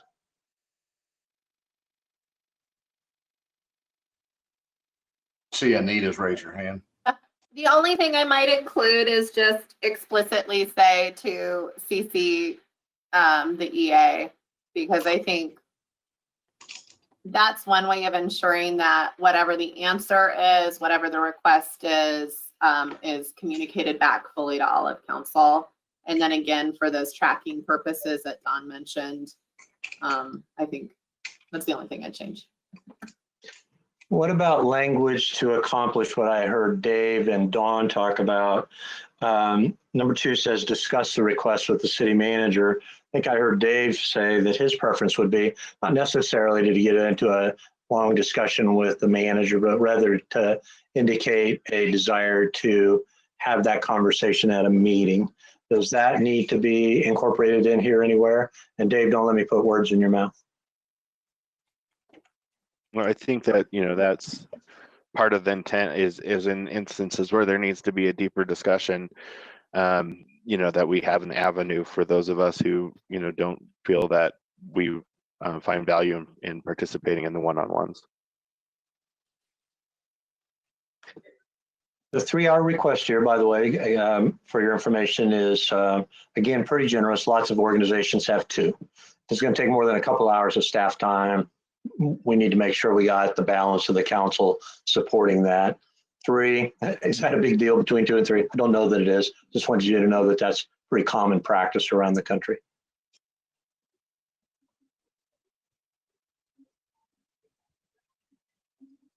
So if we adjusted 2 a little bit to say either discuss your request with the city manager or indicate a desire to have this discussed at a future workshop, meeting, is that helpful or not? I think maybe Don's recommendation was during our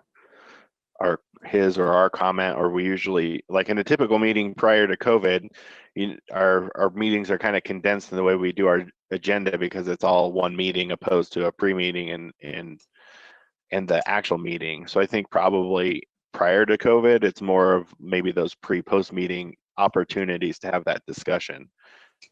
So in the agenda for COVID, I mean, I would just ask that we have a place where we could do that. That makes the most sense, because I think, this is something I know that the mayor brings up a lot, and I think rightfully so, is when we have a big agenda of important items to get through. If it's something that, doesn't need attention right then, that, we're not spending time on it when we need to, figure out what's going on with COVID, for example. So just that it doesn't get lost in the shuffle, I guess, is my preference, and that we get some opportunity in a meeting to discuss it. Even if it's like, say we have a council meeting and the next meeting is a study session, let's put it on the study session to at least give it 10 minutes to discuss and see if we need any further movement.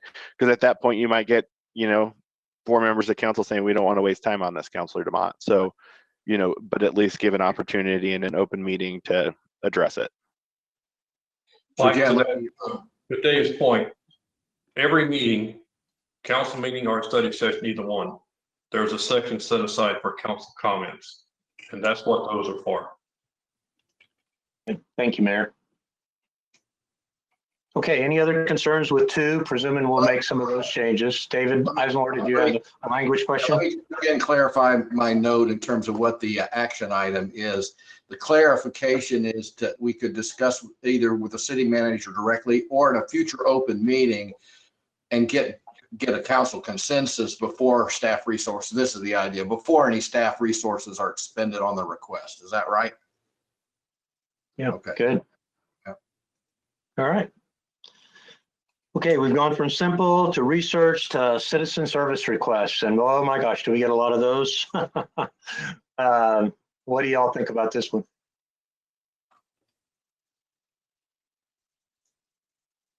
I think one of the things that we need to tighten ourselves up on is when you're getting citizen requests that are coming through things like Facebook, Snapchat, or wherever you're getting them, you need to get the people to understand to use the process that we have, which is the Access Westminster. Because when you get in the middle of it, you may not interpret exactly what they're saying. So by having them use the process we have in place, does it not only get recorded, but it also gets a tracking number that it gets responded to. Doesn't mean you can't get a response or know what the response was, but it takes takes out the issue of multiple emails being written on the same subject when it could be coming directly from the public. And we see this probably more so with people who get phone calls or see it on Facebook. Dave? I would interject a little bit on that, and I totally understand what the mayor's saying, and it's the preference, you know, to get them to use the tools. So this is back to my professional background, you know, between IT, I've run a lot of help desks and customer service groups for support. So some of my expectations around this is how I run a help desk or support organization. And so my preference for my people that work for me, and this is the way that I handle citizen things, whether it's Facebook, Snapchat, or TikTok, although I've never got one of those, and that would be pretty neat if I did. The goal for me always is, all right, I'm going to help you with your instance. Oh yeah, did you know, here's how you could do this in the future for yourself, and it may streamline it and get the information to the people who can actually help you faster. I know one of the things that I have on my signature, I'm not sure about my colleagues, is I have all that information on my signature from the city that says access Westminster, you know, you can go open your own thing. So you know, I'm kind of probably in between. Like, I agree with the mayor, that's the best avenue, and I try to encourage people, but I'm still going to hold them through once they've asked me for things. And obviously every council member has their preference, so that's how I personally handle them, and it seems to be pretty valuable to the residents that I interact with. And Dave, when you do that, hold their hand the first time and then try to move them into self-sufficiency. Do you get pretty good response with that? Are they willing to do it? Honestly, it's just like it is in the professional world for me. You get 50% who you teach them how to fish and they go fish, and you got 50% who want you to still put the bait on the hook for them.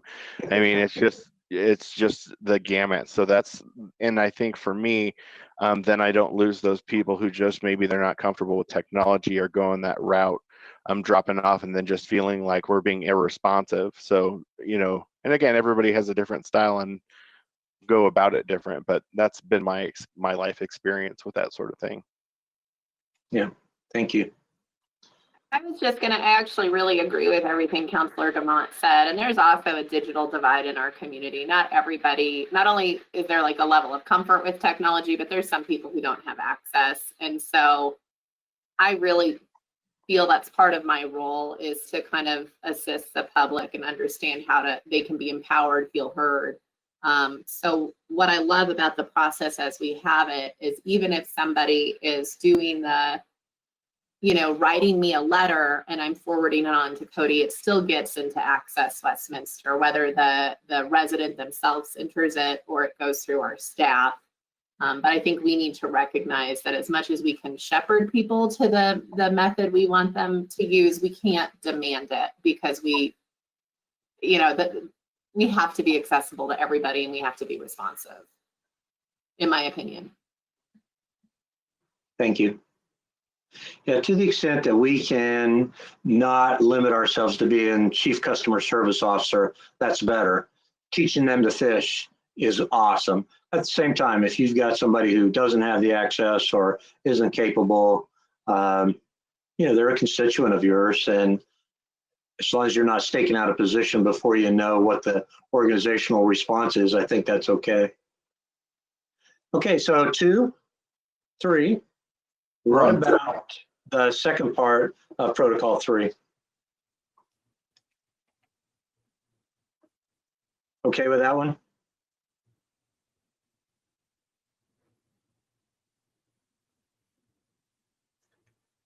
A wise mind is there at least 3 sides to every story.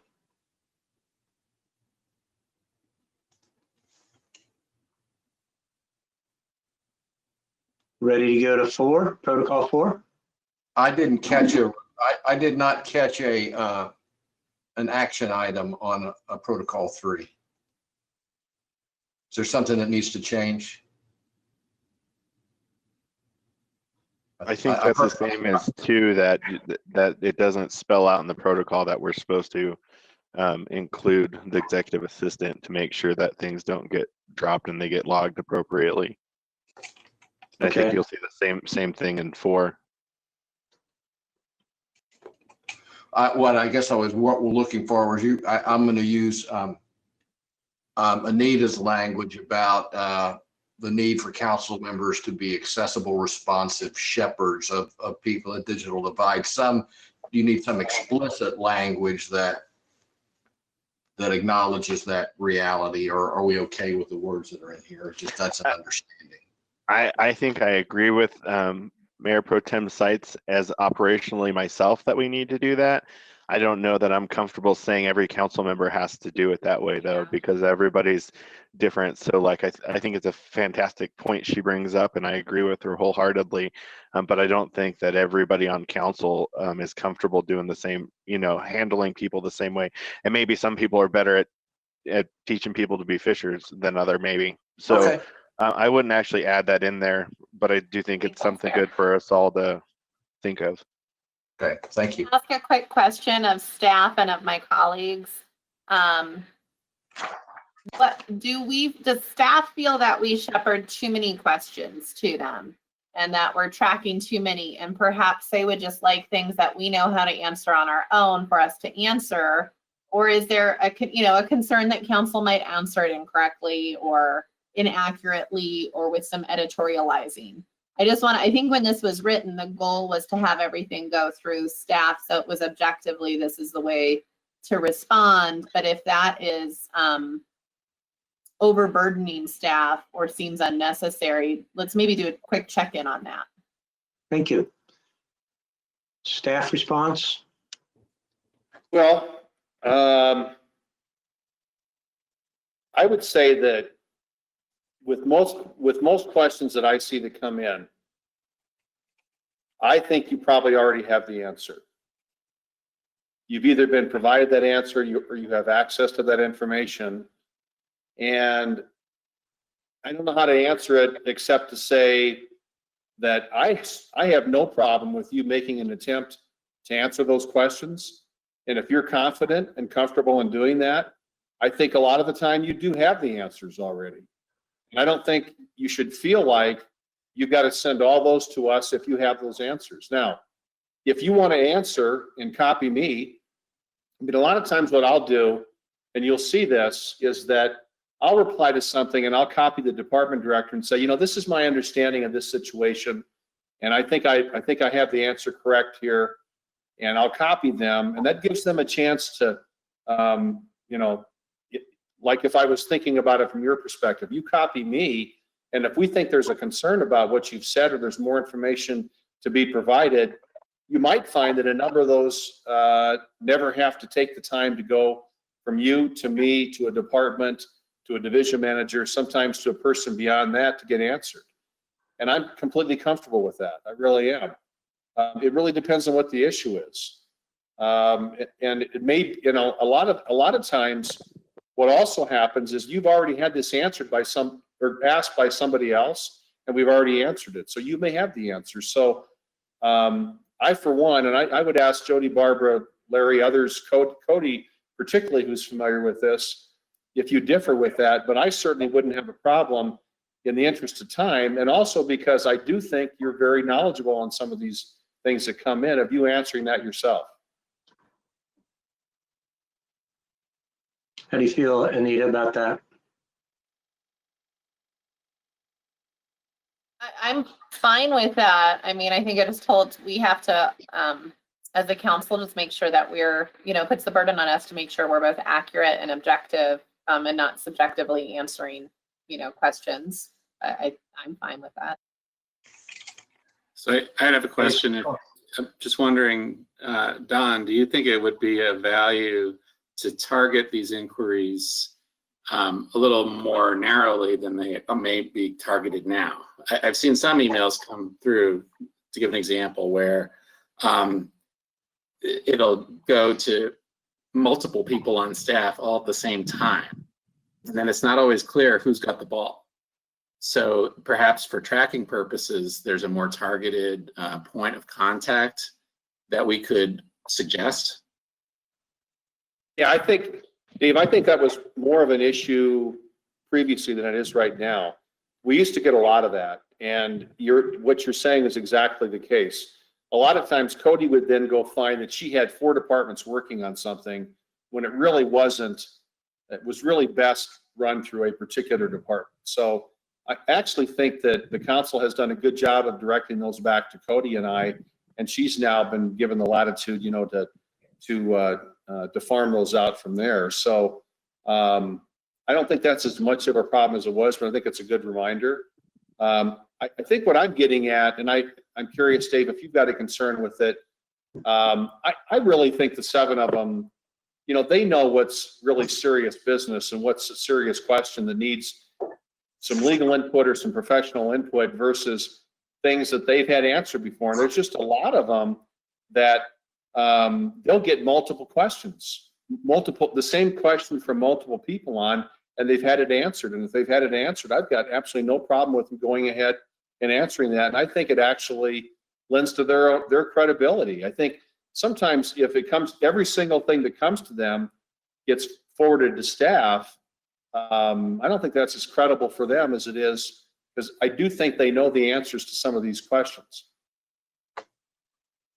So I'm comfortable, Don, with that. You know, obviously, yeah. So like the request for simple information versus the request for a research topic, the distinction between those. So absolutely, yeah. For inquiries that are readily responded to, I don't see that those would necessarily have to go through the organization and back out again. So I think it would be maybe the more complex questions that require some opinion from staff. Those would be the ideal questions that get run through the organization. Yeah, to your point, Dave, specifically, anything that deals with a legal position should never go directly back from council. Let me just do a quick process check for you. We had allocated an hour for this. We're on that hour now. And we are on protocol 3 of 12. How much longer do we let this run? And are we willing to either defer or eliminate from the agenda the next 2 topics, 1 or 2, the strategic plan, COVID-19 update, or the community survey review? I know we want to get to vision. I would just offer that we can follow up in a study session regarding edits that are proposed to these protocols. And for what it's worth, there will be a chance to have further input on them. Yes, sir. Thank you. I think the dialogue's helpful, but we're now kind of on time management here. What's the best use of the council's time on this topic or others? Dave DeMott. To get on with time, I'd ask that we at least make sure that we get on an agenda to go through the rest of this, because I would like, one of my two things I'd like to reevaluate as a council is I'd like to look at us having a stop time of 10:30, and I'd also like us to look at the limitation of council members speaking at, I think it's 10 minutes is what the limitation is. So at some point I'd like to have a discussion with the council about those things. Yeah, so that's kind of where I was going. If there are some really hot button issues that certain members have, would it be worth spending the time to discuss those and then defer some of the more minor concerns to a subsequent work session? That makes sense.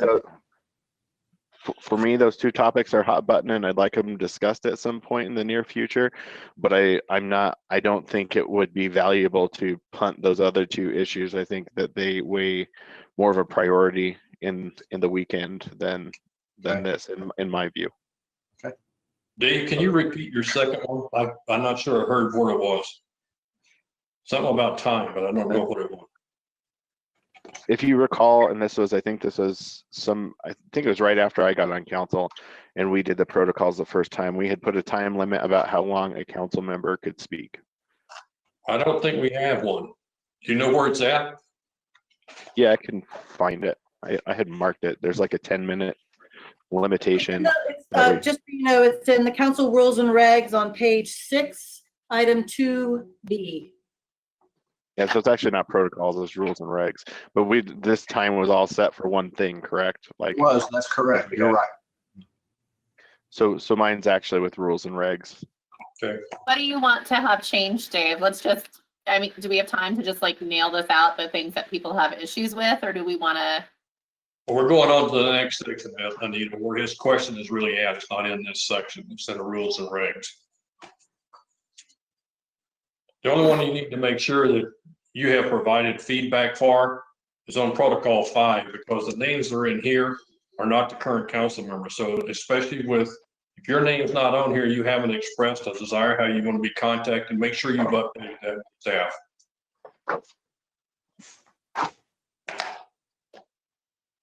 Mike, let's, either Dave or Mike, let's try to go to the next section if you're trying to keep us on time. We're already 12 So minutes. we're already in agreement that we're going to come back to this. Yes. So can I, head nods, you all are comfortable with the notion that these are your rules and protocols, and we want to make sure you know them, that you're comfortable with them. In light of all the other issues associated with the agenda, do I see lots of heads nodding that we accept the importance of these? We are willing to defer them to a future work session to talk about. All right, yeah, I see that. Okay. May I ask you a question? Anita? Well, actually, I wanted to hear from Lindsay and Rich specifically, because this was a big issue for them. And I think wanting to be new and not having had an opportunity to review it as a group was they really wanted to have their feedback on this, and I want to honor that. And I know I heard from Lindsay at the beginning of this, there was frustration that it's been deferred this long. So I guess I'm nervous a little bit about kicking the can again. And so wanted to hear from them specifically before we did. Okay, well, which one do you want to try to defer then, Anita? Because we can't get through everything as long as these are taken. We've already spent an hour on this one, and we're only on the 3rd protocol. I agree that we need to get through the strategic plan and our vision. But what I would like to see is, or my question is this going to be facilitated, or is this going to be a roundtable discussion in a study session? So are we finishing up with facilitation, or is it going to be just staff and council as a roundtable? I mean, I guess I don't disagree that we can move on, but much to Mayor Pro Tem's comments, this was particularly important for Councilor Seymour and myself, as we haven't had any kind of say in any of this thus far. I'm willing to set agreements that we are 1 through 3, and I can work towards those, and we're all in agreement, but 4 through whatever else is on here, that's something then that, you know, it's going to be hard to navigate. Rich, I think Anita was particularly interested in your feedback. Do you have some? I think we built a foundation of discussion today, especially wrapping in, you know, our DISC part of that on how we can communicate better with each other. So I thought that was actually as important as wrapping into this protocol issue too. How we can have those discussions. So, and that will help with especially the house rules and the protocol part of it.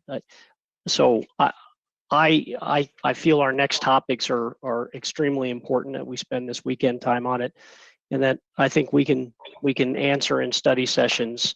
And in the other protocols, you know, some of these are structural, so it's not that big of an issue. It's not a personal things or structural things. So I would prefer to move on, and then hoping that we could very quickly put this on a study session and continue this part later.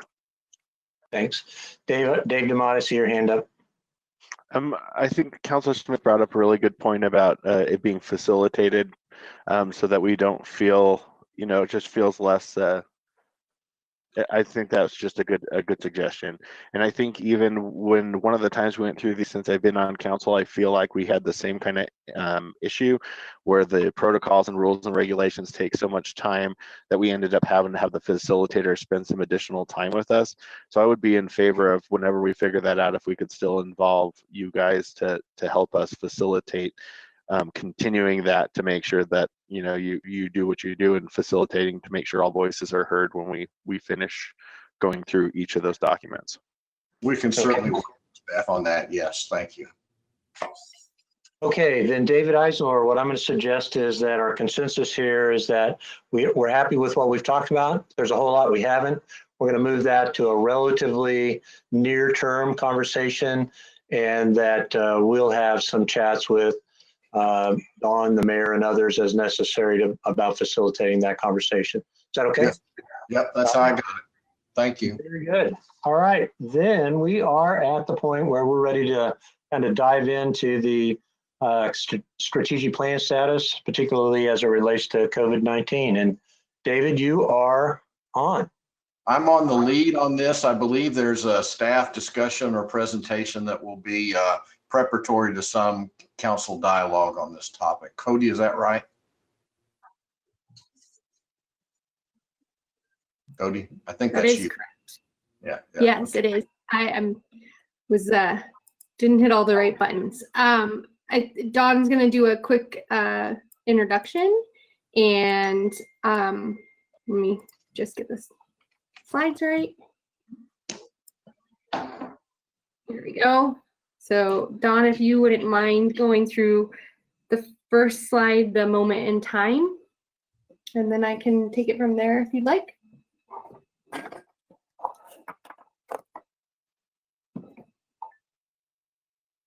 You're on mute, Dawn.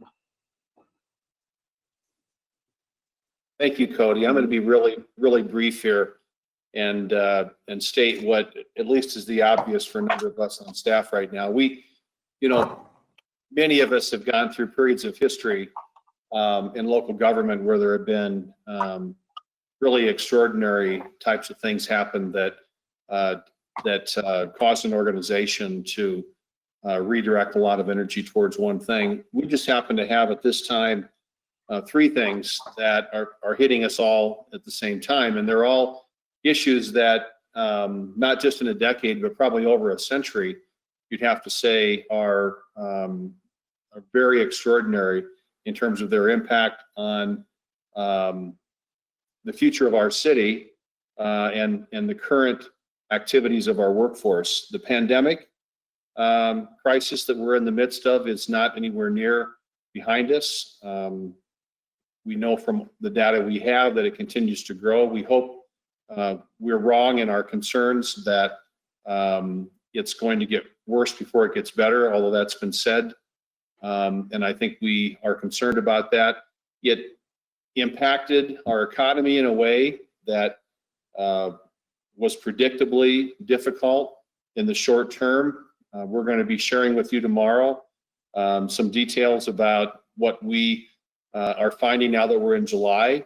You may recall 3 months ago that Larry talked about July being a really important time for us to evaluate what the future is. And I just have to tell you, the future looks very challenging. It looks like we're into a sustained reduction of revenues that is going to be difficult for our community. But even beyond that, we saw unemployment rise in this country from 5% to high 20s, and we learned in our local economy that 1 out of 5 workers works in restaurants. We've had movie theaters shut down now for 2 months. Our hotels that were a great advancement in our economy here in the last few years are mostly empty. So this is a tough time. And then if that wasn't enough, we're now dealing with a civil rights and equity conflict issue that, I just tell you, I've worked and lived through the 60s, 70s, 80s, 90s. I've been through a number of decades here. And just this feels to me like the conversations that are going on are very much like those that generated on a national level a Civil Rights Act. And there is a lot of concern. It's affected us locally in that our state has passed legislation that has really impacted our police department and causes us to look differently moving forward in how we interact in public safety. So those three things have our attention right now. They have our focus, and at the same time, we've got to continue to deliver high quality services, water to people's homes, sanitary away from their homes, make sure the streets are paved and the snow's removed, keep the city safe, have EMS show up at 4 minutes or less at people's doors. And because people need our open space in a way that they've never have before, make sure that it's safe and it's clean, it's cared for. So this is a very important time. We've got our shoulder to the wheel on the current strategic plan. I would tell you that we're very, in spite of the fact that this has been a challenging time, right now, this weekend, we're very anxious and enthused and very optimistic to hear from all 7 of you as to how you feel about our current strategic plan, our current vision, and for you as a group to be able to give feedback on that effort and as we move forward. I would just tell you though, to be candid, we're really focused as an organization in making sure that the financial sustainability and the social sustainability of our community are in our sights and our highest priorities right now. So thank you for the opportunity to introduce this, Cody and Chris, and I'll turn it to you to make a short presentation as to the status of our plan.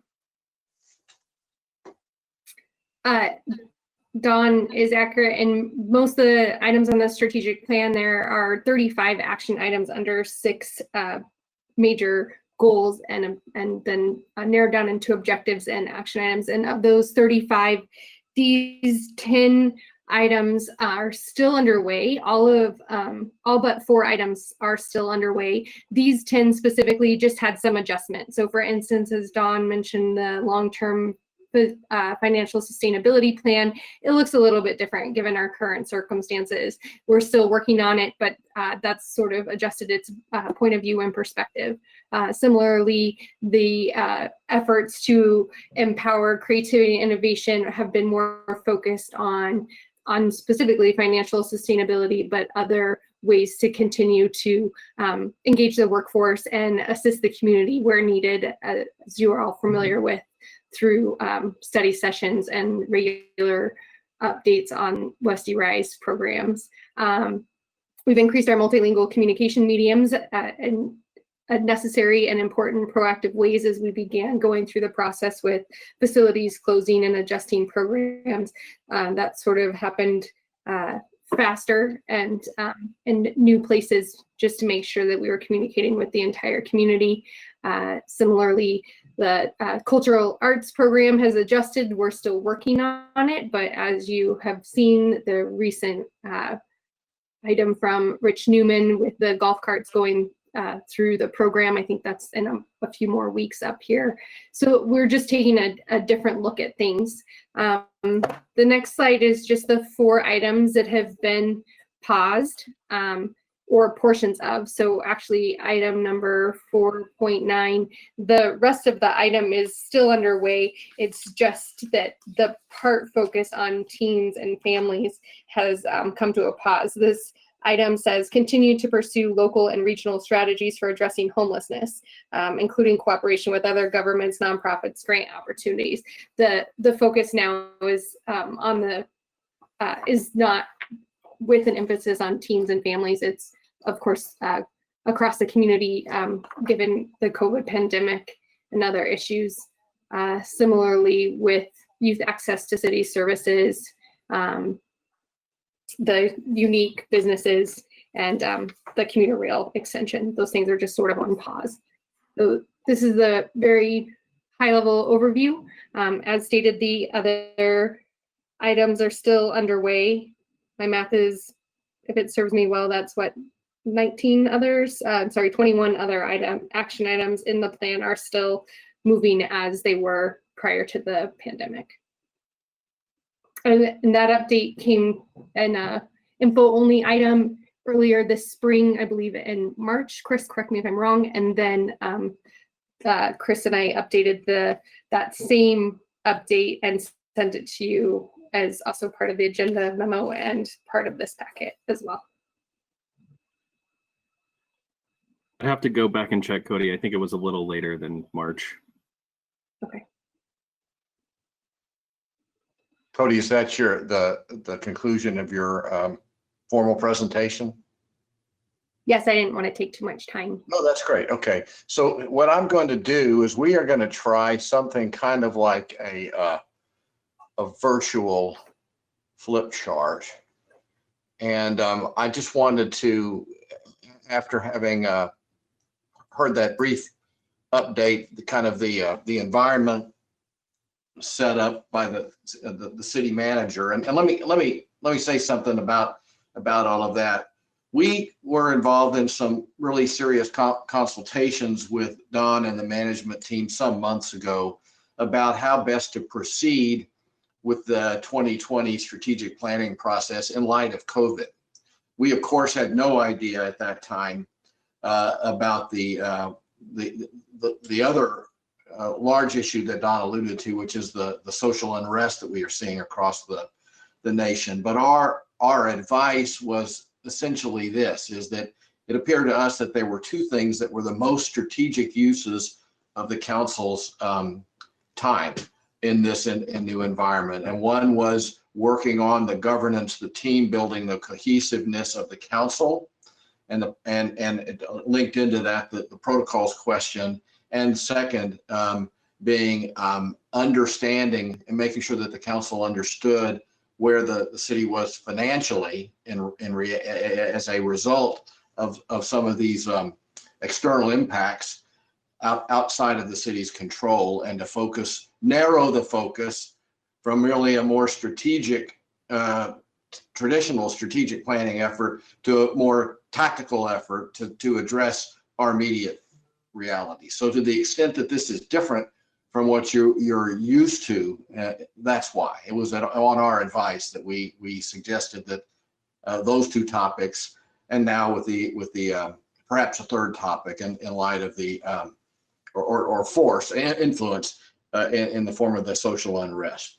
So having heard all of that, what I'm interested in doing now is, you've heard a little bit about kind of the environmental shifts that the city is dealing with, the context in which the strategic plan has to work from Don, and you have heard from Cody that with a few exceptions, the plan as written, the strategic plan as written, is proceeding as planned, with a few pauses and some slowdowns, but it's still intact and whole. So I'm just going to invite any of you who want to make observations or comments or suggestions regarding the strategic plan and where we sit, and the thought processes around focusing on those other matters, what you think. So feel free to just chime in, and I'm going to be a flip chart recorder as you talk here on this Word document.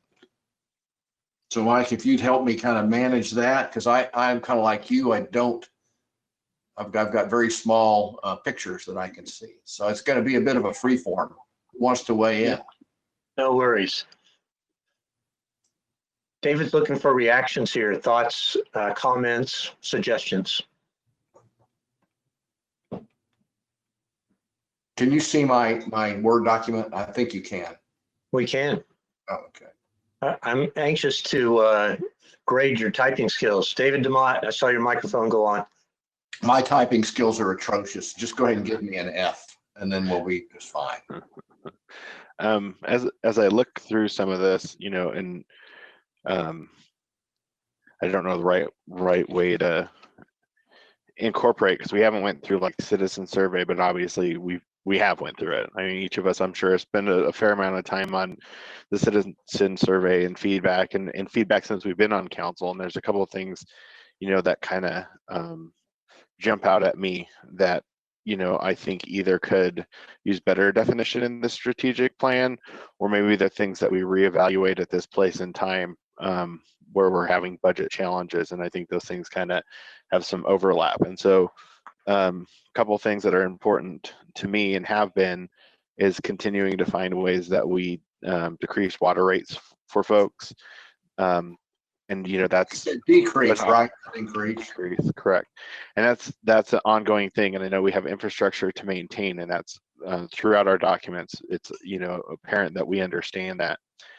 One of the things that I see as a troubling trend in our citizen survey was how we did, we still scored good, but you're seeing a downward trend in some areas. And so safety is one of those areas. And I think the interesting thing in the survey is that our survey went out before COVID, before the unrest. So, we are dealing with a perception of the city becoming less safe prior to this stuff. So it would be interesting to see where people are at beyond some of the issues that we've been seeing in society and in the nation and world. So I can't imagine that we don't need to make some more emphasis on that. Coupling with that, the desire from the residents to have that as one of the priorities in the city, because it's also scores very high as it usually does as far as what somebody expects out of the city. And so, I can't imagine between some of the change in law and the unrest that we don't need to be a little bit more intentional and specific around some of the public safety things and how we might incorporate those into the strategic plan in a way that is both providing resources to our officers and budget to what our residents have clearly said is important to them, but is also sensitive to the changing environment around us. The last thing that I'd add that kind of jumped out at me is the bicycle master plan. And I understand this is something that's went on for a long time. I actually, as we implement it, and this is one of those areas earlier on today, I talked about how we need to be able to be reactive to things. And so when we go to the vision, I'll bring that up again as far as the vision of an urban center. But the bicycle plan is one that I hear a lot about. I've been out at doors with my wife who's running for state house right now, and I hear a lot of people like, what the heck are you guys doing with the roads? And one of the consistent themes, even though I know this was pushed by, I imagine by residents at some point, was, nobody ever uses those, and traffic keeps increasing and you're taking lanes away.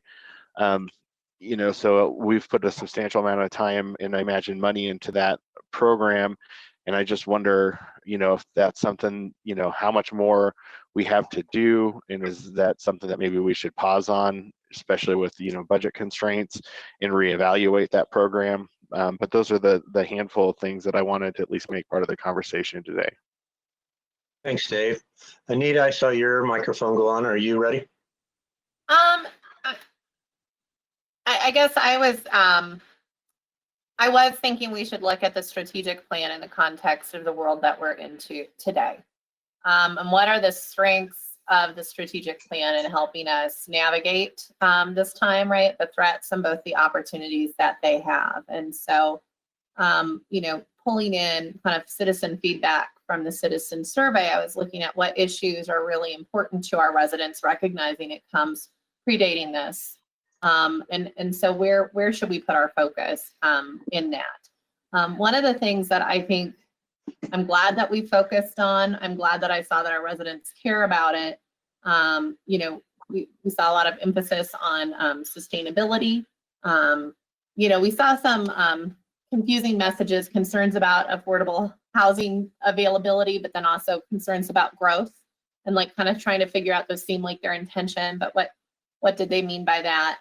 And then honestly, equity is a big conversation right now, right? The social unrest, equity is a big portion of that. And so how do we leverage what we've already been working on to really help us build back stronger post-COVID, post-economic, tribulations and post-social unrest? How do we leverage what we've been working on? How do we maybe intensify focus? Because I feel like, we can't be all things right now. We really do have to be intentional. But I would say let's not throw the baby out with the bathwater. I think we actually have a lot of the core strengths that will help us navigate this already emphasized in this strategic plan. The idea of sustainability in general is not just environmental stewardship. It truly is that economic resilience. It is that equity in the community. And so really, I think those are the three keys right now as we're figuring out how do we navigate for today's challenges and for a prosperous tomorrow. Good, thank you very much. I do have a specific thing, and it goes in line with, again, what we saw in the citizen survey. Our open spaces, our trails, our parks, our green spaces have gone from being something that people just truly enjoyed for a quality of life to almost essential. And so there's some parts where we talk about our open space, but we really do talk about it in a maintaining our open space. I'm wondering if we need to start talking about, well, I'm not wondering, I think we need to start talking about expanding, acquiring, and looking at regional equity of our open spaces, trails, and parks. So that is an area that I think we could shore up. Another specific one, and you guys can, I wish you had a squirt gun. If this is too in the weeds, it feels like a policy direction, but I might not be articulating it well. I think revenue structures are going to change. And I think we should align ourselves to be really nimble and be able to take advantage of some of those one-time federal dollars that might be coming our way. And so do we want to figure out a fiscal policy that allows us to have a reserve of cash for some of those matching grant dollars that I think are probably going to become available in an effort, a federal effort to stabilize the economy and assist local government? So do we want, I don't know how to structure that in a visionary way, but I think that we're going to have to maybe look for those opportunities right now and be ready to take those one-time dollars. Thanks, Anita. If Other anybody- thoughts? By the way, I would say, ask as I go along, trying to, my lightning fast fingers to capture what you're saying. If you have any difficulty with the way I've paraphrased what you're saying, please correct me. I will say the typing's easier to read than your handwriting on a flip chart, David. Thanks, Mike. Rich, yeah, you're welcome. Rich, I saw your microphone go on. Are you ready? Thank you, Mike. In looking at our strategic plan, and especially from an economic standpoint too, I'm working backwards in seeing what can we take out of here that is going to or has costs associated with it that will not directly go to some of our vision that we're going to build on after this. But I have cost concerns too. Multimodal transportation cost. As council knows, I am an avid bicyclist, but I have concerns about where our costs go on that, and then the use on that as far as relations to transportation for vehicles. I went through and highlighted the citizens' comments sections, and both the mailed response and the online response. It's absolutely overwhelming the number of people who have concerns about the quality of life and how we approach that. If and here again, we're working a little backwards here because in some of the vision statement that were included in the workbook, one of them really hit me as an example of a city's vision statement, that they were an oasis. And I see Westminster as an absolute incredible oasis that keeps Denver and Boulder from collapsing together. And so I think it's important that we have our own identity and not the identity of others. And so that's what I'm looking at it as far as then saving the money on that.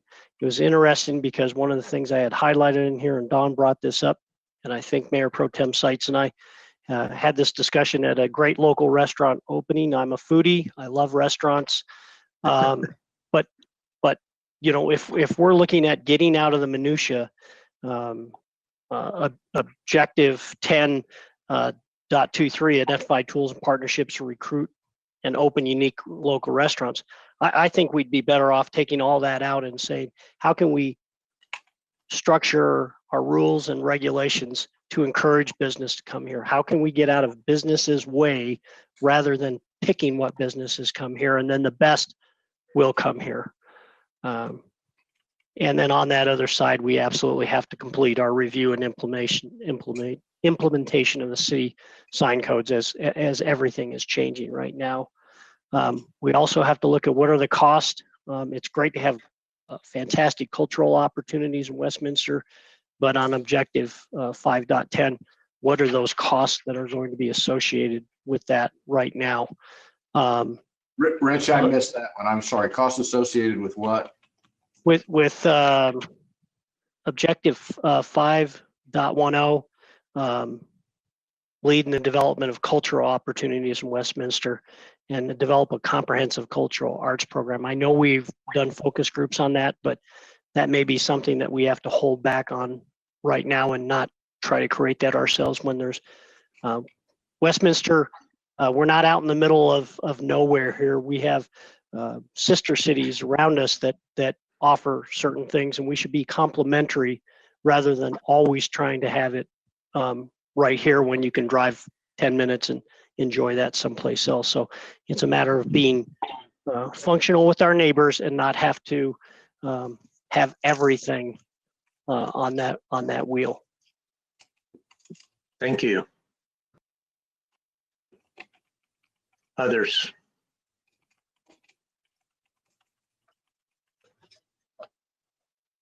This is Lindsay. So part of me has to go.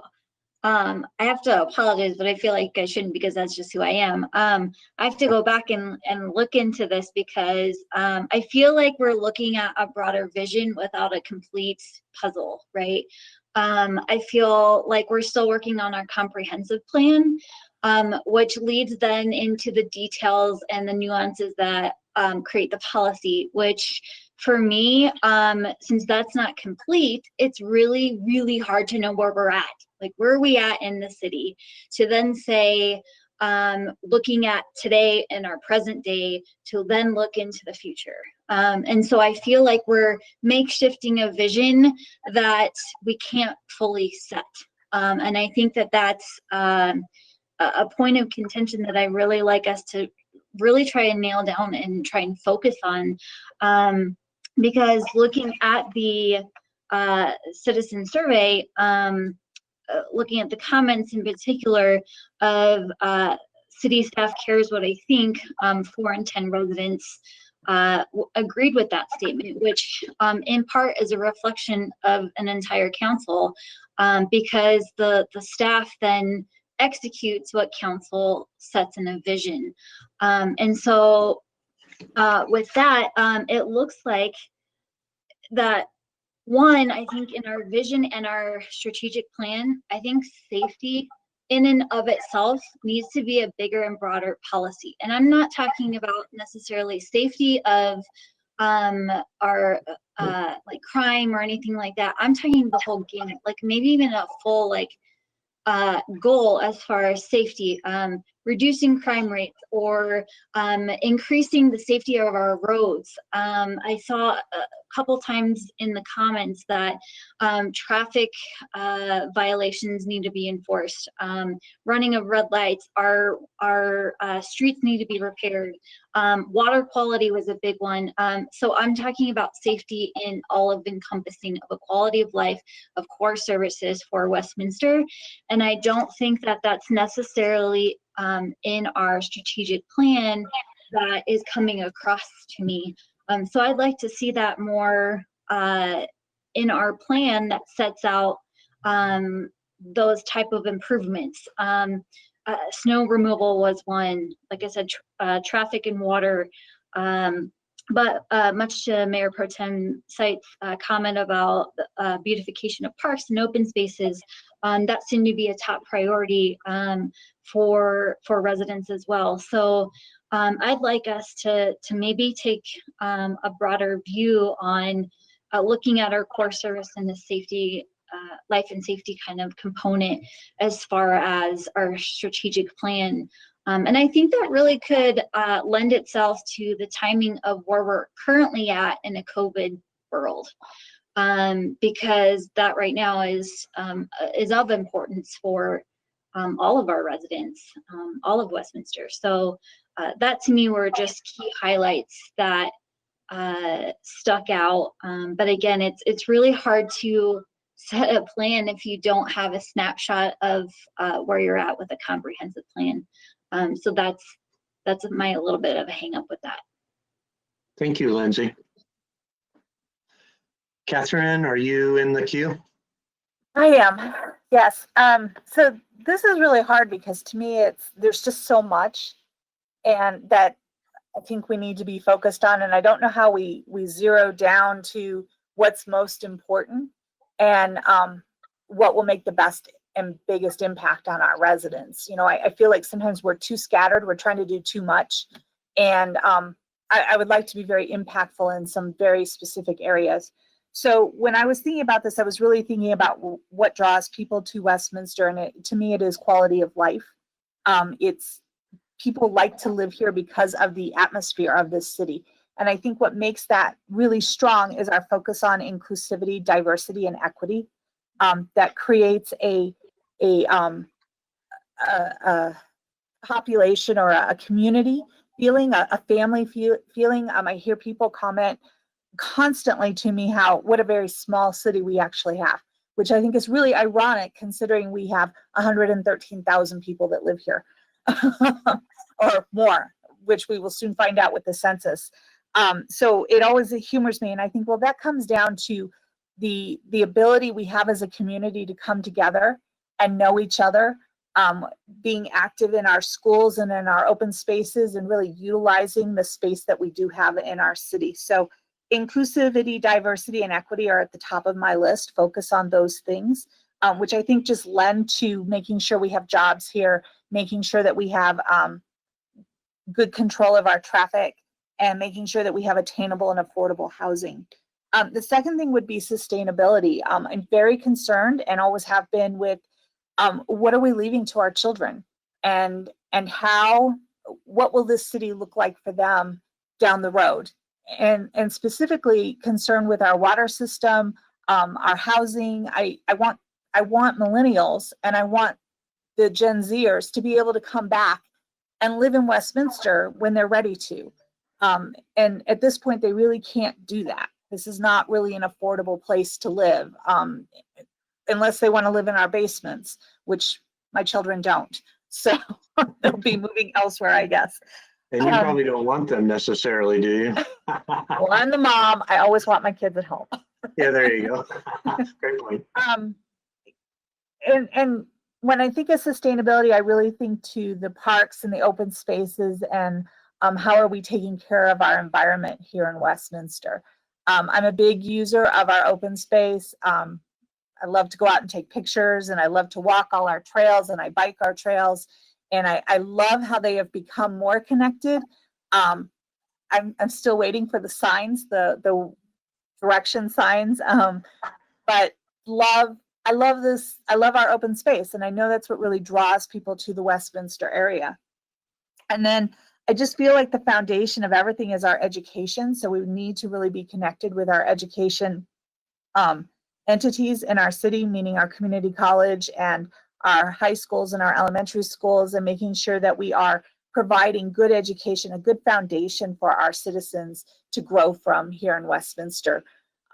So those are the areas that I really look to and want to be really centered on, and make sure that that's what we're paying attention to in the big picture. Very good. Thank you. Sean Voles, do I see you ready to say something profound for us? Nothing profound, I promise. I want to just kind of piggyback on what has already been said about open space. If you look at our citizen survey, it is definitely one of our top, if not the top asset amongst our residents that they list as a top asset. I would like to see us increase our I'm sorry, John, what is that? Open space? Is that what you said? open space. Yeah. I'm sorry. Yeah. I just want to make sure our open space. We a while back went more the route of maintenance, and I think that's proper. I think we need to be more of a balance where we're doing maintenance properly, but we're also focusing on acquisition as well. So I think we need to add to our open space. I think that's should be a priority in this plan. Especially now, the thing I noticed during COVID-19, people were out in every inch of our open space, using it and what an asset and what, you could say, well, the finances aren't there, and I understand that argument. But now more than ever, we need a space to get out and have that open space around our community. So I think we need to increase that asset and still focus on maintenance. But I know we went all the way to maintenance. I think we need to kind of balance it back out where we are increasing that asset, not just maintaining what we have. I think for us, we have to look to the future with COVID-19. Innovation and efficiency is going to be the way forward. There's not going to be any choice. About a year ago, we created a innovation department or a group within our city hall. And we hired people to do that. I think we need innovation teams to look at efficiencies. And I think we have to figure out a way to, I'm not sure the proper wording, but we need to find a way to put that as a point. And innovations mentioned throughout our document in 3 or 4 places. Is there a way to say as an actual objective that this team will look at ways to be efficient and innovate in this time of COVID? There's got to be a way of wording that, and somebody better than I can do that probably. But I think we need to capture that as something that's important that we're going to focus on, that we're going to innovate and we're going to find efficiencies. Because like, Rich said earlier, there are people concerned about water rates. Well, but we still have infrastructure capital needs. Can we partner with other groups? Maybe, and I don't even know what that would be. Our libraries, do we need our own library system? We partner with, there's things that someone within our organization needs to look at. I think we need to capture that as an objective as far as trying to innovate and be more efficient. Oops, wrong thing, Then, sorry. I agree with safety. I think safety is becoming or is going to become an issue. So I would also focus on that as well. Say that again. Which one? Safety being an issue that we do need to focus on. Yeah.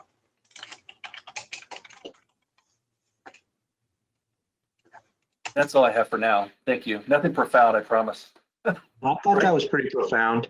Innovation and efficiency in the age of COVID. That's pretty good. Thank you. Okay.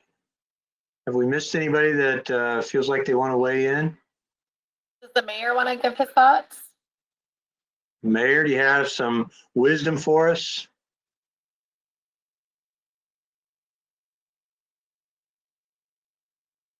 The meeting to stand up.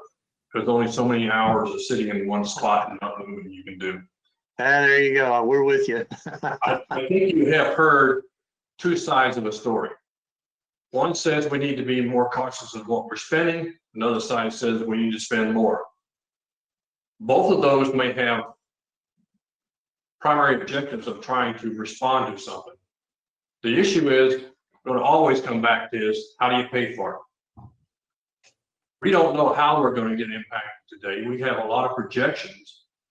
But as we look at the plan of where we want to go, we have to keep in mind we'll always come back to the same point of how do we pay for it. The bigger issue that we're going to have to come to a realization of, it may not be with this council, it may be not the next, but we're going to reach a point where we're not going to build anymore. Not in the way we talk about building today. Our land structure is shrinking. And one of the things that's not readily available is land that people want to sell for open space. We may take the connector trail here or there, but large parts of undeveloped land in the city of Westminster do not exist for sale or open space. If they exist, they are up for sale for development because there's a lot more money in the development side of it than there is for open space. But at some point, I want to say probably I would not be too far off in the next 10 to 15 years, when we reach that pendulum of we're not going to see a lot more development. Water taps are going to go down to almost nothing. Commercial property is going to be pretty well built out. We hope that they'll just keep the boxes and the stores full. We will then have to start looking at core services. And what are we going to eliminate? Because we won't be able to keep it all. If people are not going to do much different than they've done in the past, tax increases are not your friend. Unless you live in Denver or Boulder, then they all love them. But we have a history of having very poor support for tax increases for just about anything in Adams or Jefferson County in one, much less Westminster. So you're going to have to start to think about how do we provide these services if the city doesn't provide them. Today, we're a full service city. In the future, we may not be a full service city. And what are those services you're going to have to think about eliminating or providing through another source other than the city? So those are coming. Don't kid yourself. It may not happen in your time on council or your time on staff, but it will come, as we have seen it go to other cities who've had to get out of providing some of those core services. They just can't afford them anymore. So the big thing we need to understand today for what we need to do for the immediate future is, what can we afford to do? Larry and his team, I think over the next day and a half, are going to tell us this is where we think we are today. But what they can't tell me with any high degree of confidence is, where will we be 3 months from now?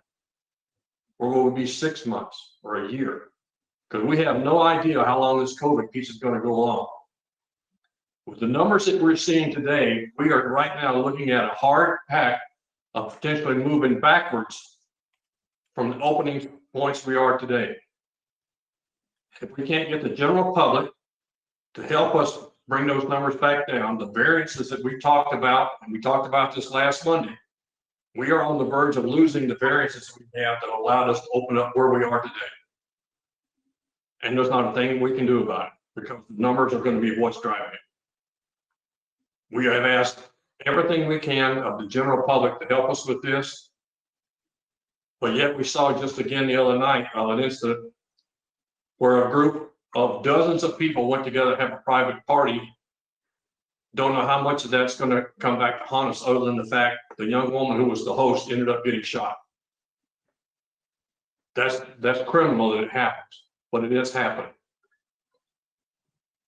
We have a lot of aspirations of what we want to see happen. Not a lot of that's going to happen. Some will, some won't, but we'll have to make decisions as we go along. Regardless of what we plan today, the ability to execute that plan is what's facing us in the future, and we don't know what that future is. That's not what a lot of you wanted to hear, but that's, I think my survey says I talk pretty frank, and I try to stay that way. I don't want you to misconstrue that this is all honey and dew stuff, because the reality is there are going to be some hard decisions that have to be made in the future, and they're not going to be very comfortable when we have to make them. Mayor, as you alluded to, and as I think we talked about in the agenda review this morning, that's virtually the whole day tomorrow will be spent on precisely that topic. And that discussion tomorrow will come right back to what we're having right now on the strategic plan. It will have an immediate effect on what we can plan for. Thank you, Mayor. Appreciate your candor. That's very helpful. Very helpful. Okay, I see John. I'm sorry, I have to interject, because I think I didn't hear one member of council say they wanted to spend more. And I think that was what the mayor asserted. And I don't believe I heard that from anyone. So if anyone was saying we need to invest more, please correct me. I think what you heard was purchase more open space. That's So we actually already have a revenue stream, and what I heard was rebalancing it from maintenance to acquisition. That's what I heard. The other thing I think we need to listen to the results of our citizen survey. And one of the things we saw in there was a frustration with growth and density and an affinity for our open spaces. And I think that if we want to avoid what other communities have seen, which are very no growth or extreme slow growth citizen initiatives, I think we need to start listening to that. And I think people can balance density if they have complementary elbow room. And so I think strategically we need to start figuring out, how do we have a land use pattern that's matching the needs of our residents. And so that I don't disagree with you that land is a lot more expensive than it was in the 90s. Land's a lot more expensive than it was when I got on the council. But I do think one of the beauties of open space is there is a layer cake of funding available for it. And so it doesn't have to all come from the city's pockets. We'd have to be able to have matching sources, but luckily we have a voter approved revenue stream that we could use for that. So there's that. I'd also like to say, I heard some really great commonality here. I heard a lot of public safety. And I think that's a cornerstone of providing a quality life is public safety. And I did a little bit of research before today. I just want to make sure, according to the Brookings Institute, having educational equity, having workforce opportunity are actually much stronger indicators of criminality in your community or level. So I think these goals have common benefits, right? Like if we want public safety, trying to partner with our schools is a really good way to get there. If we want public safety, making sure people have good jobs and housing stability is a good way to get there. And a well-resourced police force, right? All three of those things worked for the same goal. So I really like to think of it as a whole system and how do we have complementary effects. So. Thank you, Anita. John Vols? Anita, I didn't write that down. Is that the point, and I forget who made it up here, but thinking about the safety idea in really broader terms than simply police and fire departments, right? Correct. Police and fire is a way to handle a downstream impact. I feel like investing in housing stability, workforce resilience, and opportunity is an upstream solution, and you need both. So I just wanted to point out, I think they meet a common goal. Yeah, thank you. John? Well, I think Anita probably said a lot of what I was going to say. It very well said. Thank you. Mayor, I would never accuse you of not being frank. I mean, that's what I really like about you. I think you are. And I appreciate your reality that you said. I think you're right. And I think we probably all sense that. I think this document, though, should be aspirational and inspirational. And I think we should try to kind of reach a little bit. Tomorrow, we do the nitty gritty where we get in, look at the budget. It's going to probably not be pretty. But I think on this document, if we're wrong and there is resources available, or if we find a partnership and these are the issues we're aspiring to do, I think we should. I think we should try to reach a little bit, even in spite of what we probably are guessing, and we don't know for a fact, but we're guessing that the COVID-19 has had a tremendously negative, horrible effect on our city and its finances. I still want this document to be aspirational and inspirational. I'm looking forward. So I get everything you're saying. I don't disagree with a word of it, but I think for me, that will come tomorrow when we start trimming the fat. So thank you. That's all I have to say. Thanks, Sean. Dave DeMott? On one hand, and this is aside from the main things I want to hit, but on what John just said, I understand what you're saying, but I kind of understand what the mayor's saying too. And I think that the conflict you could end up in is competing priorities. Whereas the strategic plan very much says, here's where the priority where we're going to put dollars.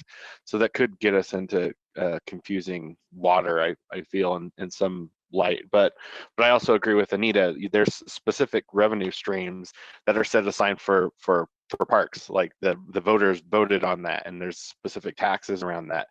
And that kind of alludes to some of the other things I wanted to bring up after the mayor's comments. I think he had good points, but part of what we should be doing as a council, in my mind, is kind of doing that 10-15 year plan where we're setting ourselves up to understand we're going to hit growth capacity. We're going to hit a place where our tax revenue is what it is. And I think we've talked about that actually a lot since I've been on council, between water rates and tax revenue and the things that we need to pay for versus the things that are nice to pay for. Our residents are very clear in my mind what the things that they do want us to pay for. They want a safe community, and I agree with all the comments as far as what makes safe. It's not just police and fire, although that's a big priority for me. I ran on both of those things about making sure we're funding those well. But there is a whole ecosystem that goes along with that. So we do need to be forward thinking and realizing, hey, this is going to change. The way our revenue is going to change, just like it's changing right now. And if we do good planning and make sure that we're continuously keeping those as priorities for the city, because we know those are the things that people expect us to deliver, and we put those ahead of everything else, I think that we actually don't get into the situation like other communities have where they weren't as forward thinking. So I think they're great points that the mayor brings up, so that we don't, we plan ahead and future councils plan ahead and hopefully follow our lead, like we're following the lead of prior councils that set those good policies in place. And, the other area where I really want to make sure that we put some focus that I was thinking as the mayor was making his comments is water. And that goes into a couple different capacities as far as, what is build out? How much water do we have? I mean, that's very, very key and critical. And that really should be something that and I think we do, but we should be asking that every time we do any kind of building. Do we have water for it?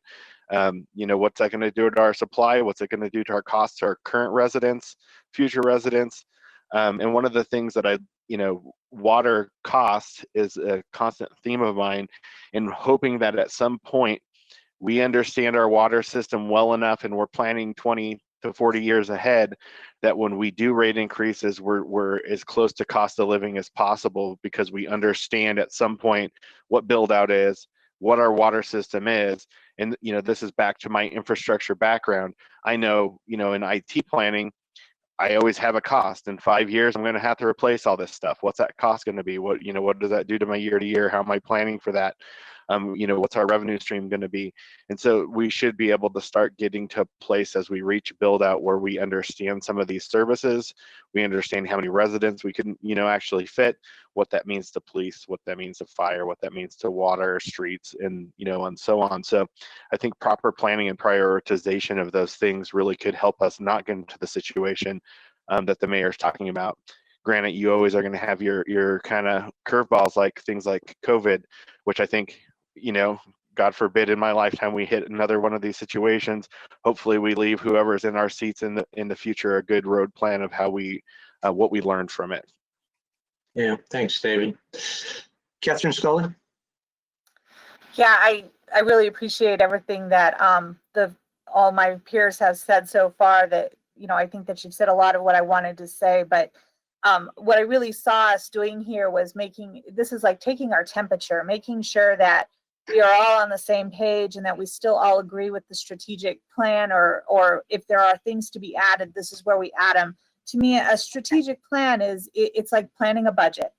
You know that you're probably not going to be exact in that budget. The budget is not like clicking off your checkbook.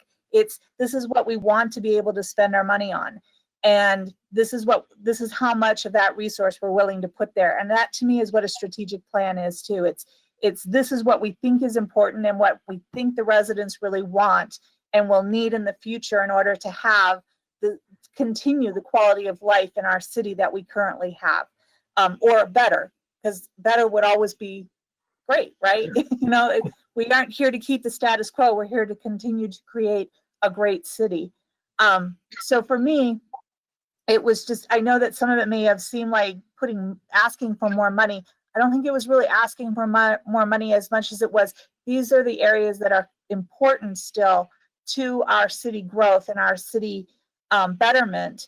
And I want to make sure they're continued forward. So that was where I was coming from, just to clarify. Thank you. This has been very helpful. Thank you very much. And David Eisenlohr, nice job on the flip charting there. We'll look forward to seeing that. Is this a good transition time then into your next topic, David?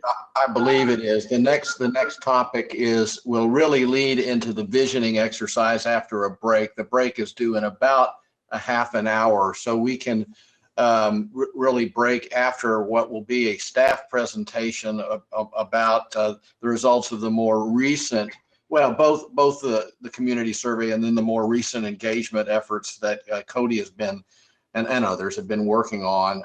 I have not planned to do a real facilitated discussion after that. It's foundational for the visioning work we'll do after the break. So, Cody, are you ready? I sure am. Okay, so do I need to do something to get this back to you? Got it. Thank you.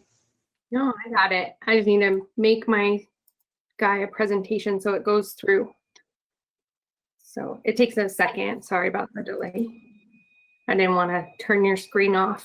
All right, I'm just going to run through real quick some recent efforts focused on the vision statement. You all have talked at length about the community survey results, and so I think that you're probably familiar with what came out of that specific to the vision statement. I think you're also aware that June 25th to July 17th of this year, we had in lieu of having our in-person town hall focused on the strategic plan, we invited the same folks we had invited to that original planned town hall to take this survey instead. We had 70 respondents, and the breakdown is here: 52 members of the community, 10 business owners, 2 employees of Westminster businesses, 17 employees of the city, some social club members, educators, board and commission members.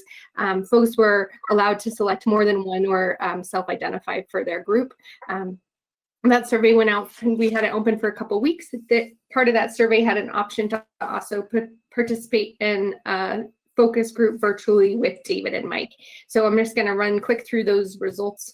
Well, not through the focus groups, but at least through the vision statement survey. It's also in your binder. I believe it's under tab 8. The community survey specific results that are around just the vision statement are under tab 7. Okay. And the vision, the focus groups are tab 10, I think? 9. Sorry, 9.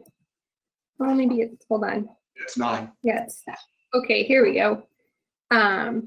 So this is just the rundown, very high level. For the first time in 2020, Westminster residents assessed whether they agreed or disagreed with various concepts in the city's vision statement and whether or not they should be included. This is that overall breakdown. I think you've all referred to it in your previous comments, but just to reiterate, 9 and 10 agreed that there's the community that embraces indoors or outdoors is important. And 3/4 agreed to the following statements: an inclusive city, a community with quality educational opportunities, a well-connected city, and a community with a resilient local economy, as well as a community that's one of the most sustainable in America. So, and then the last one, 1 in 5 strongly disagreed with the next urban center of the Colorado Front Range. However, 53% were on the agreed with keeping that statement in, which we'll see in this other information. The surveys that we did for the community also sort of split the feedback. So the Survey Monkey that went out to the community asked, what do you consider the 3 greatest challenges facing the city today? And you can see this breakdown here. Infrastructure was the strongest rated and the biggest challenge at 62.88%. Folks were given the option to answer up to 3 times, I believe. Traffic and pedestrian circulation and sustainable quality of life were also listed as challenges. And 40% or higher. Some of the others that came out related back to passenger light rail. That comes up quite a bit, is that connector to what the downtown area is. Water resources now and in the future, making sure that we're mindful of that resource and have the infrastructure and plan accordingly. Also trails and open space throughout this conversation. The next question was, what would you consider the 3 greatest assets for the city? Again, they had the option to answer up to 3 times. And you can see here that the strongest was parks, trails, and open space at almost 89%. Second to that was proximity between Boulder and Denver. And then behind that was access to major highways. Again, here we talked, there was feedback about light rail and completing the downtown as potential assets. And then final question on the survey that was a multiple choice was, what would you consider the city's greatest opportunity? Here we heard expanding trails and open space, creating walkable mixed use destinations, and development in the downtown, all around about 30% to 25%. Again, there was a reference to getting light rail to the downtown area, also connecting through Westminster to Boulder and Longmont, and following through on that effort. There was a couple about creating diverse housing, expanding sustainability, and consistently inclusive and welcoming city, as well as public transportation. So the word cloud to, I guess, the right of the screen here, a little bit encompasses phrases that came from what the vision for the city of Westminster is. I read through all of the, I think it was 60 total individual comments, and just to summarize them, of those 60, 9 noted that they did not think that the city should be the next urban center. 6 referred to the importance of neighborhood and community. 6 referred to the importance of completing the downtown. 4 related to both being the next urban city, or I'm sorry, not being the next urban city, but having urban amenities and a hometown feel. That came up a number of times. Transportation and mobility was important 7 times. Diversity, inclusivity, being welcoming showed up 8 times out of that group. Sustainability 4 times, affordable housing 4 times, and open space 6 times. Others showed up just once or twice, but those were those major themes. So consistent with the results of that Survey Monkey. And then I'll hand it over to David to talk about the focus groups and the work that he and Mike did earlier this week virtually. Yeah, okay, thanks, Cody. I have included those summaries of those 2 focus groups, as well as incorporating a very similar effort that was done, led by Donna and Cody with the ELT. And I've embedded that in the next activity, which starts the vision reconsideration of the vision statement by the council. So my suggestion is going to be that we are at an appropriate break time, maybe about 25 minutes early, but if that makes sense to you, we can take about 15 minutes now and then reconvene a little bit after 2 your time. Wait a minute. What time? Yeah, 29 there. we are still right on break time. So take 15 minutes, and then we'll devote the rest of the afternoon to working on the vision statement. Is that okay with all? Okay, see you in 15.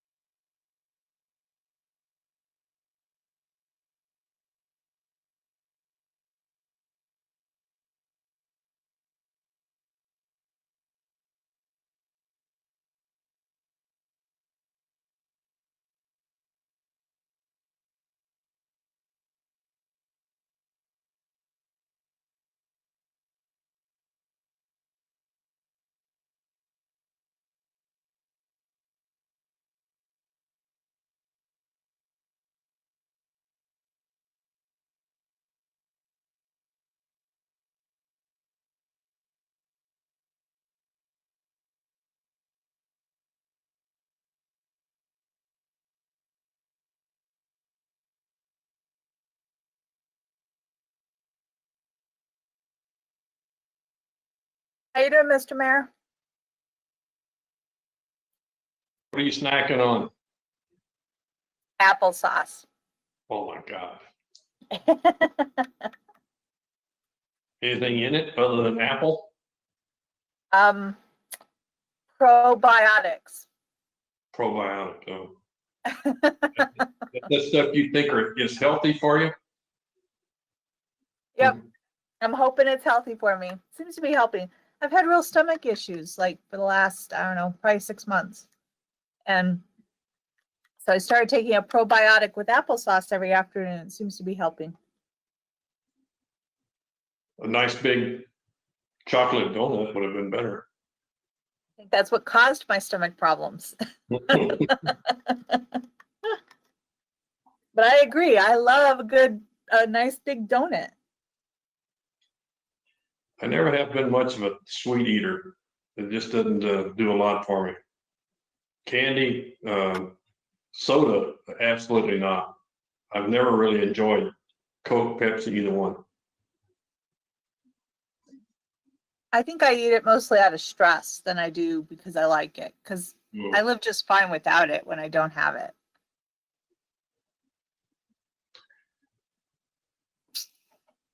Yeah, Rich, we can see you hiding. Well, not now. No. Rich is kind of like Mark Williams over in Arvada. He's got all these cutouts of himself that he has planted around the metro area. So Rich, where would you even go about getting a cardboard cutout of yourself? Like, I feel there could be so many good practical jokes with that. It might like improve quality of life, especially if I had one made of someone else, not of me.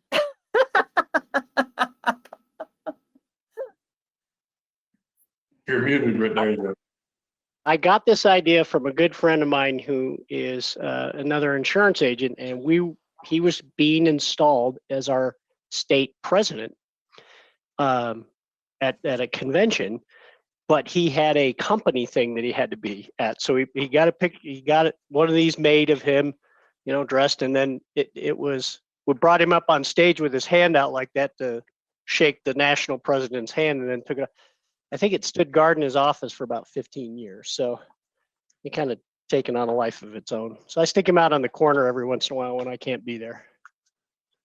We had friends that their daughter was a senior this year, and so she didn't get to go to prom. So they did a cutout of Leonardo DiCaprio that she went in the back and like she wore her prom dress and she looked stunning, and then she's with Leo. So yeah. It was pretty funny in some of the pictures because it was hard to tell it was a cardboard cutout a little. So it's a great deterrent to crime because even if you have it in the back, someplace there's this shadow and scares. The bad thing though is the staff, especially when there's new staff members here, they weaponize it in that someone will go to the restroom and they'll stick it in the hallway just as they come out. And he's been knocked down a couple of times self-defense wise because of that. So I would say Brent McFall and the mayor have been scaring me for about 4.5 years because they are in the CMO's file closet. And when you walk in there and the light doesn't automatically turn on, one of them will inevitably fall out behind the cabinets. Yeah. She's Jesus. so right. Whole Foods Herb.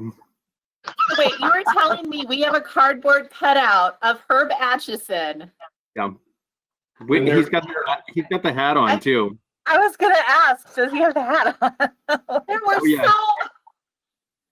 I feel like we have missed out on a lot of April Fool's jokes that could have happened. Yep. I'm just going, that is just so wrong. Rich has been in his office for a long time because he was so enamored with it. Oh, that's perfect. You see him come in the morning, he genuflect every morning as he came in.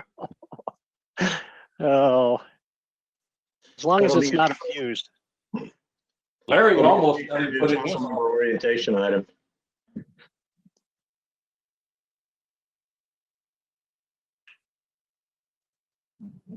How are you, Mr. Lindsay?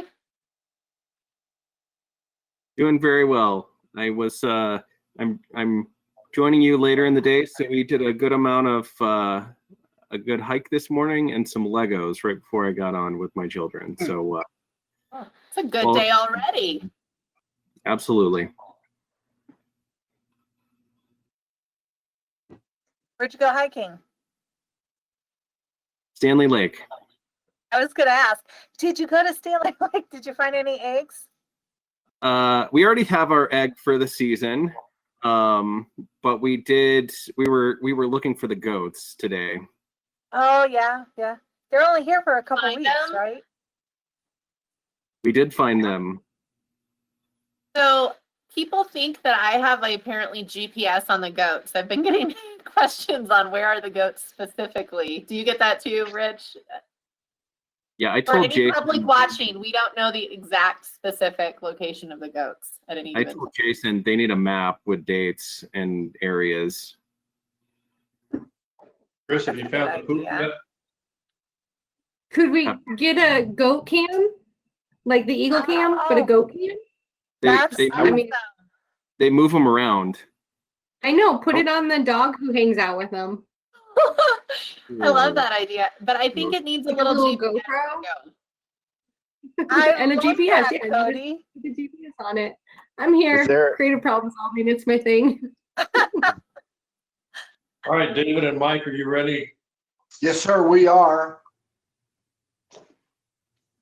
Here we go.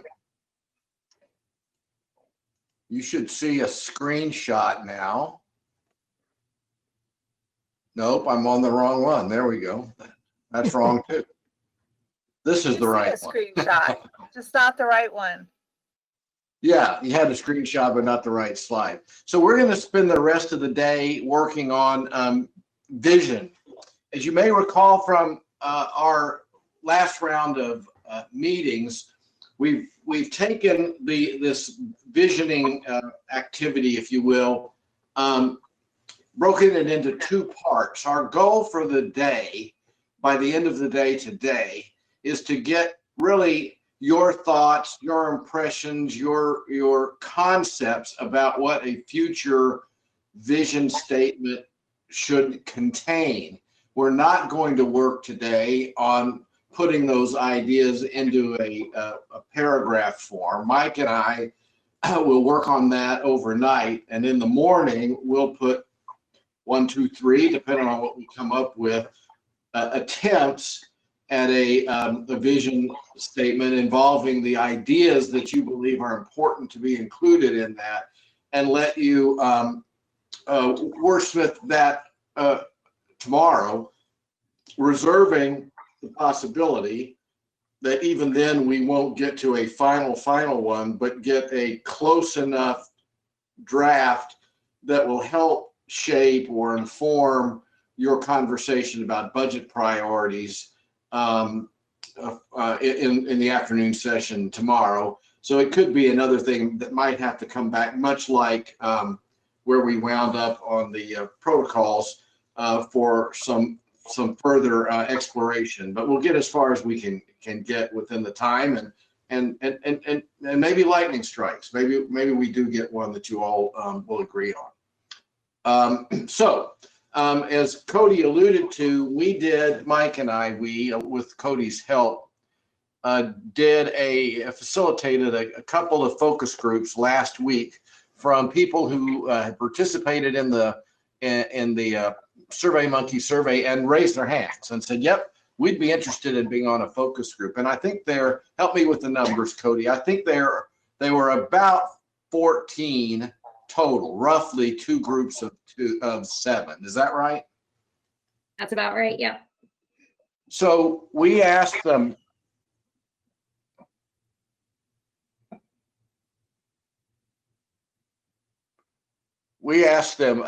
three questions. What I'm missing here, well, I want to talk a little bit about, I thought I had a slide. I want to talk a little bit about what a vision statement is. Is the current vision statement in one of the tabs, Cody? Oh, that's a good question.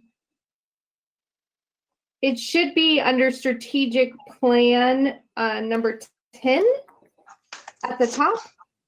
Yeah, there it is. So what is a vision statement? When an organization sets out to define its vision, what are they doing? And how is a vision statement different from a mission statement?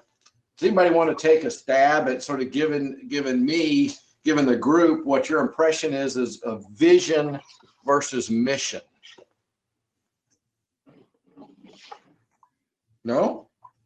Well, mission is why you exist, right? Like your mission statement is, well, I would assume for Westminster is to provide the core services for residents. Your vision is more of an overarching vision of how you get to the providing those core services of why you exist. That's a good, yeah, that's good. Anybody else want to give me your own thoughts about the difference between a vision statement and a mission statement? I agree with Councilor Smith. A mission statement is your purpose, and a vision statement is a descriptive statement on your ideal outcome, your ideal existence or embodiment of what is doing your purpose well look like to you. Yeah, that's so the slide I thought I had in here said this, that a vision statement is, and I think I heard John use this exact language earlier.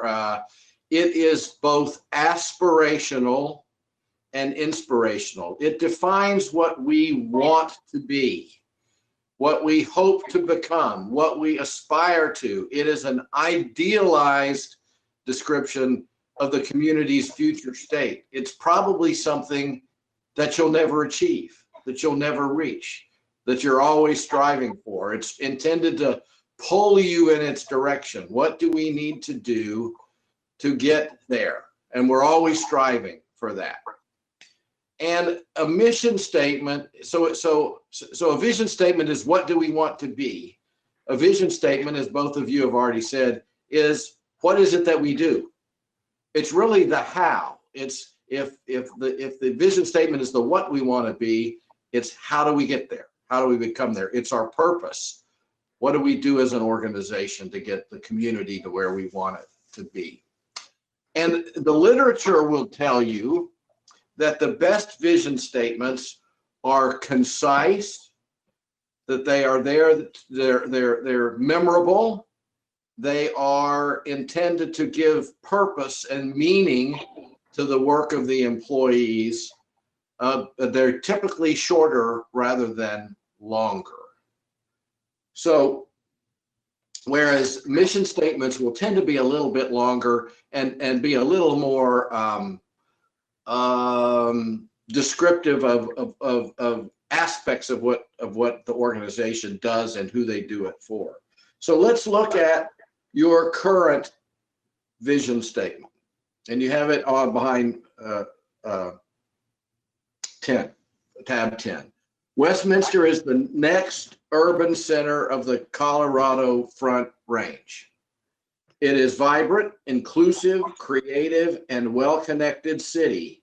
People choose Westminster because it is a dynamic community with distinct neighborhoods, quality educational opportunities, and a resilient local economy that includes a spectrum of jobs, diverse integrated housing and shopping, cultural entertainment and restaurant options. It embraces the outdoors and is one of the most sustainable cities in America. How does that meet the test, just generally, of concise, memorable, aspirational, and inspirational? Rich, I see your hand up. To be succinct, it's a mouthful.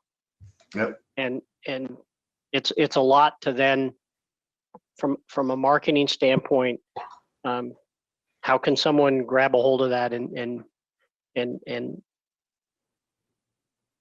and put that into their mind and get that, oh yeah, it's in my mind, it's possibly because it's been added on to.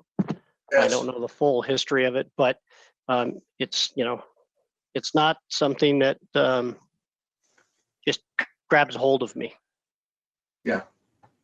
So I would bet, and I'm going to guess here, and we've of course had these conversations, is that with the exception of the Next Urban Center language that has drawn some criticism, and Cody spoke a little bit to what they heard in the surveys about there are lots of concepts embedded in here: vibrancy, inclusivity, creativity, connectedness, dynamism, quality, those sorts of things that would typically be found in a good vision statement. I think where there are challenges is it begins, in my opinion, I'm just expressing an opinion here, begins to cross the line from a vision statement and getting close to mission the further we get into it. And by the way, these are not hard and fast rules, and it's not unusual to see combined vision mission kinds of statements. So what we did in the 2 focus groups, and what I want to share with you, it's really 3 focus groups, is the first thing we did, and we're going to have you, the council, go through exactly the same exercise that we put the 2 community focus groups through, is answer the following question using the software.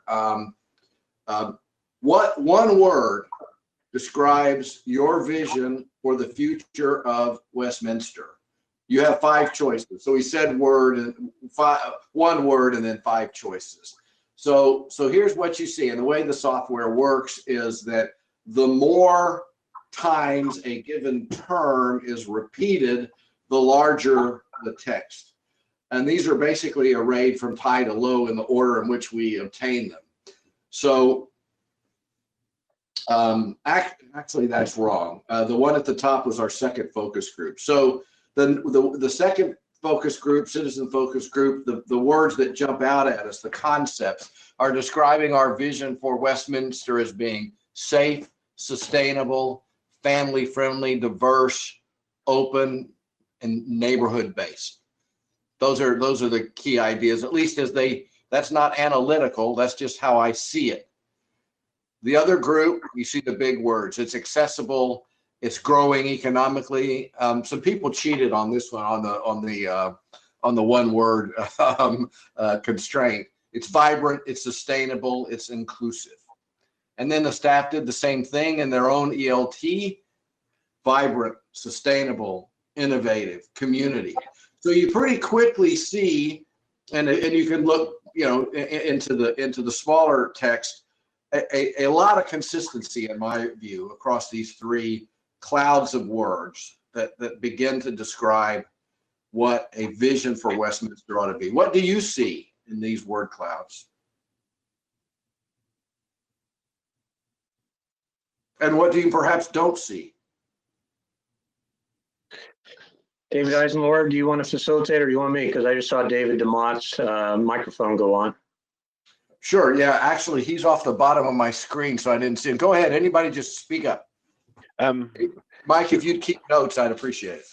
Quick question. So when you have them choose the 5 words, they had options of what those 5 words should be, or was it? Nope, just off the top of their head. If you were to, yeah, we did. David Eisenlohr said choose, but really it is whatever you want. What 5 words would you use to describe? They did have a copy of the existing vision statement in front of them, which of course includes some of these terms, but we didn't attempt to give them a list to choose from. We just said, what 5 words come to mind when you think about your vision for the future of Westminster? You, at 1 word at a time. What do you see? What jumps out at you? What is it that you? For me, for me, you see, like, say, if I see family friendly, I see open space, I see sustainable, so some of the things that that I hear a lot, and why people, you know, live in the community. And so those are kind of the ones that jump out to me as really the safe, family friendly, you know, kind of that whole open space type feel, more of that suburban type feel. Yeah. Words. Others, any reactions to this? This is Catherine. So for me, what sticks out is that sustainable is in all three of them, and it's It is, one, yes. it's the biggest word. The only concern I have is that we've had this conversation before, is how is sustainable defined? It's just such an ambiguous word. That would be my only concern. It's a great point, Catherine, and we made no attempt to define it. And so, yes, sustainability, it's certainly one of the very popular terms these days, and sustainability tends to be in the mind of the beholder, or in the eyes of the beholder. Some will have a very, very narrow definition and link it often to sort of environmental sustainability, but it can mean much broader sustainability ideas depending on who's using the term. Okay. So this is Anita. I wanted to notice, obviously sustainable came through all three. I would hope that we've talked about it enough that most people see it as focusing on making sure choices we make today facilitate a strong local economy, promote equity and environmental stewardship, you know, both for today and tomorrow. So, I mean, that's I think the definition we've used here in Westy for it, and hope we've done a good job communicating it. I wanted to point out that inclusive, if you look at it, there's also like inclusivity and diverse and inclusive. So I think it actually probably should be even bigger in that kind of mid one. Do you see what I'm saying? How it's broken up a little? I do, yes. There. And I think there's kind of a few So different that's ones. Diverse, inclusivity up here. Yeah. Down here, yeah, And- down and yeah, and then below to the right of that. So just kind of wanted to highlight that seems like, even though it's not as big, it seems like a pretty big goal. And that bottom one is a little bit more, people have really good vocabulary. So I'm trying to see if there's some more consensus in there. Are you talking about this one? Yeah, it's kind of harder. I have bad eyesight, so it's a little harder for me to see. That's city staff. That's the senior city staff. Okay. What I'm seeing from this is kind of I like that our community is pretty positive. I feel a little affirmed, I guess, from what our current vision statement. I agree with what Rich Seymour said. It is not very succinct and it isn't very descriptive. I don't disagree, but it looks like the elements of it I see coming through here. So I'm sure there's a better way to craft it. That is, it is a little bit more like, oh, I get an exact image of where you're going. But I also feel good that I think we're still on the right track. I think that's right. And you made the point, or asked the question really, how did the groups sort of define, how are they using the term sustainability? And we do have notes from the discussion that we took in the two sessions. And I think that, Mike, correct me if I'm wrong, but I think they did use the kind of a broader conception of sustainability that you just described than a narrow one. That's fair. Okay, so the Rich next Seymour, you have your hand up. Rich Seymour. Yeah, just real quick, what I see and what I don't see, concur with my fellow counselors, is that you know, a safe, family-friendly, and vibrant community that's inclusive, and then how we, you know, sustainability, Mayor Pro Tem Sites brought up too, is the three factors of that. And then on the other side, I only see in one spot, and correct me if I'm wrong, because it may be too small for me to see, other than in one spot where it says urban. I think you're right. I can't. Sorry, guys. I feel like I'm getting really close here. I don't. I'm up here. I think you're right. I only see it in the one that was the ELT. Is that correct? That's the only place I saw it. Me too. We had conversations in both of the two that we facilitated about that term. And it was clear that in both cases, as they defined what they were, how they were resistant to that term, they described it strictly, really. And again, Mike, don't let me misstate it here, but they read urban equals dense. It's really a density issue. Could I bring up a point on that? I mean, I noticed that too, what they brought up, but one of the other things that, like if you're, I was going to bring it up, so I don't know if now's the right time or not, but since I started, I'm going to. As far as the term in a vision statement of the next urban center, and then I look at the other parts of it. For one, I agree it's too long for a vision statement. It's just a lot in my mind. But it's also very, it conflicts with itself. So like the next urban center is a very narrow view of something versus, vibrant, inclusive, creative, well-connected. I think that like all the other things really encapsulate a lot of what the city of Westminster is. But like if I say I drive through this big city that's very diverse and has different places from, what is going to be our new urban center to the traditional neighborhoods that mostly fill our city, the term Westminster's the next urban center doesn't encapsulate the majority of the city is probably the thing that hops out at me the most about it.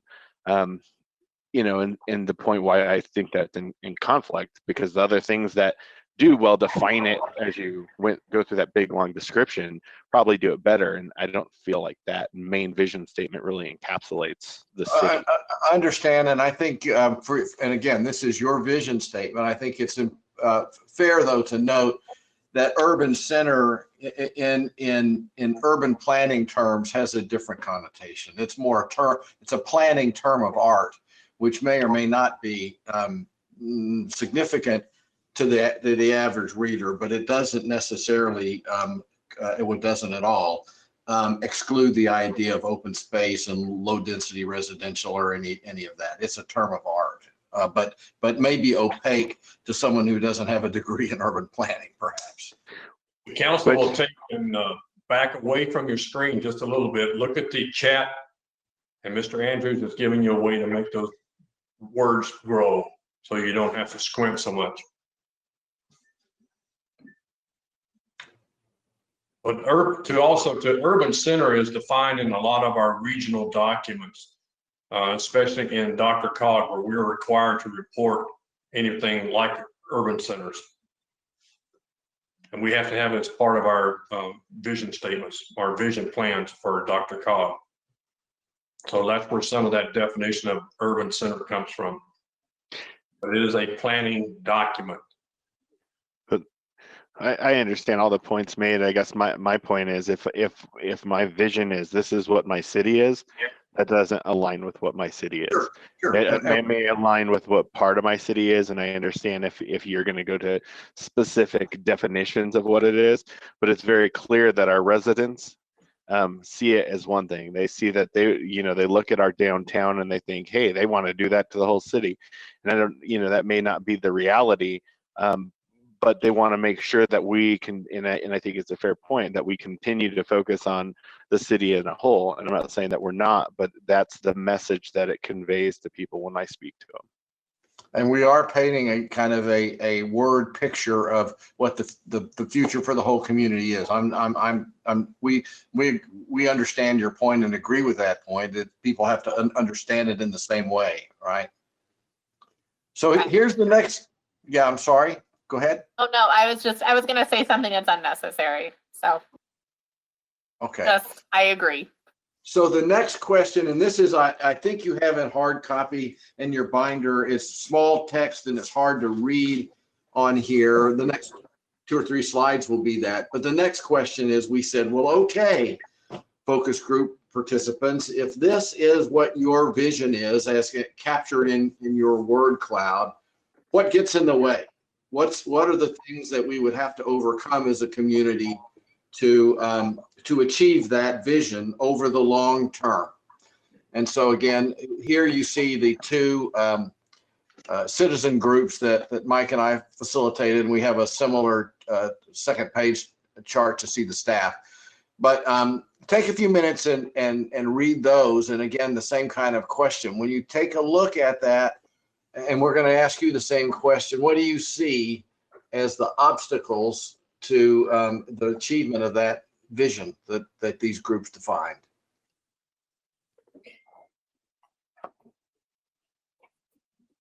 Take you a second to scan all. Go ahead. All of this information is also in your binder under tab 9. If Yes, that's, thank you. yeah.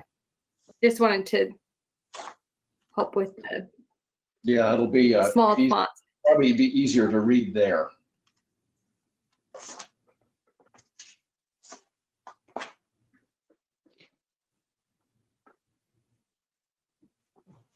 By the way, if you wonder on these slides, why 2 in each one, there is one that's big and bold.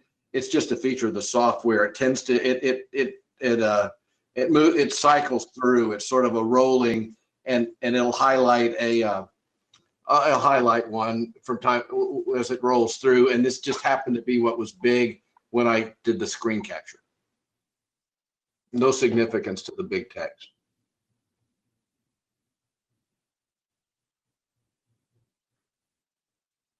So any themes or anything you see here that sort of jumps out at you as obstacles? But by the way, the other thing is in some cases you'll see language that really means lack of or absence of. So for example, sustainability is in the top one. It's there in a couple of ways. They're not saying sustainability gets in the way of our vision. It's not practicing sustainability that could be an obstacle.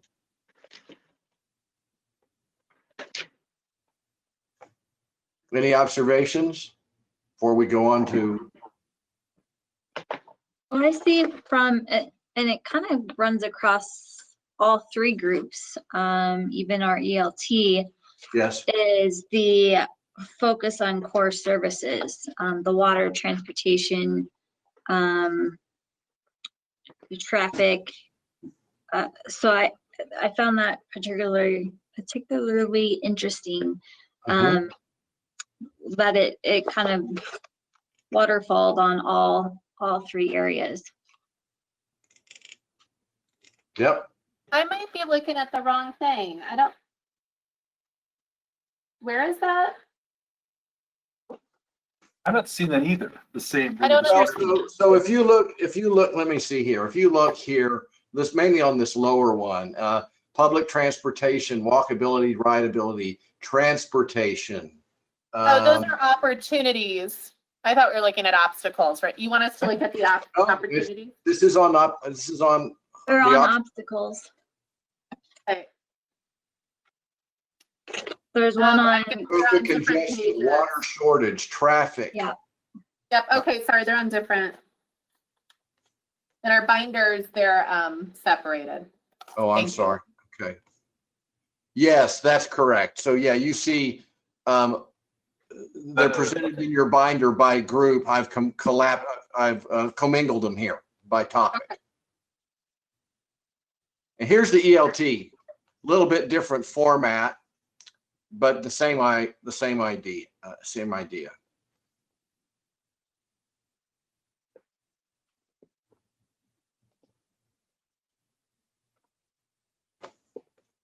So there's concerns about growth and about traffic for sure. Yes. Yeah. Those getting away, those are things that would have to be addressed as the way we pose the question in order to realize that vision.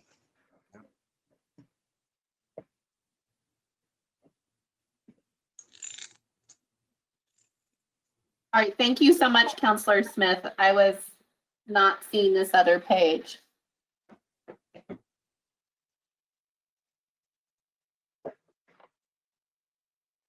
I also am impressed with our residents' concern about matching up our growth with our water availability and concerns about infrastructure capacity and stuff. So to me, that I'm pretty impressed with the level of understanding of how everything works in there. I think these are really, I'm glad they're articulating them. In one of the groups, there was a gentleman who was very much concerned about water and supply and those kinds of things, and he was vocal, and he brought that group along with him. And it also seems like there's some recognition that there's resource constraints, right? Like that money will be one of the challenges, having enough money to actualize this. Yeah, both, you see here, both fiscal and natural resources. This, I'm sure, is related to the open space concern. How do we have the ability to do that? This one, if you look at the staff ones, there's some more obstacles that are or call it organizational focus obstacles than whatever the opposite of that is, community or even conceptual kinds of obstacles. So they talk about political divides and political misalignment and cohesiveness on the leadership team, division, support, mistrust, those kinds of things. So that this is the kind of the staff insider's perspective on the obstacles that would need to be overcome to move us to that idealized future. Any thoughts or observations about? I'll just say, I mean, the ELT current obstacles are pretty brutal, aren't they? I mean, I'm reading them. They're very brutal, I think. I mean, I appreciate their honesty, but wow. I think we better take another look at those at some point too. I don't know if brutal is the term I'd use, but there is candor there, yes. Well, I mean, having not been in the room and not getting more context with this ELT one, I mean, it does feel like, I don't think they mean probably kindness in the community, but maybe they do. I would imagine they're meaning kindness from, I don't counsel, I would imagine, or, grace is another thing that's mentioned here. It would be nice to know, are these kind of focused at obstacles at a council level or a community level? Does anyone want to provide kind of obviously a little more context for us, or? Mike and I were not in the room for this one. I'd ask any staff member that feels comfortable talking about this, do so.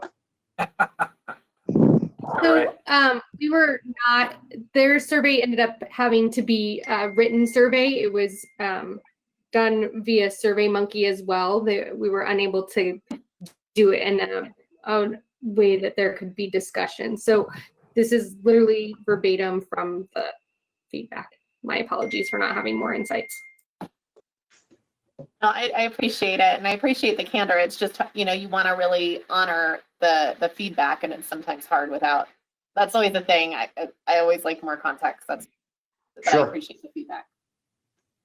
Well, I did think I heard there some understanding that words like kindness and overcoming divisiveness. I heard those mentioned, I believe, in the context of council. That's not what these say. These are obstacles that they see in their administration, their leadership, and their work. These are the obstacles they see. They've mentioned council a couple times, but I wouldn't say that you should assume necessarily that something like kindness, although kindness is important from all of us. It's a word that was important to somebody. But I would tell you that our experience as a staff over the last couple of months is that the interaction generally has been fairly brutal. People are unhappy, people are upset, and we understand that. People are unemployed, the economy is unstable. People are angry about social issues. I mean, that's a reality that they're dealing with at this point. So if you'd like us to do more, to talk with the ELT about this, I'd be happy to do that. But I just wanted to comment because I don't want you to jump to every single one of those items being directed towards the city council.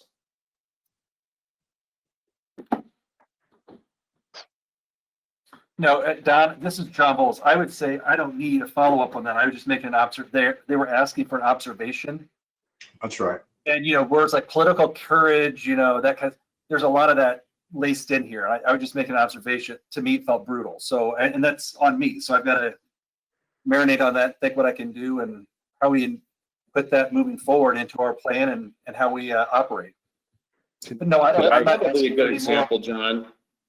Political courage, our staff is dealing with looking at what some of them believe is to be not a very good management of COVID-19 on a political level that is totally out of your jurisdiction. Gotcha. Well, thank you for that. So there are political Sorry, concerns that the staff has that are completely unrelated to the city council. Thank you for that, Don. And Right, I don't and need I more. would- I don't need more on this. I just made a quick observation. Cody? Sorry, I just wanted to also say the issues of equity in the organization and administratively throughout the organization are a big hot topic right now too. And there's a lot of discussion around that taking political courage as well. So I think it was very much based on what's happening as an administrative part of the organization, the operations, not necessarily the leadership of council. Okay. Can So we I add something to that, please? Yes, sir. Please do. I actually appreciate John's, Councilor Bowles' assertion of, or feedback on that. I mean, and I understand too what Don's saying. There's a lot of political divide in the country in general right now. However, there are those two first bullets that kind of start out of the gate about, that are critical of what they believe council should be. And, they have, I am glad of their candor. However, I may not 100%, agree or subscribe to everything that I see in here, but also I do think it's fair to say that maybe we don't take it all to heart. But I mean, to John's point, there are some that are clearly directed at council.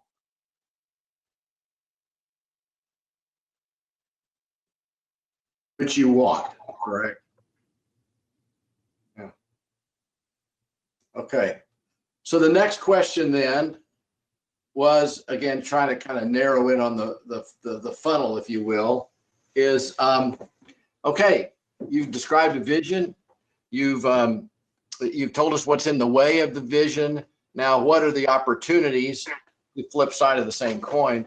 What do we have at our disposal to help us achieve that vision, to overcome those obstacles, and to move the organization and the community in the way of that direction? So we went through exactly the same kind of exercise. We didn't prompt them. We didn't do anything other than say, tell us what you think the opportunities are. And using the application, which you're about to do, this is what came up. And you'll see, as you kind of always do when you talk about strengths and weaknesses, or polar opposites, you tend to get often the two sides of the same coin, right?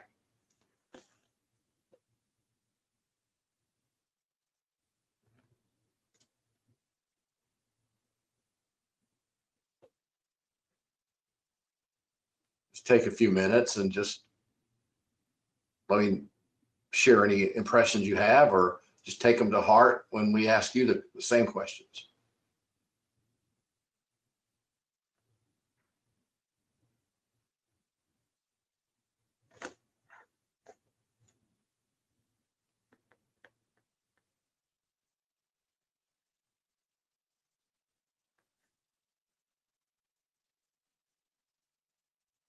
Do you see anything surprising or unexpected in there in terms of opportunities that, again, you're looking right here at community members? I think the thing that jumps out at me, and it's not really a surprise, is the biggest thing on here is stop attempting to grow in population instead of nurture what exists. And that kind of goes back to my point about the vision statement of, making sure that we're fostering what's been here for a long time while we look at the opportunities in areas that we're growing. Uh-huh. Yeah, I would agree, because there's even some things in ELT that focus on open space, and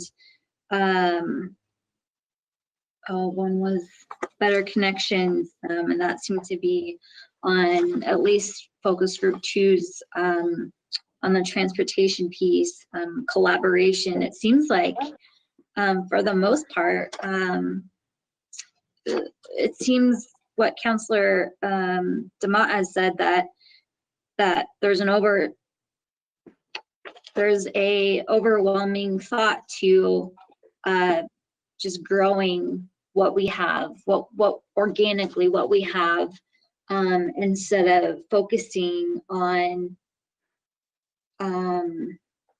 for lack of a better phrase, but focusing on that big urban growth, big population. It just seems like through this look, it looks like to foster, to grow, to organically be who we are.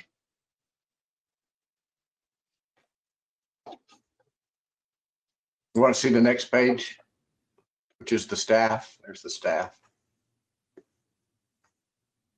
So looking through this, I see a lot of, again, pretty impressed with our residents, but talking about looking for regionalism, opportunities to partner with our neighbors, especially on issues like transportation and transit. Yep. I see a lot of focus on environmental sustainability as being an opportunity. Preserving open space comes through loud and clear as a goal of our community. So I'll focus on that. One thing that, and I recognize there's kind of cognitive bias, and so please check me on it. But you see cultural offerings, light rail, you see all of these urban and rail area development, so I feel like the strategic plan that we have really does capture most of the opportunities that are listed by our residents. I can't think of anything in here that isn't addressed specifically in our strategic plan, particularly if we were to amend it to really work on, instead of just maintaining open space, but also have an additional, a renewed focus in acquisition. I want to go to the ELTs real quick. That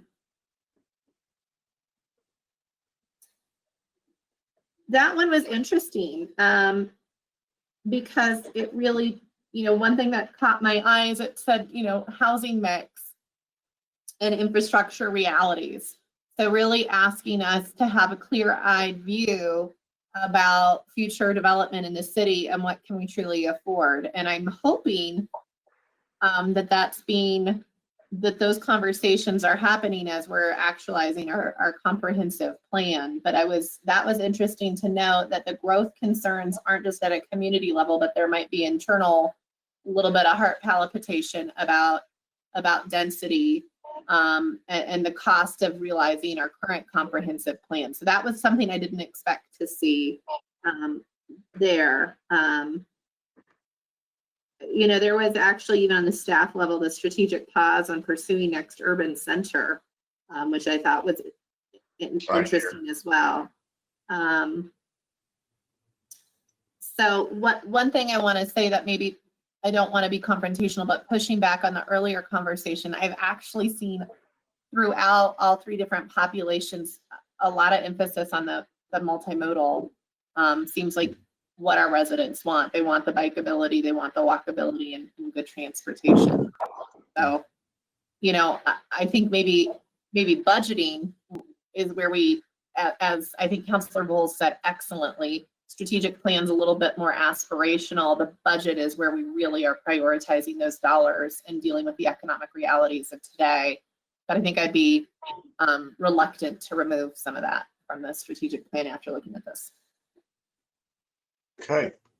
Any more observations on this, and where the next step is going to be to let you do the same activity as a council? This is one where I would ask, and I think this has been the case earlier, but this is just for council input on these next polls. Oh, here it is. I just had my slides out of order. Here's a couple of sorry. Here's a couple of example vision statements, and I just plucked these out of just did some Google searching. Most of them I remember where they came from, not all of them. Create a great city of communities that cares about our people, our environment, our opportunities to live, work, and prosper. That's Vancouver, British Columbia. A world-class city for all. Now that certainly passes the concise test. That's San Diego, California. America's Queen City, opening her arms to a diverse and inclusive community of residents, businesses, and visitors alike. A safe, family-oriented city where people work together and help everyone thrive. Does anybody know who the Queen City is? Is that Charlotte? Charlotte, North Carolina, yes. Oh, nerd, uni nerd. Somebody, I think it was John earlier, noticed this one about an urban oasis. We actually have two oases. A tranquil urban oasis characterized by upscale neighborhoods, family-friendly atmosphere, and unmatched community spirit. This is a city in the Dallas-Fort Worth area that's a client of mine. It's the city of Colleyville. It's located out near the airport, and it is this. This is what they are. And the other oasis of natural beauty is Mike's client, and it's also in the DFW area. I think Mike stole Oasis from my client. They stole it from me. And so this is Westlake, which is very nearby Colleyville. So they're similar cities, but the same idea of natural beauty, open spaces. Both of these communities really kind of like you all are wrestling with those attributes. This one, I don't remember where it came from. A city with an emerging urban vibrancy guided by a small town sense of community. I grabbed that one because it seemed to be a little bit congruent with some of the conversations that you're having in Westminster. So these are not perfect, but I thought you'd like to see a few examples that I thought were concise and might well pass the test of aspirational and inspirational. And here's yours. We've talked about that one. So here's the first poll. So if you have not, I should have put the instructions back here. The website that you need to go to, the web address is pollev.com, POLLEV, as in everywhere, ev.com/David E 675, no spaces, pollev.com/David E 675. A few of you have got it going. So what one word best describes your vision for the future of Westminster? Up to 5 times. Mike Condiff, being the engineer he is, figured out when we were test running this, that if you hyphenate a term, it counts as one word. So if you wanted to put, I don't know, whatever you wanted to put, if you use hyphenation, it'll think it's one word.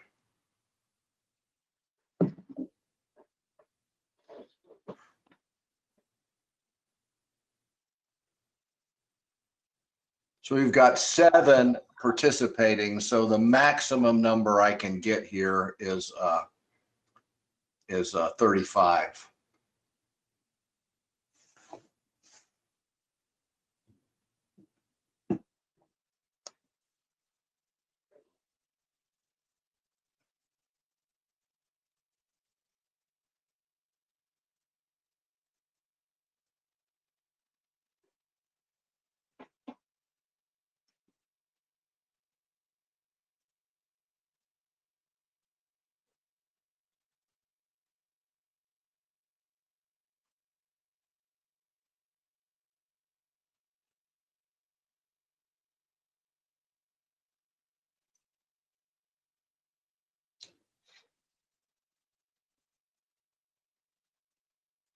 I see a term on here, Counselor Demott, is that yours, cybrant? Is it like cyber vibrant? I'm just teasing you.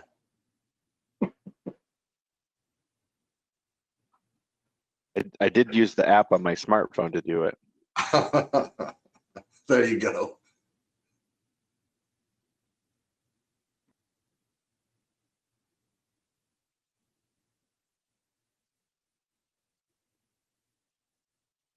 Beautiful.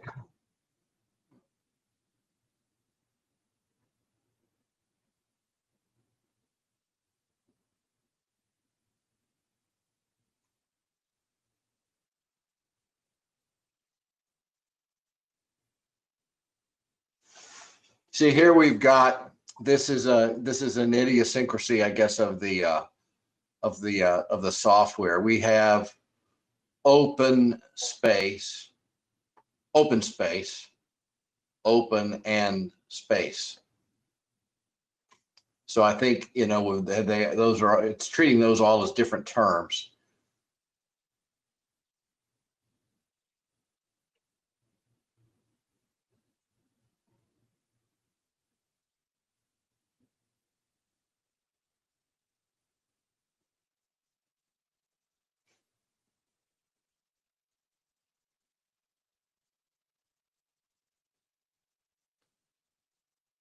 I have 31. That means there's not a requirement that you do 5. Okay, 32. Well, we've got space for 3 more. If you're still contemplating 2 more. I'll be happy to take someone's too. It's like the dot exercise, right? You want to get somebody else's dots.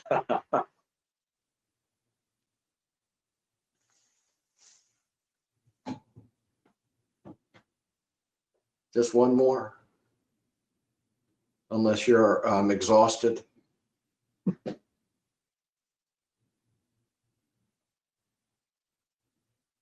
So kind of from the beginning, we saw the merging safe, sustainable, inclusive as sort of the biggest 3 ideas in a future vision statement for Westminster. What do you see?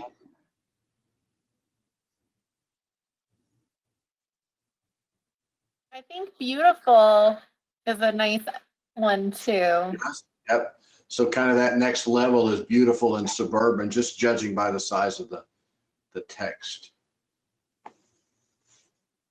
Tell you what I don't see. I don't see the word urban at all. Well, suburban, I guess. I feel that horse has been beaten. I just felt like kicking it one more time.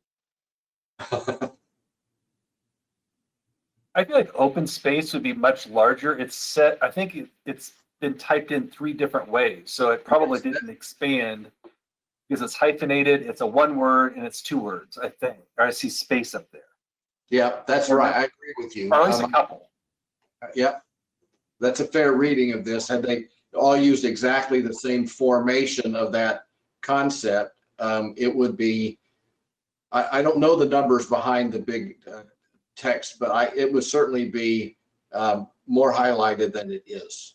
Yeah, because I think it's 3 different ways. Yeah.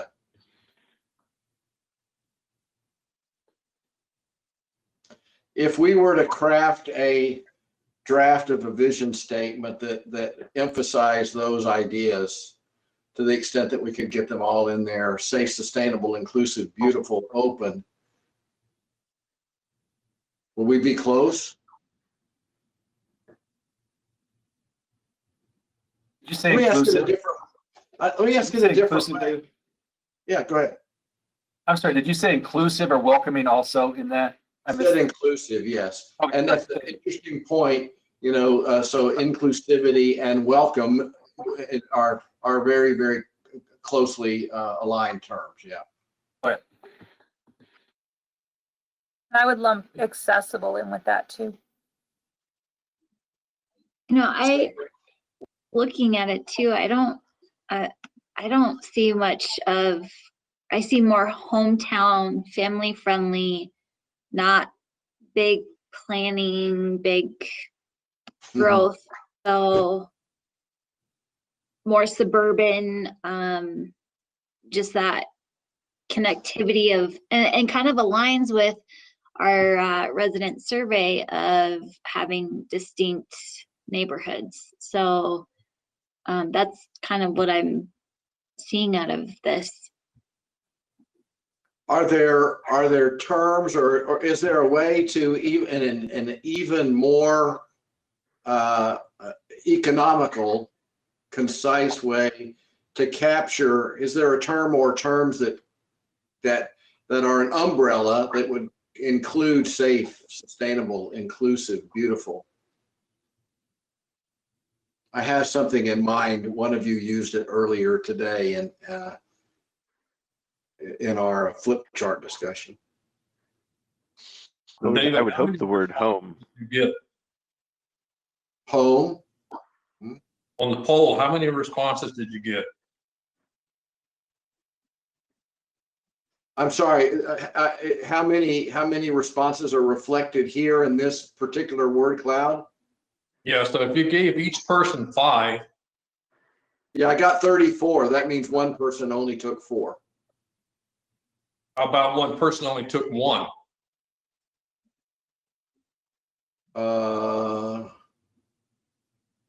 Well, 7 times 5 is 35, right? So if I've got 7 participants, I'm only missing 1. Because I only put in 1, I didn't put in 5.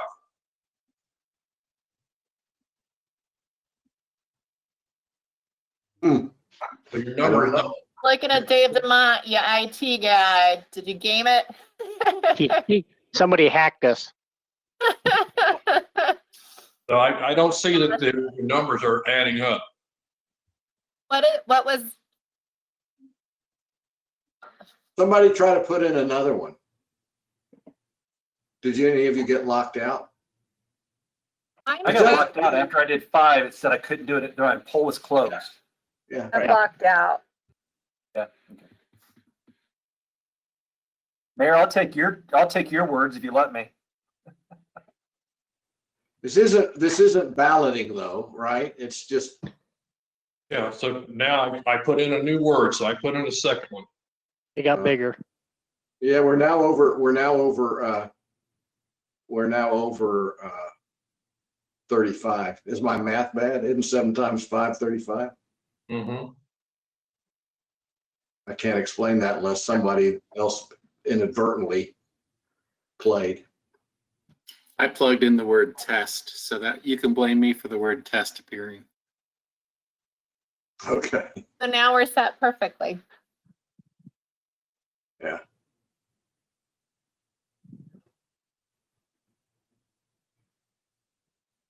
Okay, well, we still have essentially the same answer: sustainable, safe, inclusive, suburban, beautiful.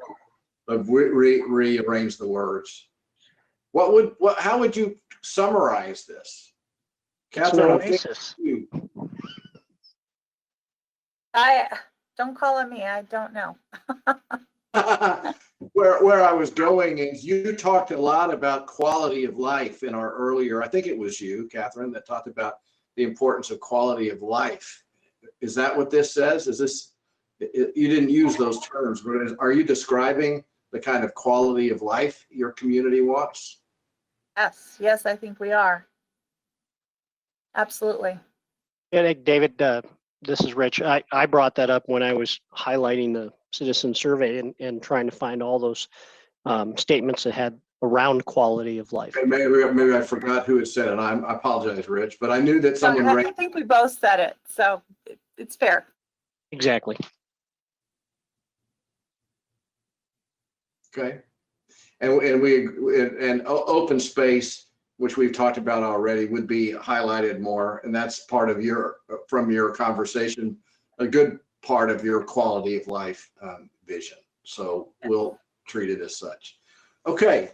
Any other thoughts about this? Does this, again, at a conceptual level, at an attribute level, does this get closer to what this council sees as a workable vision statement for the city of Westminster? Can I just test my colleagues on this real quick. The word suburban, I think, is replacing one problem with another problem. So I think what's really cool about Westminster is we have a whole diverse different types of areas of our city. So we'll have our downtown and our TOD, which are more urban in nature. And then we have amazing single family homes with really large yards. And we have everything in between. We have multifamily, we have Bradburn that's walkable. And so I'm just worried about being so limiting in the descriptor.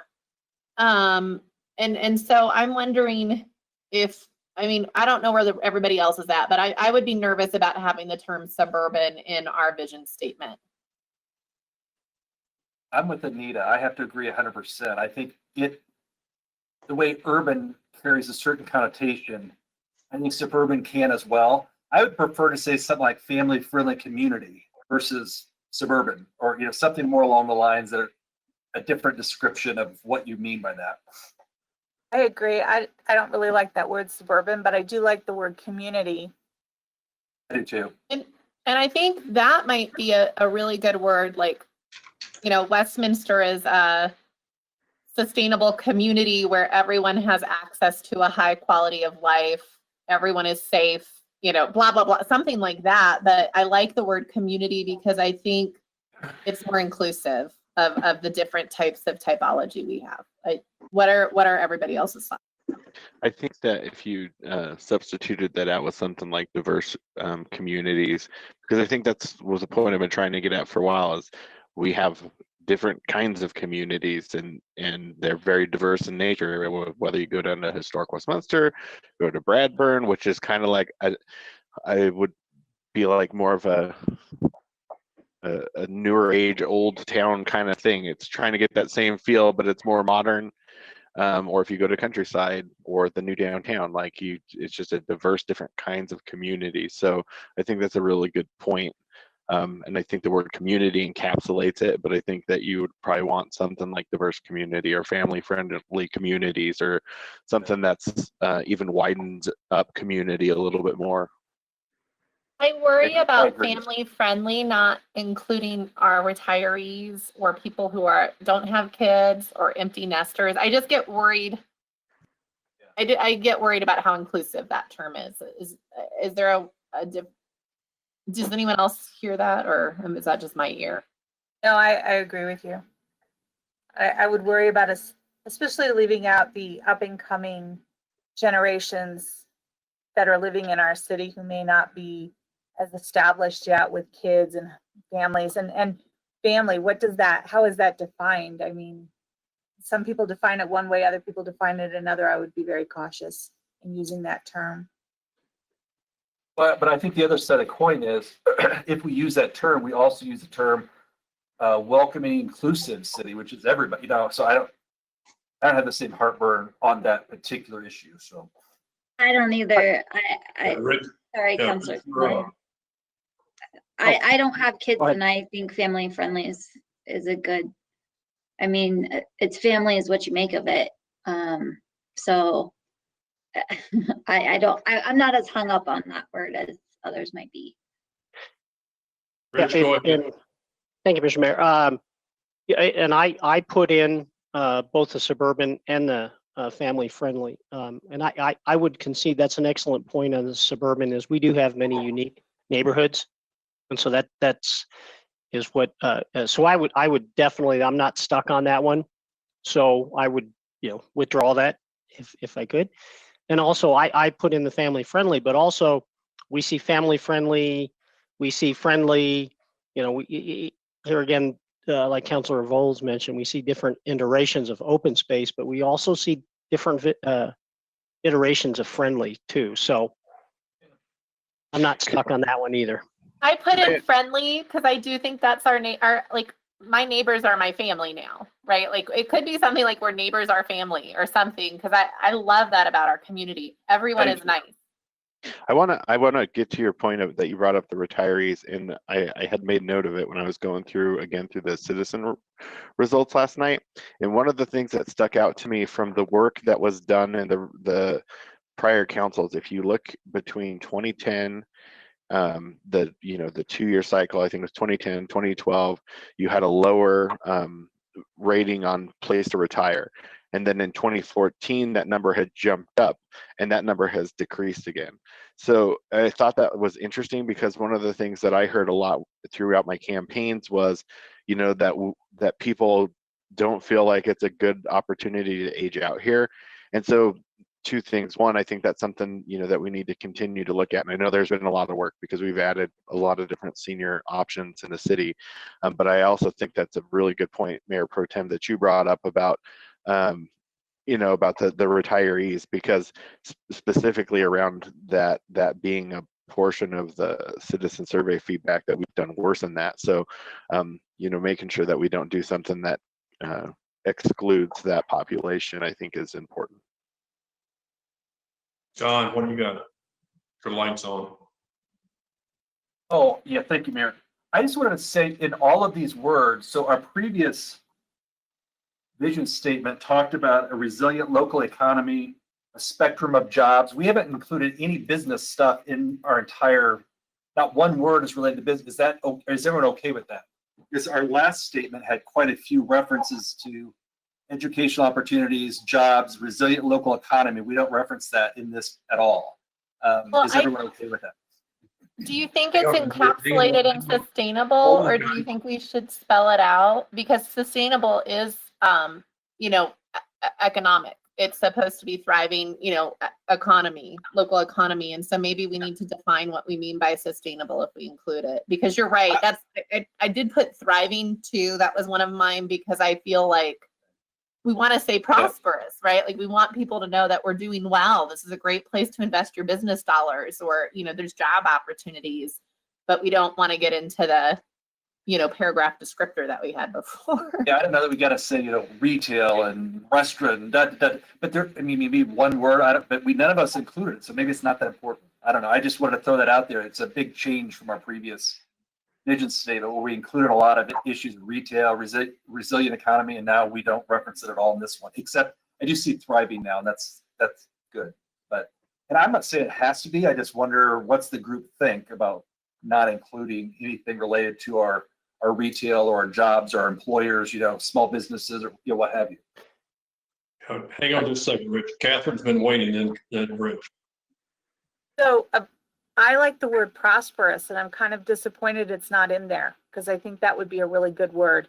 The other thing that I thought of is another word for family friendly would be neighborly. Just putting it out there. I think that's a good word. All right, Rich. Thank you, Mr. Mayor. In relation to the business community, if you create a community using the words that we're bouncing around right now, businesses will come because you've created that opportunity. You've become a magnet. So I don't see that as a negative, leaving that off. That could be more part of a strategic plan. That's my thought from a business standpoint. And Rich is correct. With rooftops come the others. Without rooftop, nothing comes. More thoughts? I like the term thriving over prosperous, not because I think prosperous is a bad word, but I think it could have classist connotations.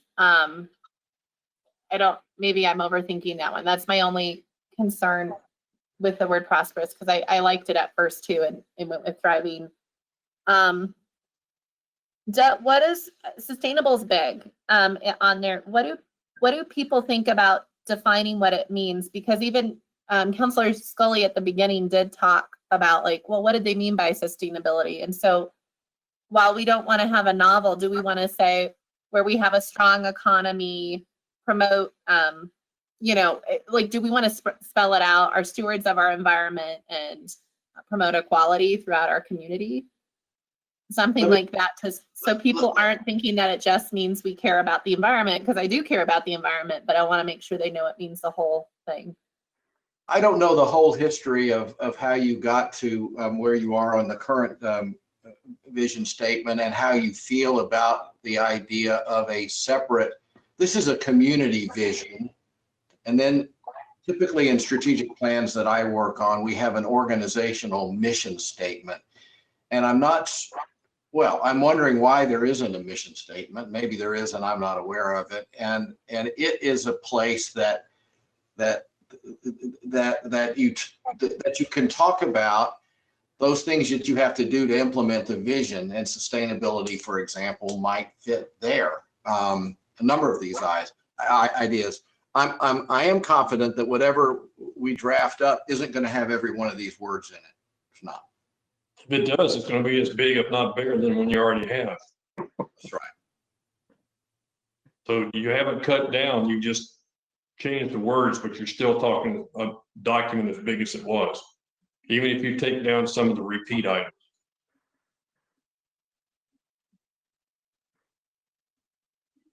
It'll be back to Rich's point, it's too much to get in a mouthful.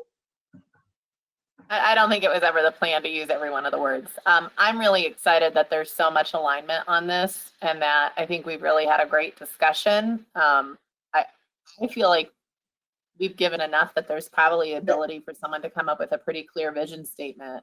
Let us work on it. Let us play around with it. We'll put 2 or 3 in front of you tomorrow.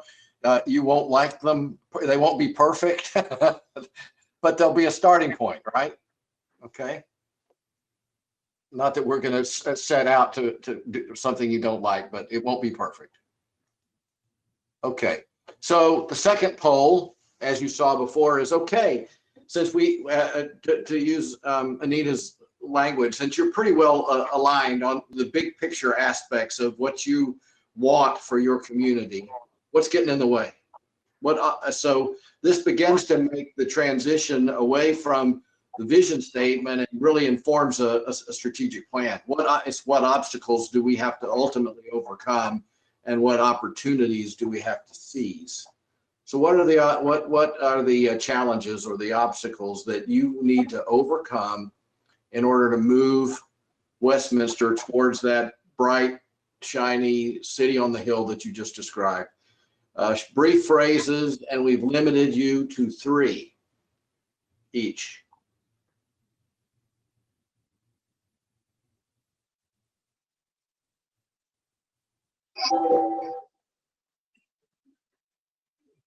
So we've got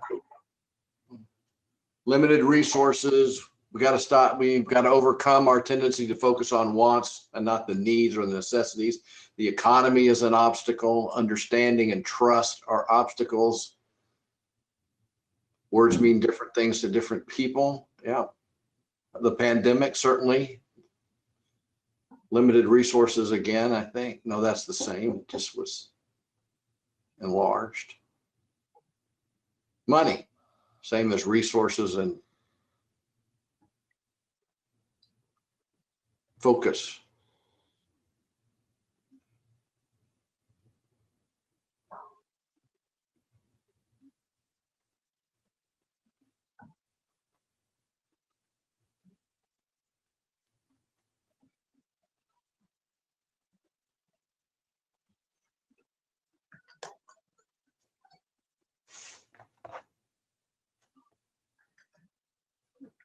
Could have up to 21 on this.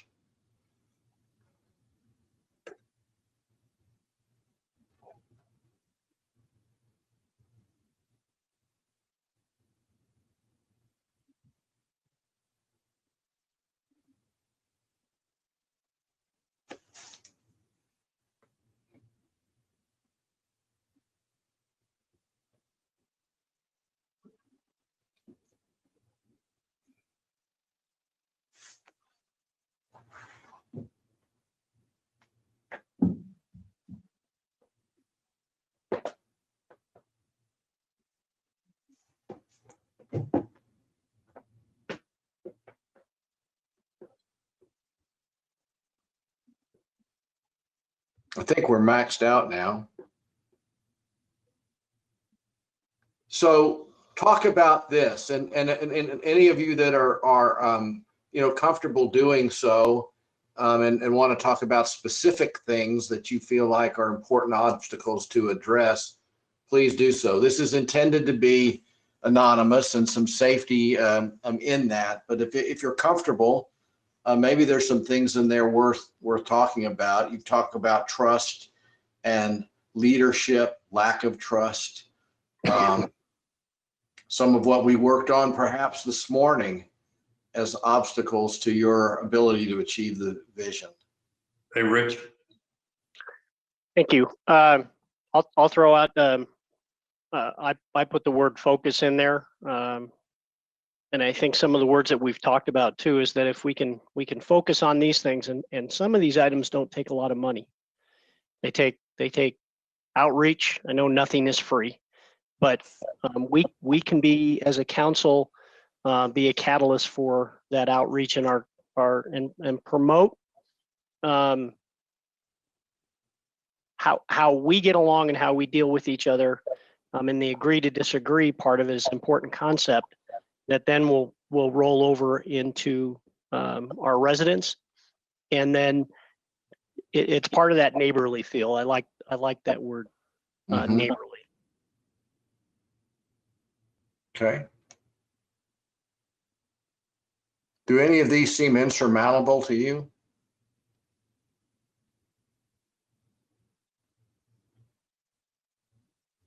Not easily, but just insurmountable. We don't know in some. Yeah, that's true. I don't think they're insurmountable, but I think that they could there's going to be a lot of time that we're going to have to maybe wait, because we are sitting in a pandemic, and it's going to make it hard to do things right now. Yeah. That's why I raised the question. You know, typically strategic plans don't fail in the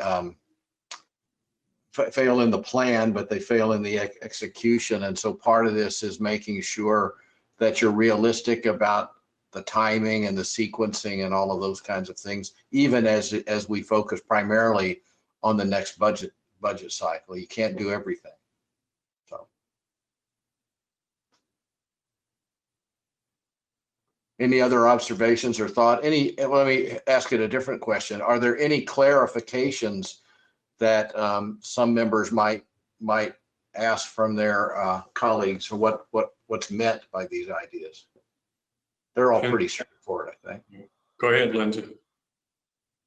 I guess I'm just only one I'm really kind of don't really understand is vocal negative minority of residents. Right there.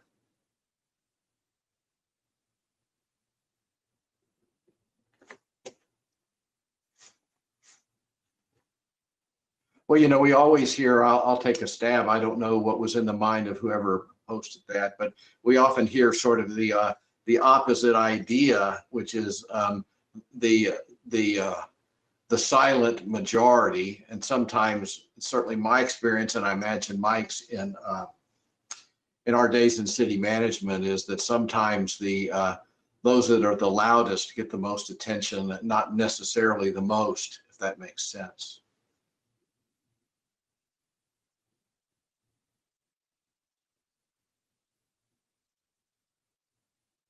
Okay.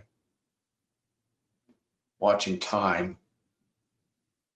You ready to move on and do the fun side, the other side of that? So the next thing I'm going to ask you about is opportunities. If these are the obstacles, then how do we overcome them? What are our opportunities to still achieve our vision in the face of some of these challenges or obstacles that we're going to have to overcome?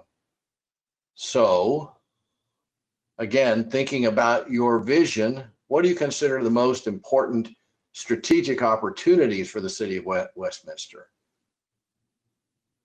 Up to 3.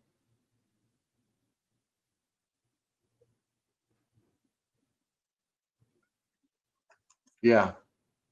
So you certainly have strategic location, and that came out in those prior groups. Yeah. Long range planning, community, location again.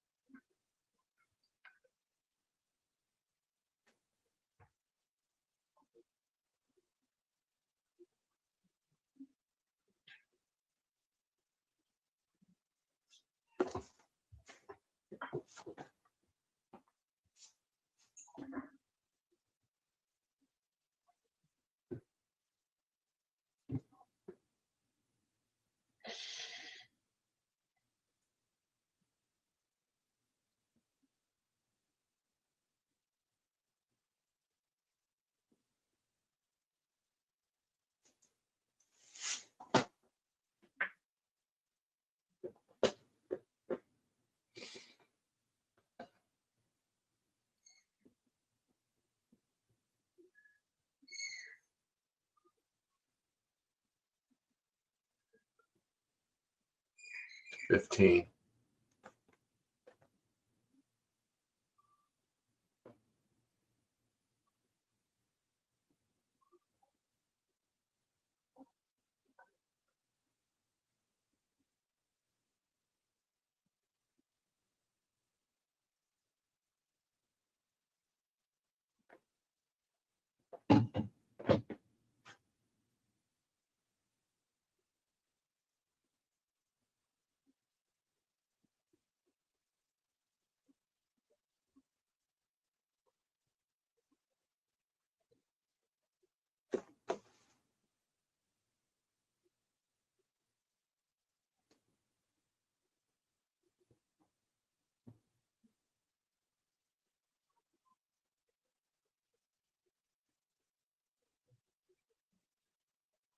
Perhaps 2 more coming.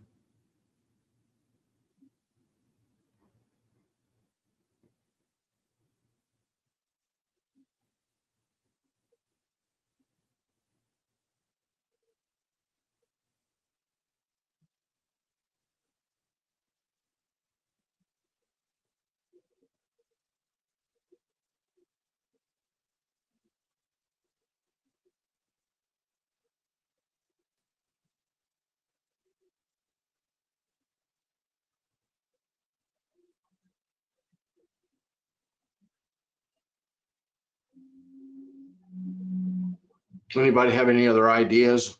If there's one person's got one more slot. Don't have to use it. It's not required. Not going to use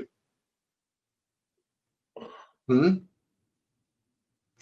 So what does this say? Certainly location pops out as something that a number of you mentioned. So when you call location an opportunity, and again, thinking in the context of not only the strategic plan, but your immediate needs to address critical budget issues, how does that play? What does that mean?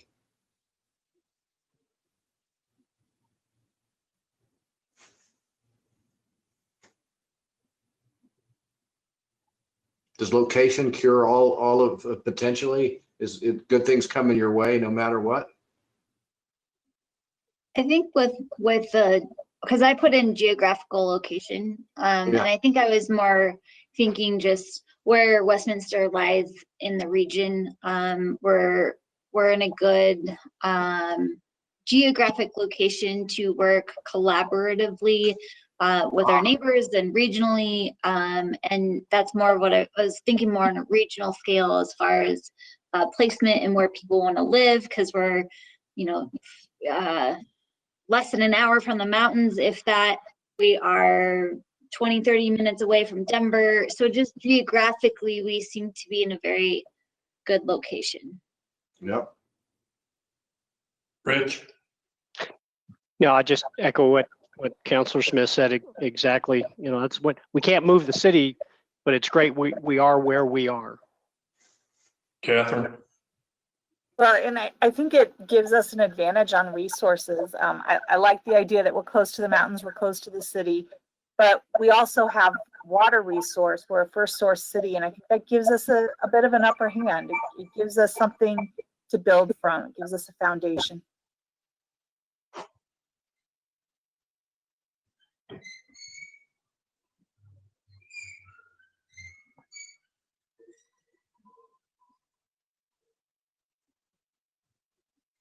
I turned mine off while my phone was ringing. Anybody else want to add any thoughts to what are the strategic opportunities that City of Westminster should think about capturing? Your vision. Yes, sir. So, you know, I put this one, I know it's a mouthful, but making sure we rebuild better from COVID. So sometimes when there's a massive disruption, it affords an opportunity to figure out how do we structurally improve things to get to the goals we want, right? So oftentimes you have all of this legacy that you have to build on top of. Sometimes these events allow us to kind of have more of a, you know, a fundamental change in approach. And so I thought using those 3 goals of sustainability as a guide. So even, you know, things like CARES dollars, are we using them in a way that supports these goals? I've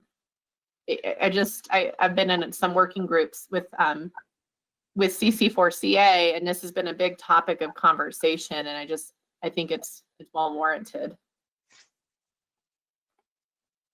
Okay.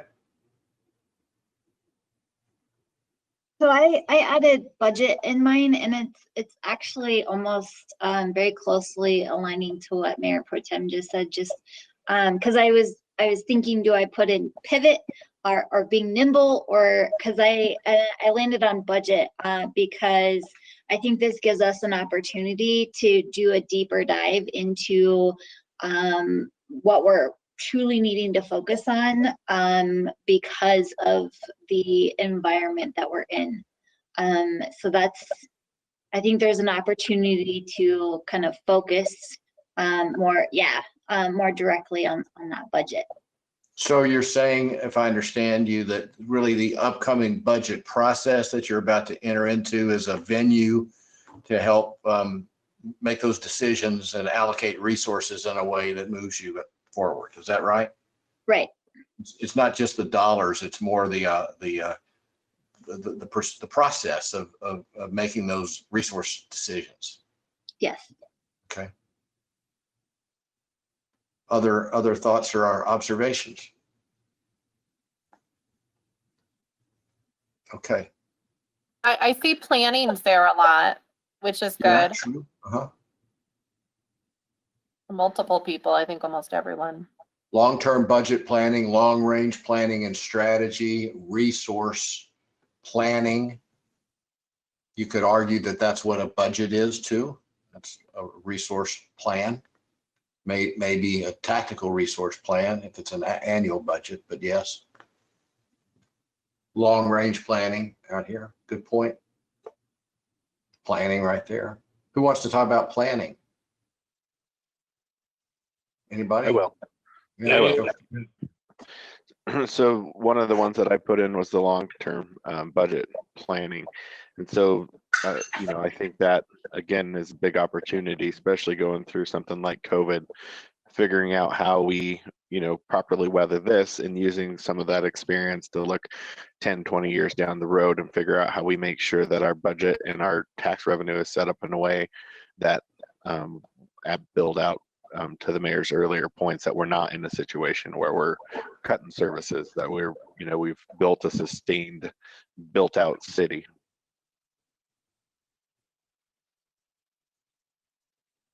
Okay.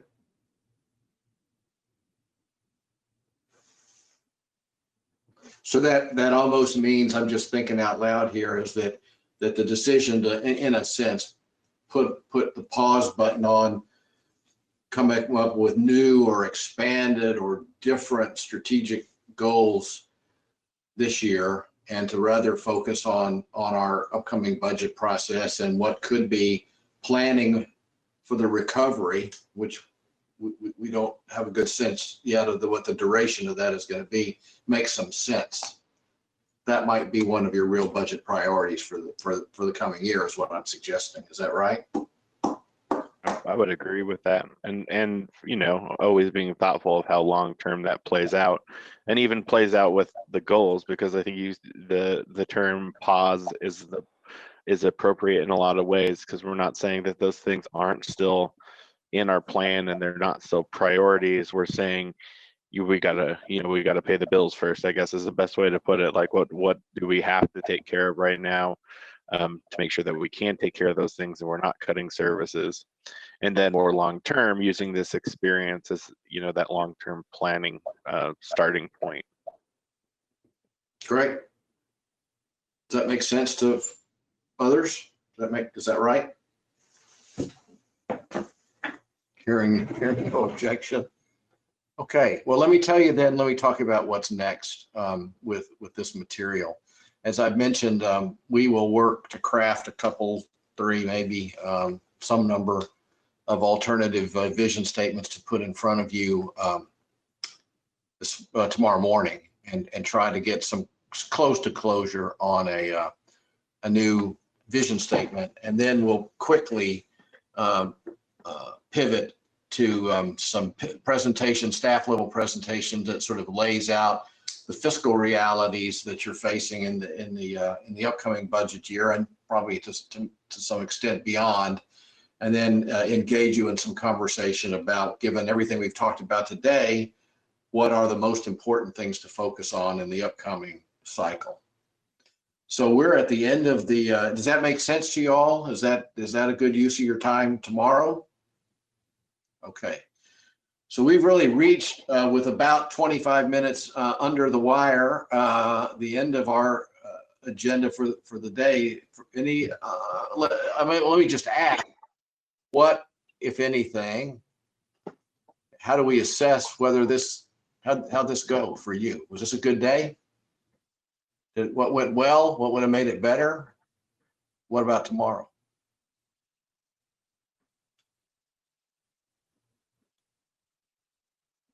I think our main goal tomorrow is to understand where we are at financially from the staff that's going to report in, because that decision and that information we have will drive a lot of decisions or discussions that we even had today. Yes. Catherine, I did like today. I liked the way everything kind of built to the next part. It seemed very logical and it made a lot of sense. Enjoyed getting to know each other in the beginning. I think we did need that, and I guess I didn't realize how much we needed it until I was in it, and I went, gosh, this feels really good. I am concerned about tomorrow because I know it's going to be the budget conversation, and I do know that we're sitting in a pandemic, and it's going to be a hard conversation, but I'm hoping that we learned a lot today from our discussions that will help us really come together as a team tomorrow in our conversation about the budget. Rich? Thank you. I think we built in the first part of the day some starting foundations on our discussion as a body, and I hope that it's just the starting point of that, and that we can continue to work through this, because teams change and evolve. And I think that we can use this as a first growing opportunity. But we can't walk out of this meeting and not be able to have, agree to disagree. We have to continue on the communication path. Dave? I would first agree with what Councilor Seymour just said. I think that was very well put. The other thing that I would just say that I took out of today is there was a lot of good common ground, and I think those are always good starting points to build on what Rich just said that we should be doing. So finding those commonalities of what we think we need in the community and what we see the community as ourselves are good starting points for those conversations. Other comments? Anita? Just briefly, I really agree with Councilor DeMont. I was both surprised and delighted that there was so much. The vision statement was a very easy conversation, and I thought there was a lot of common ground. So that was wonderful, and I appreciated getting to know each of you, your kind of thought process and your communication styles better. I think that'll help us work with each other.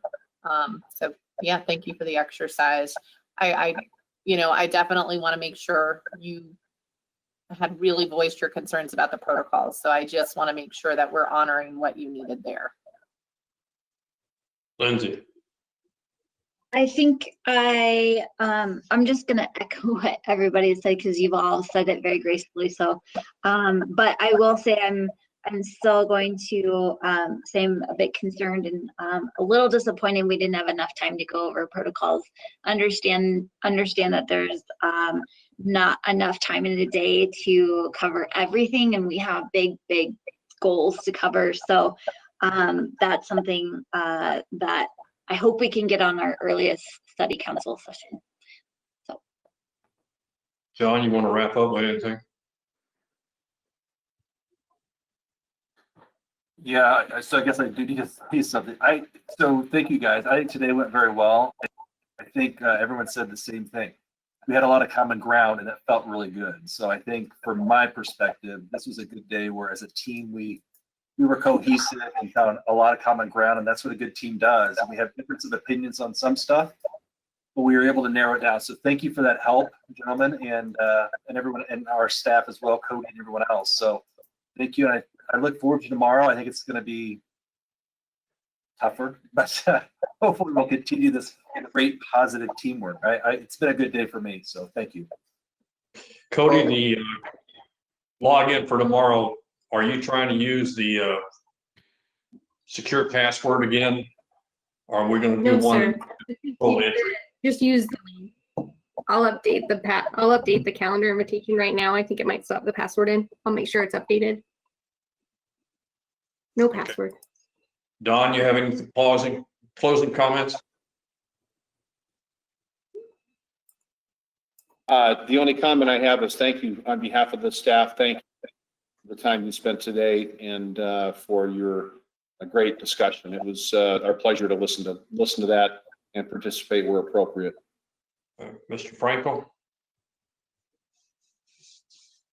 Agree with Don's comments. Appreciated the open communication within the group, and thank you for letting me be a part of it. All right, Dave, you and Mike have got some writing chores to go get to work on. Yes, sir. We will see everybody tomorrow morning, 8 a.m. Enjoy your evening. Thank you, sir. We appreciate it very much.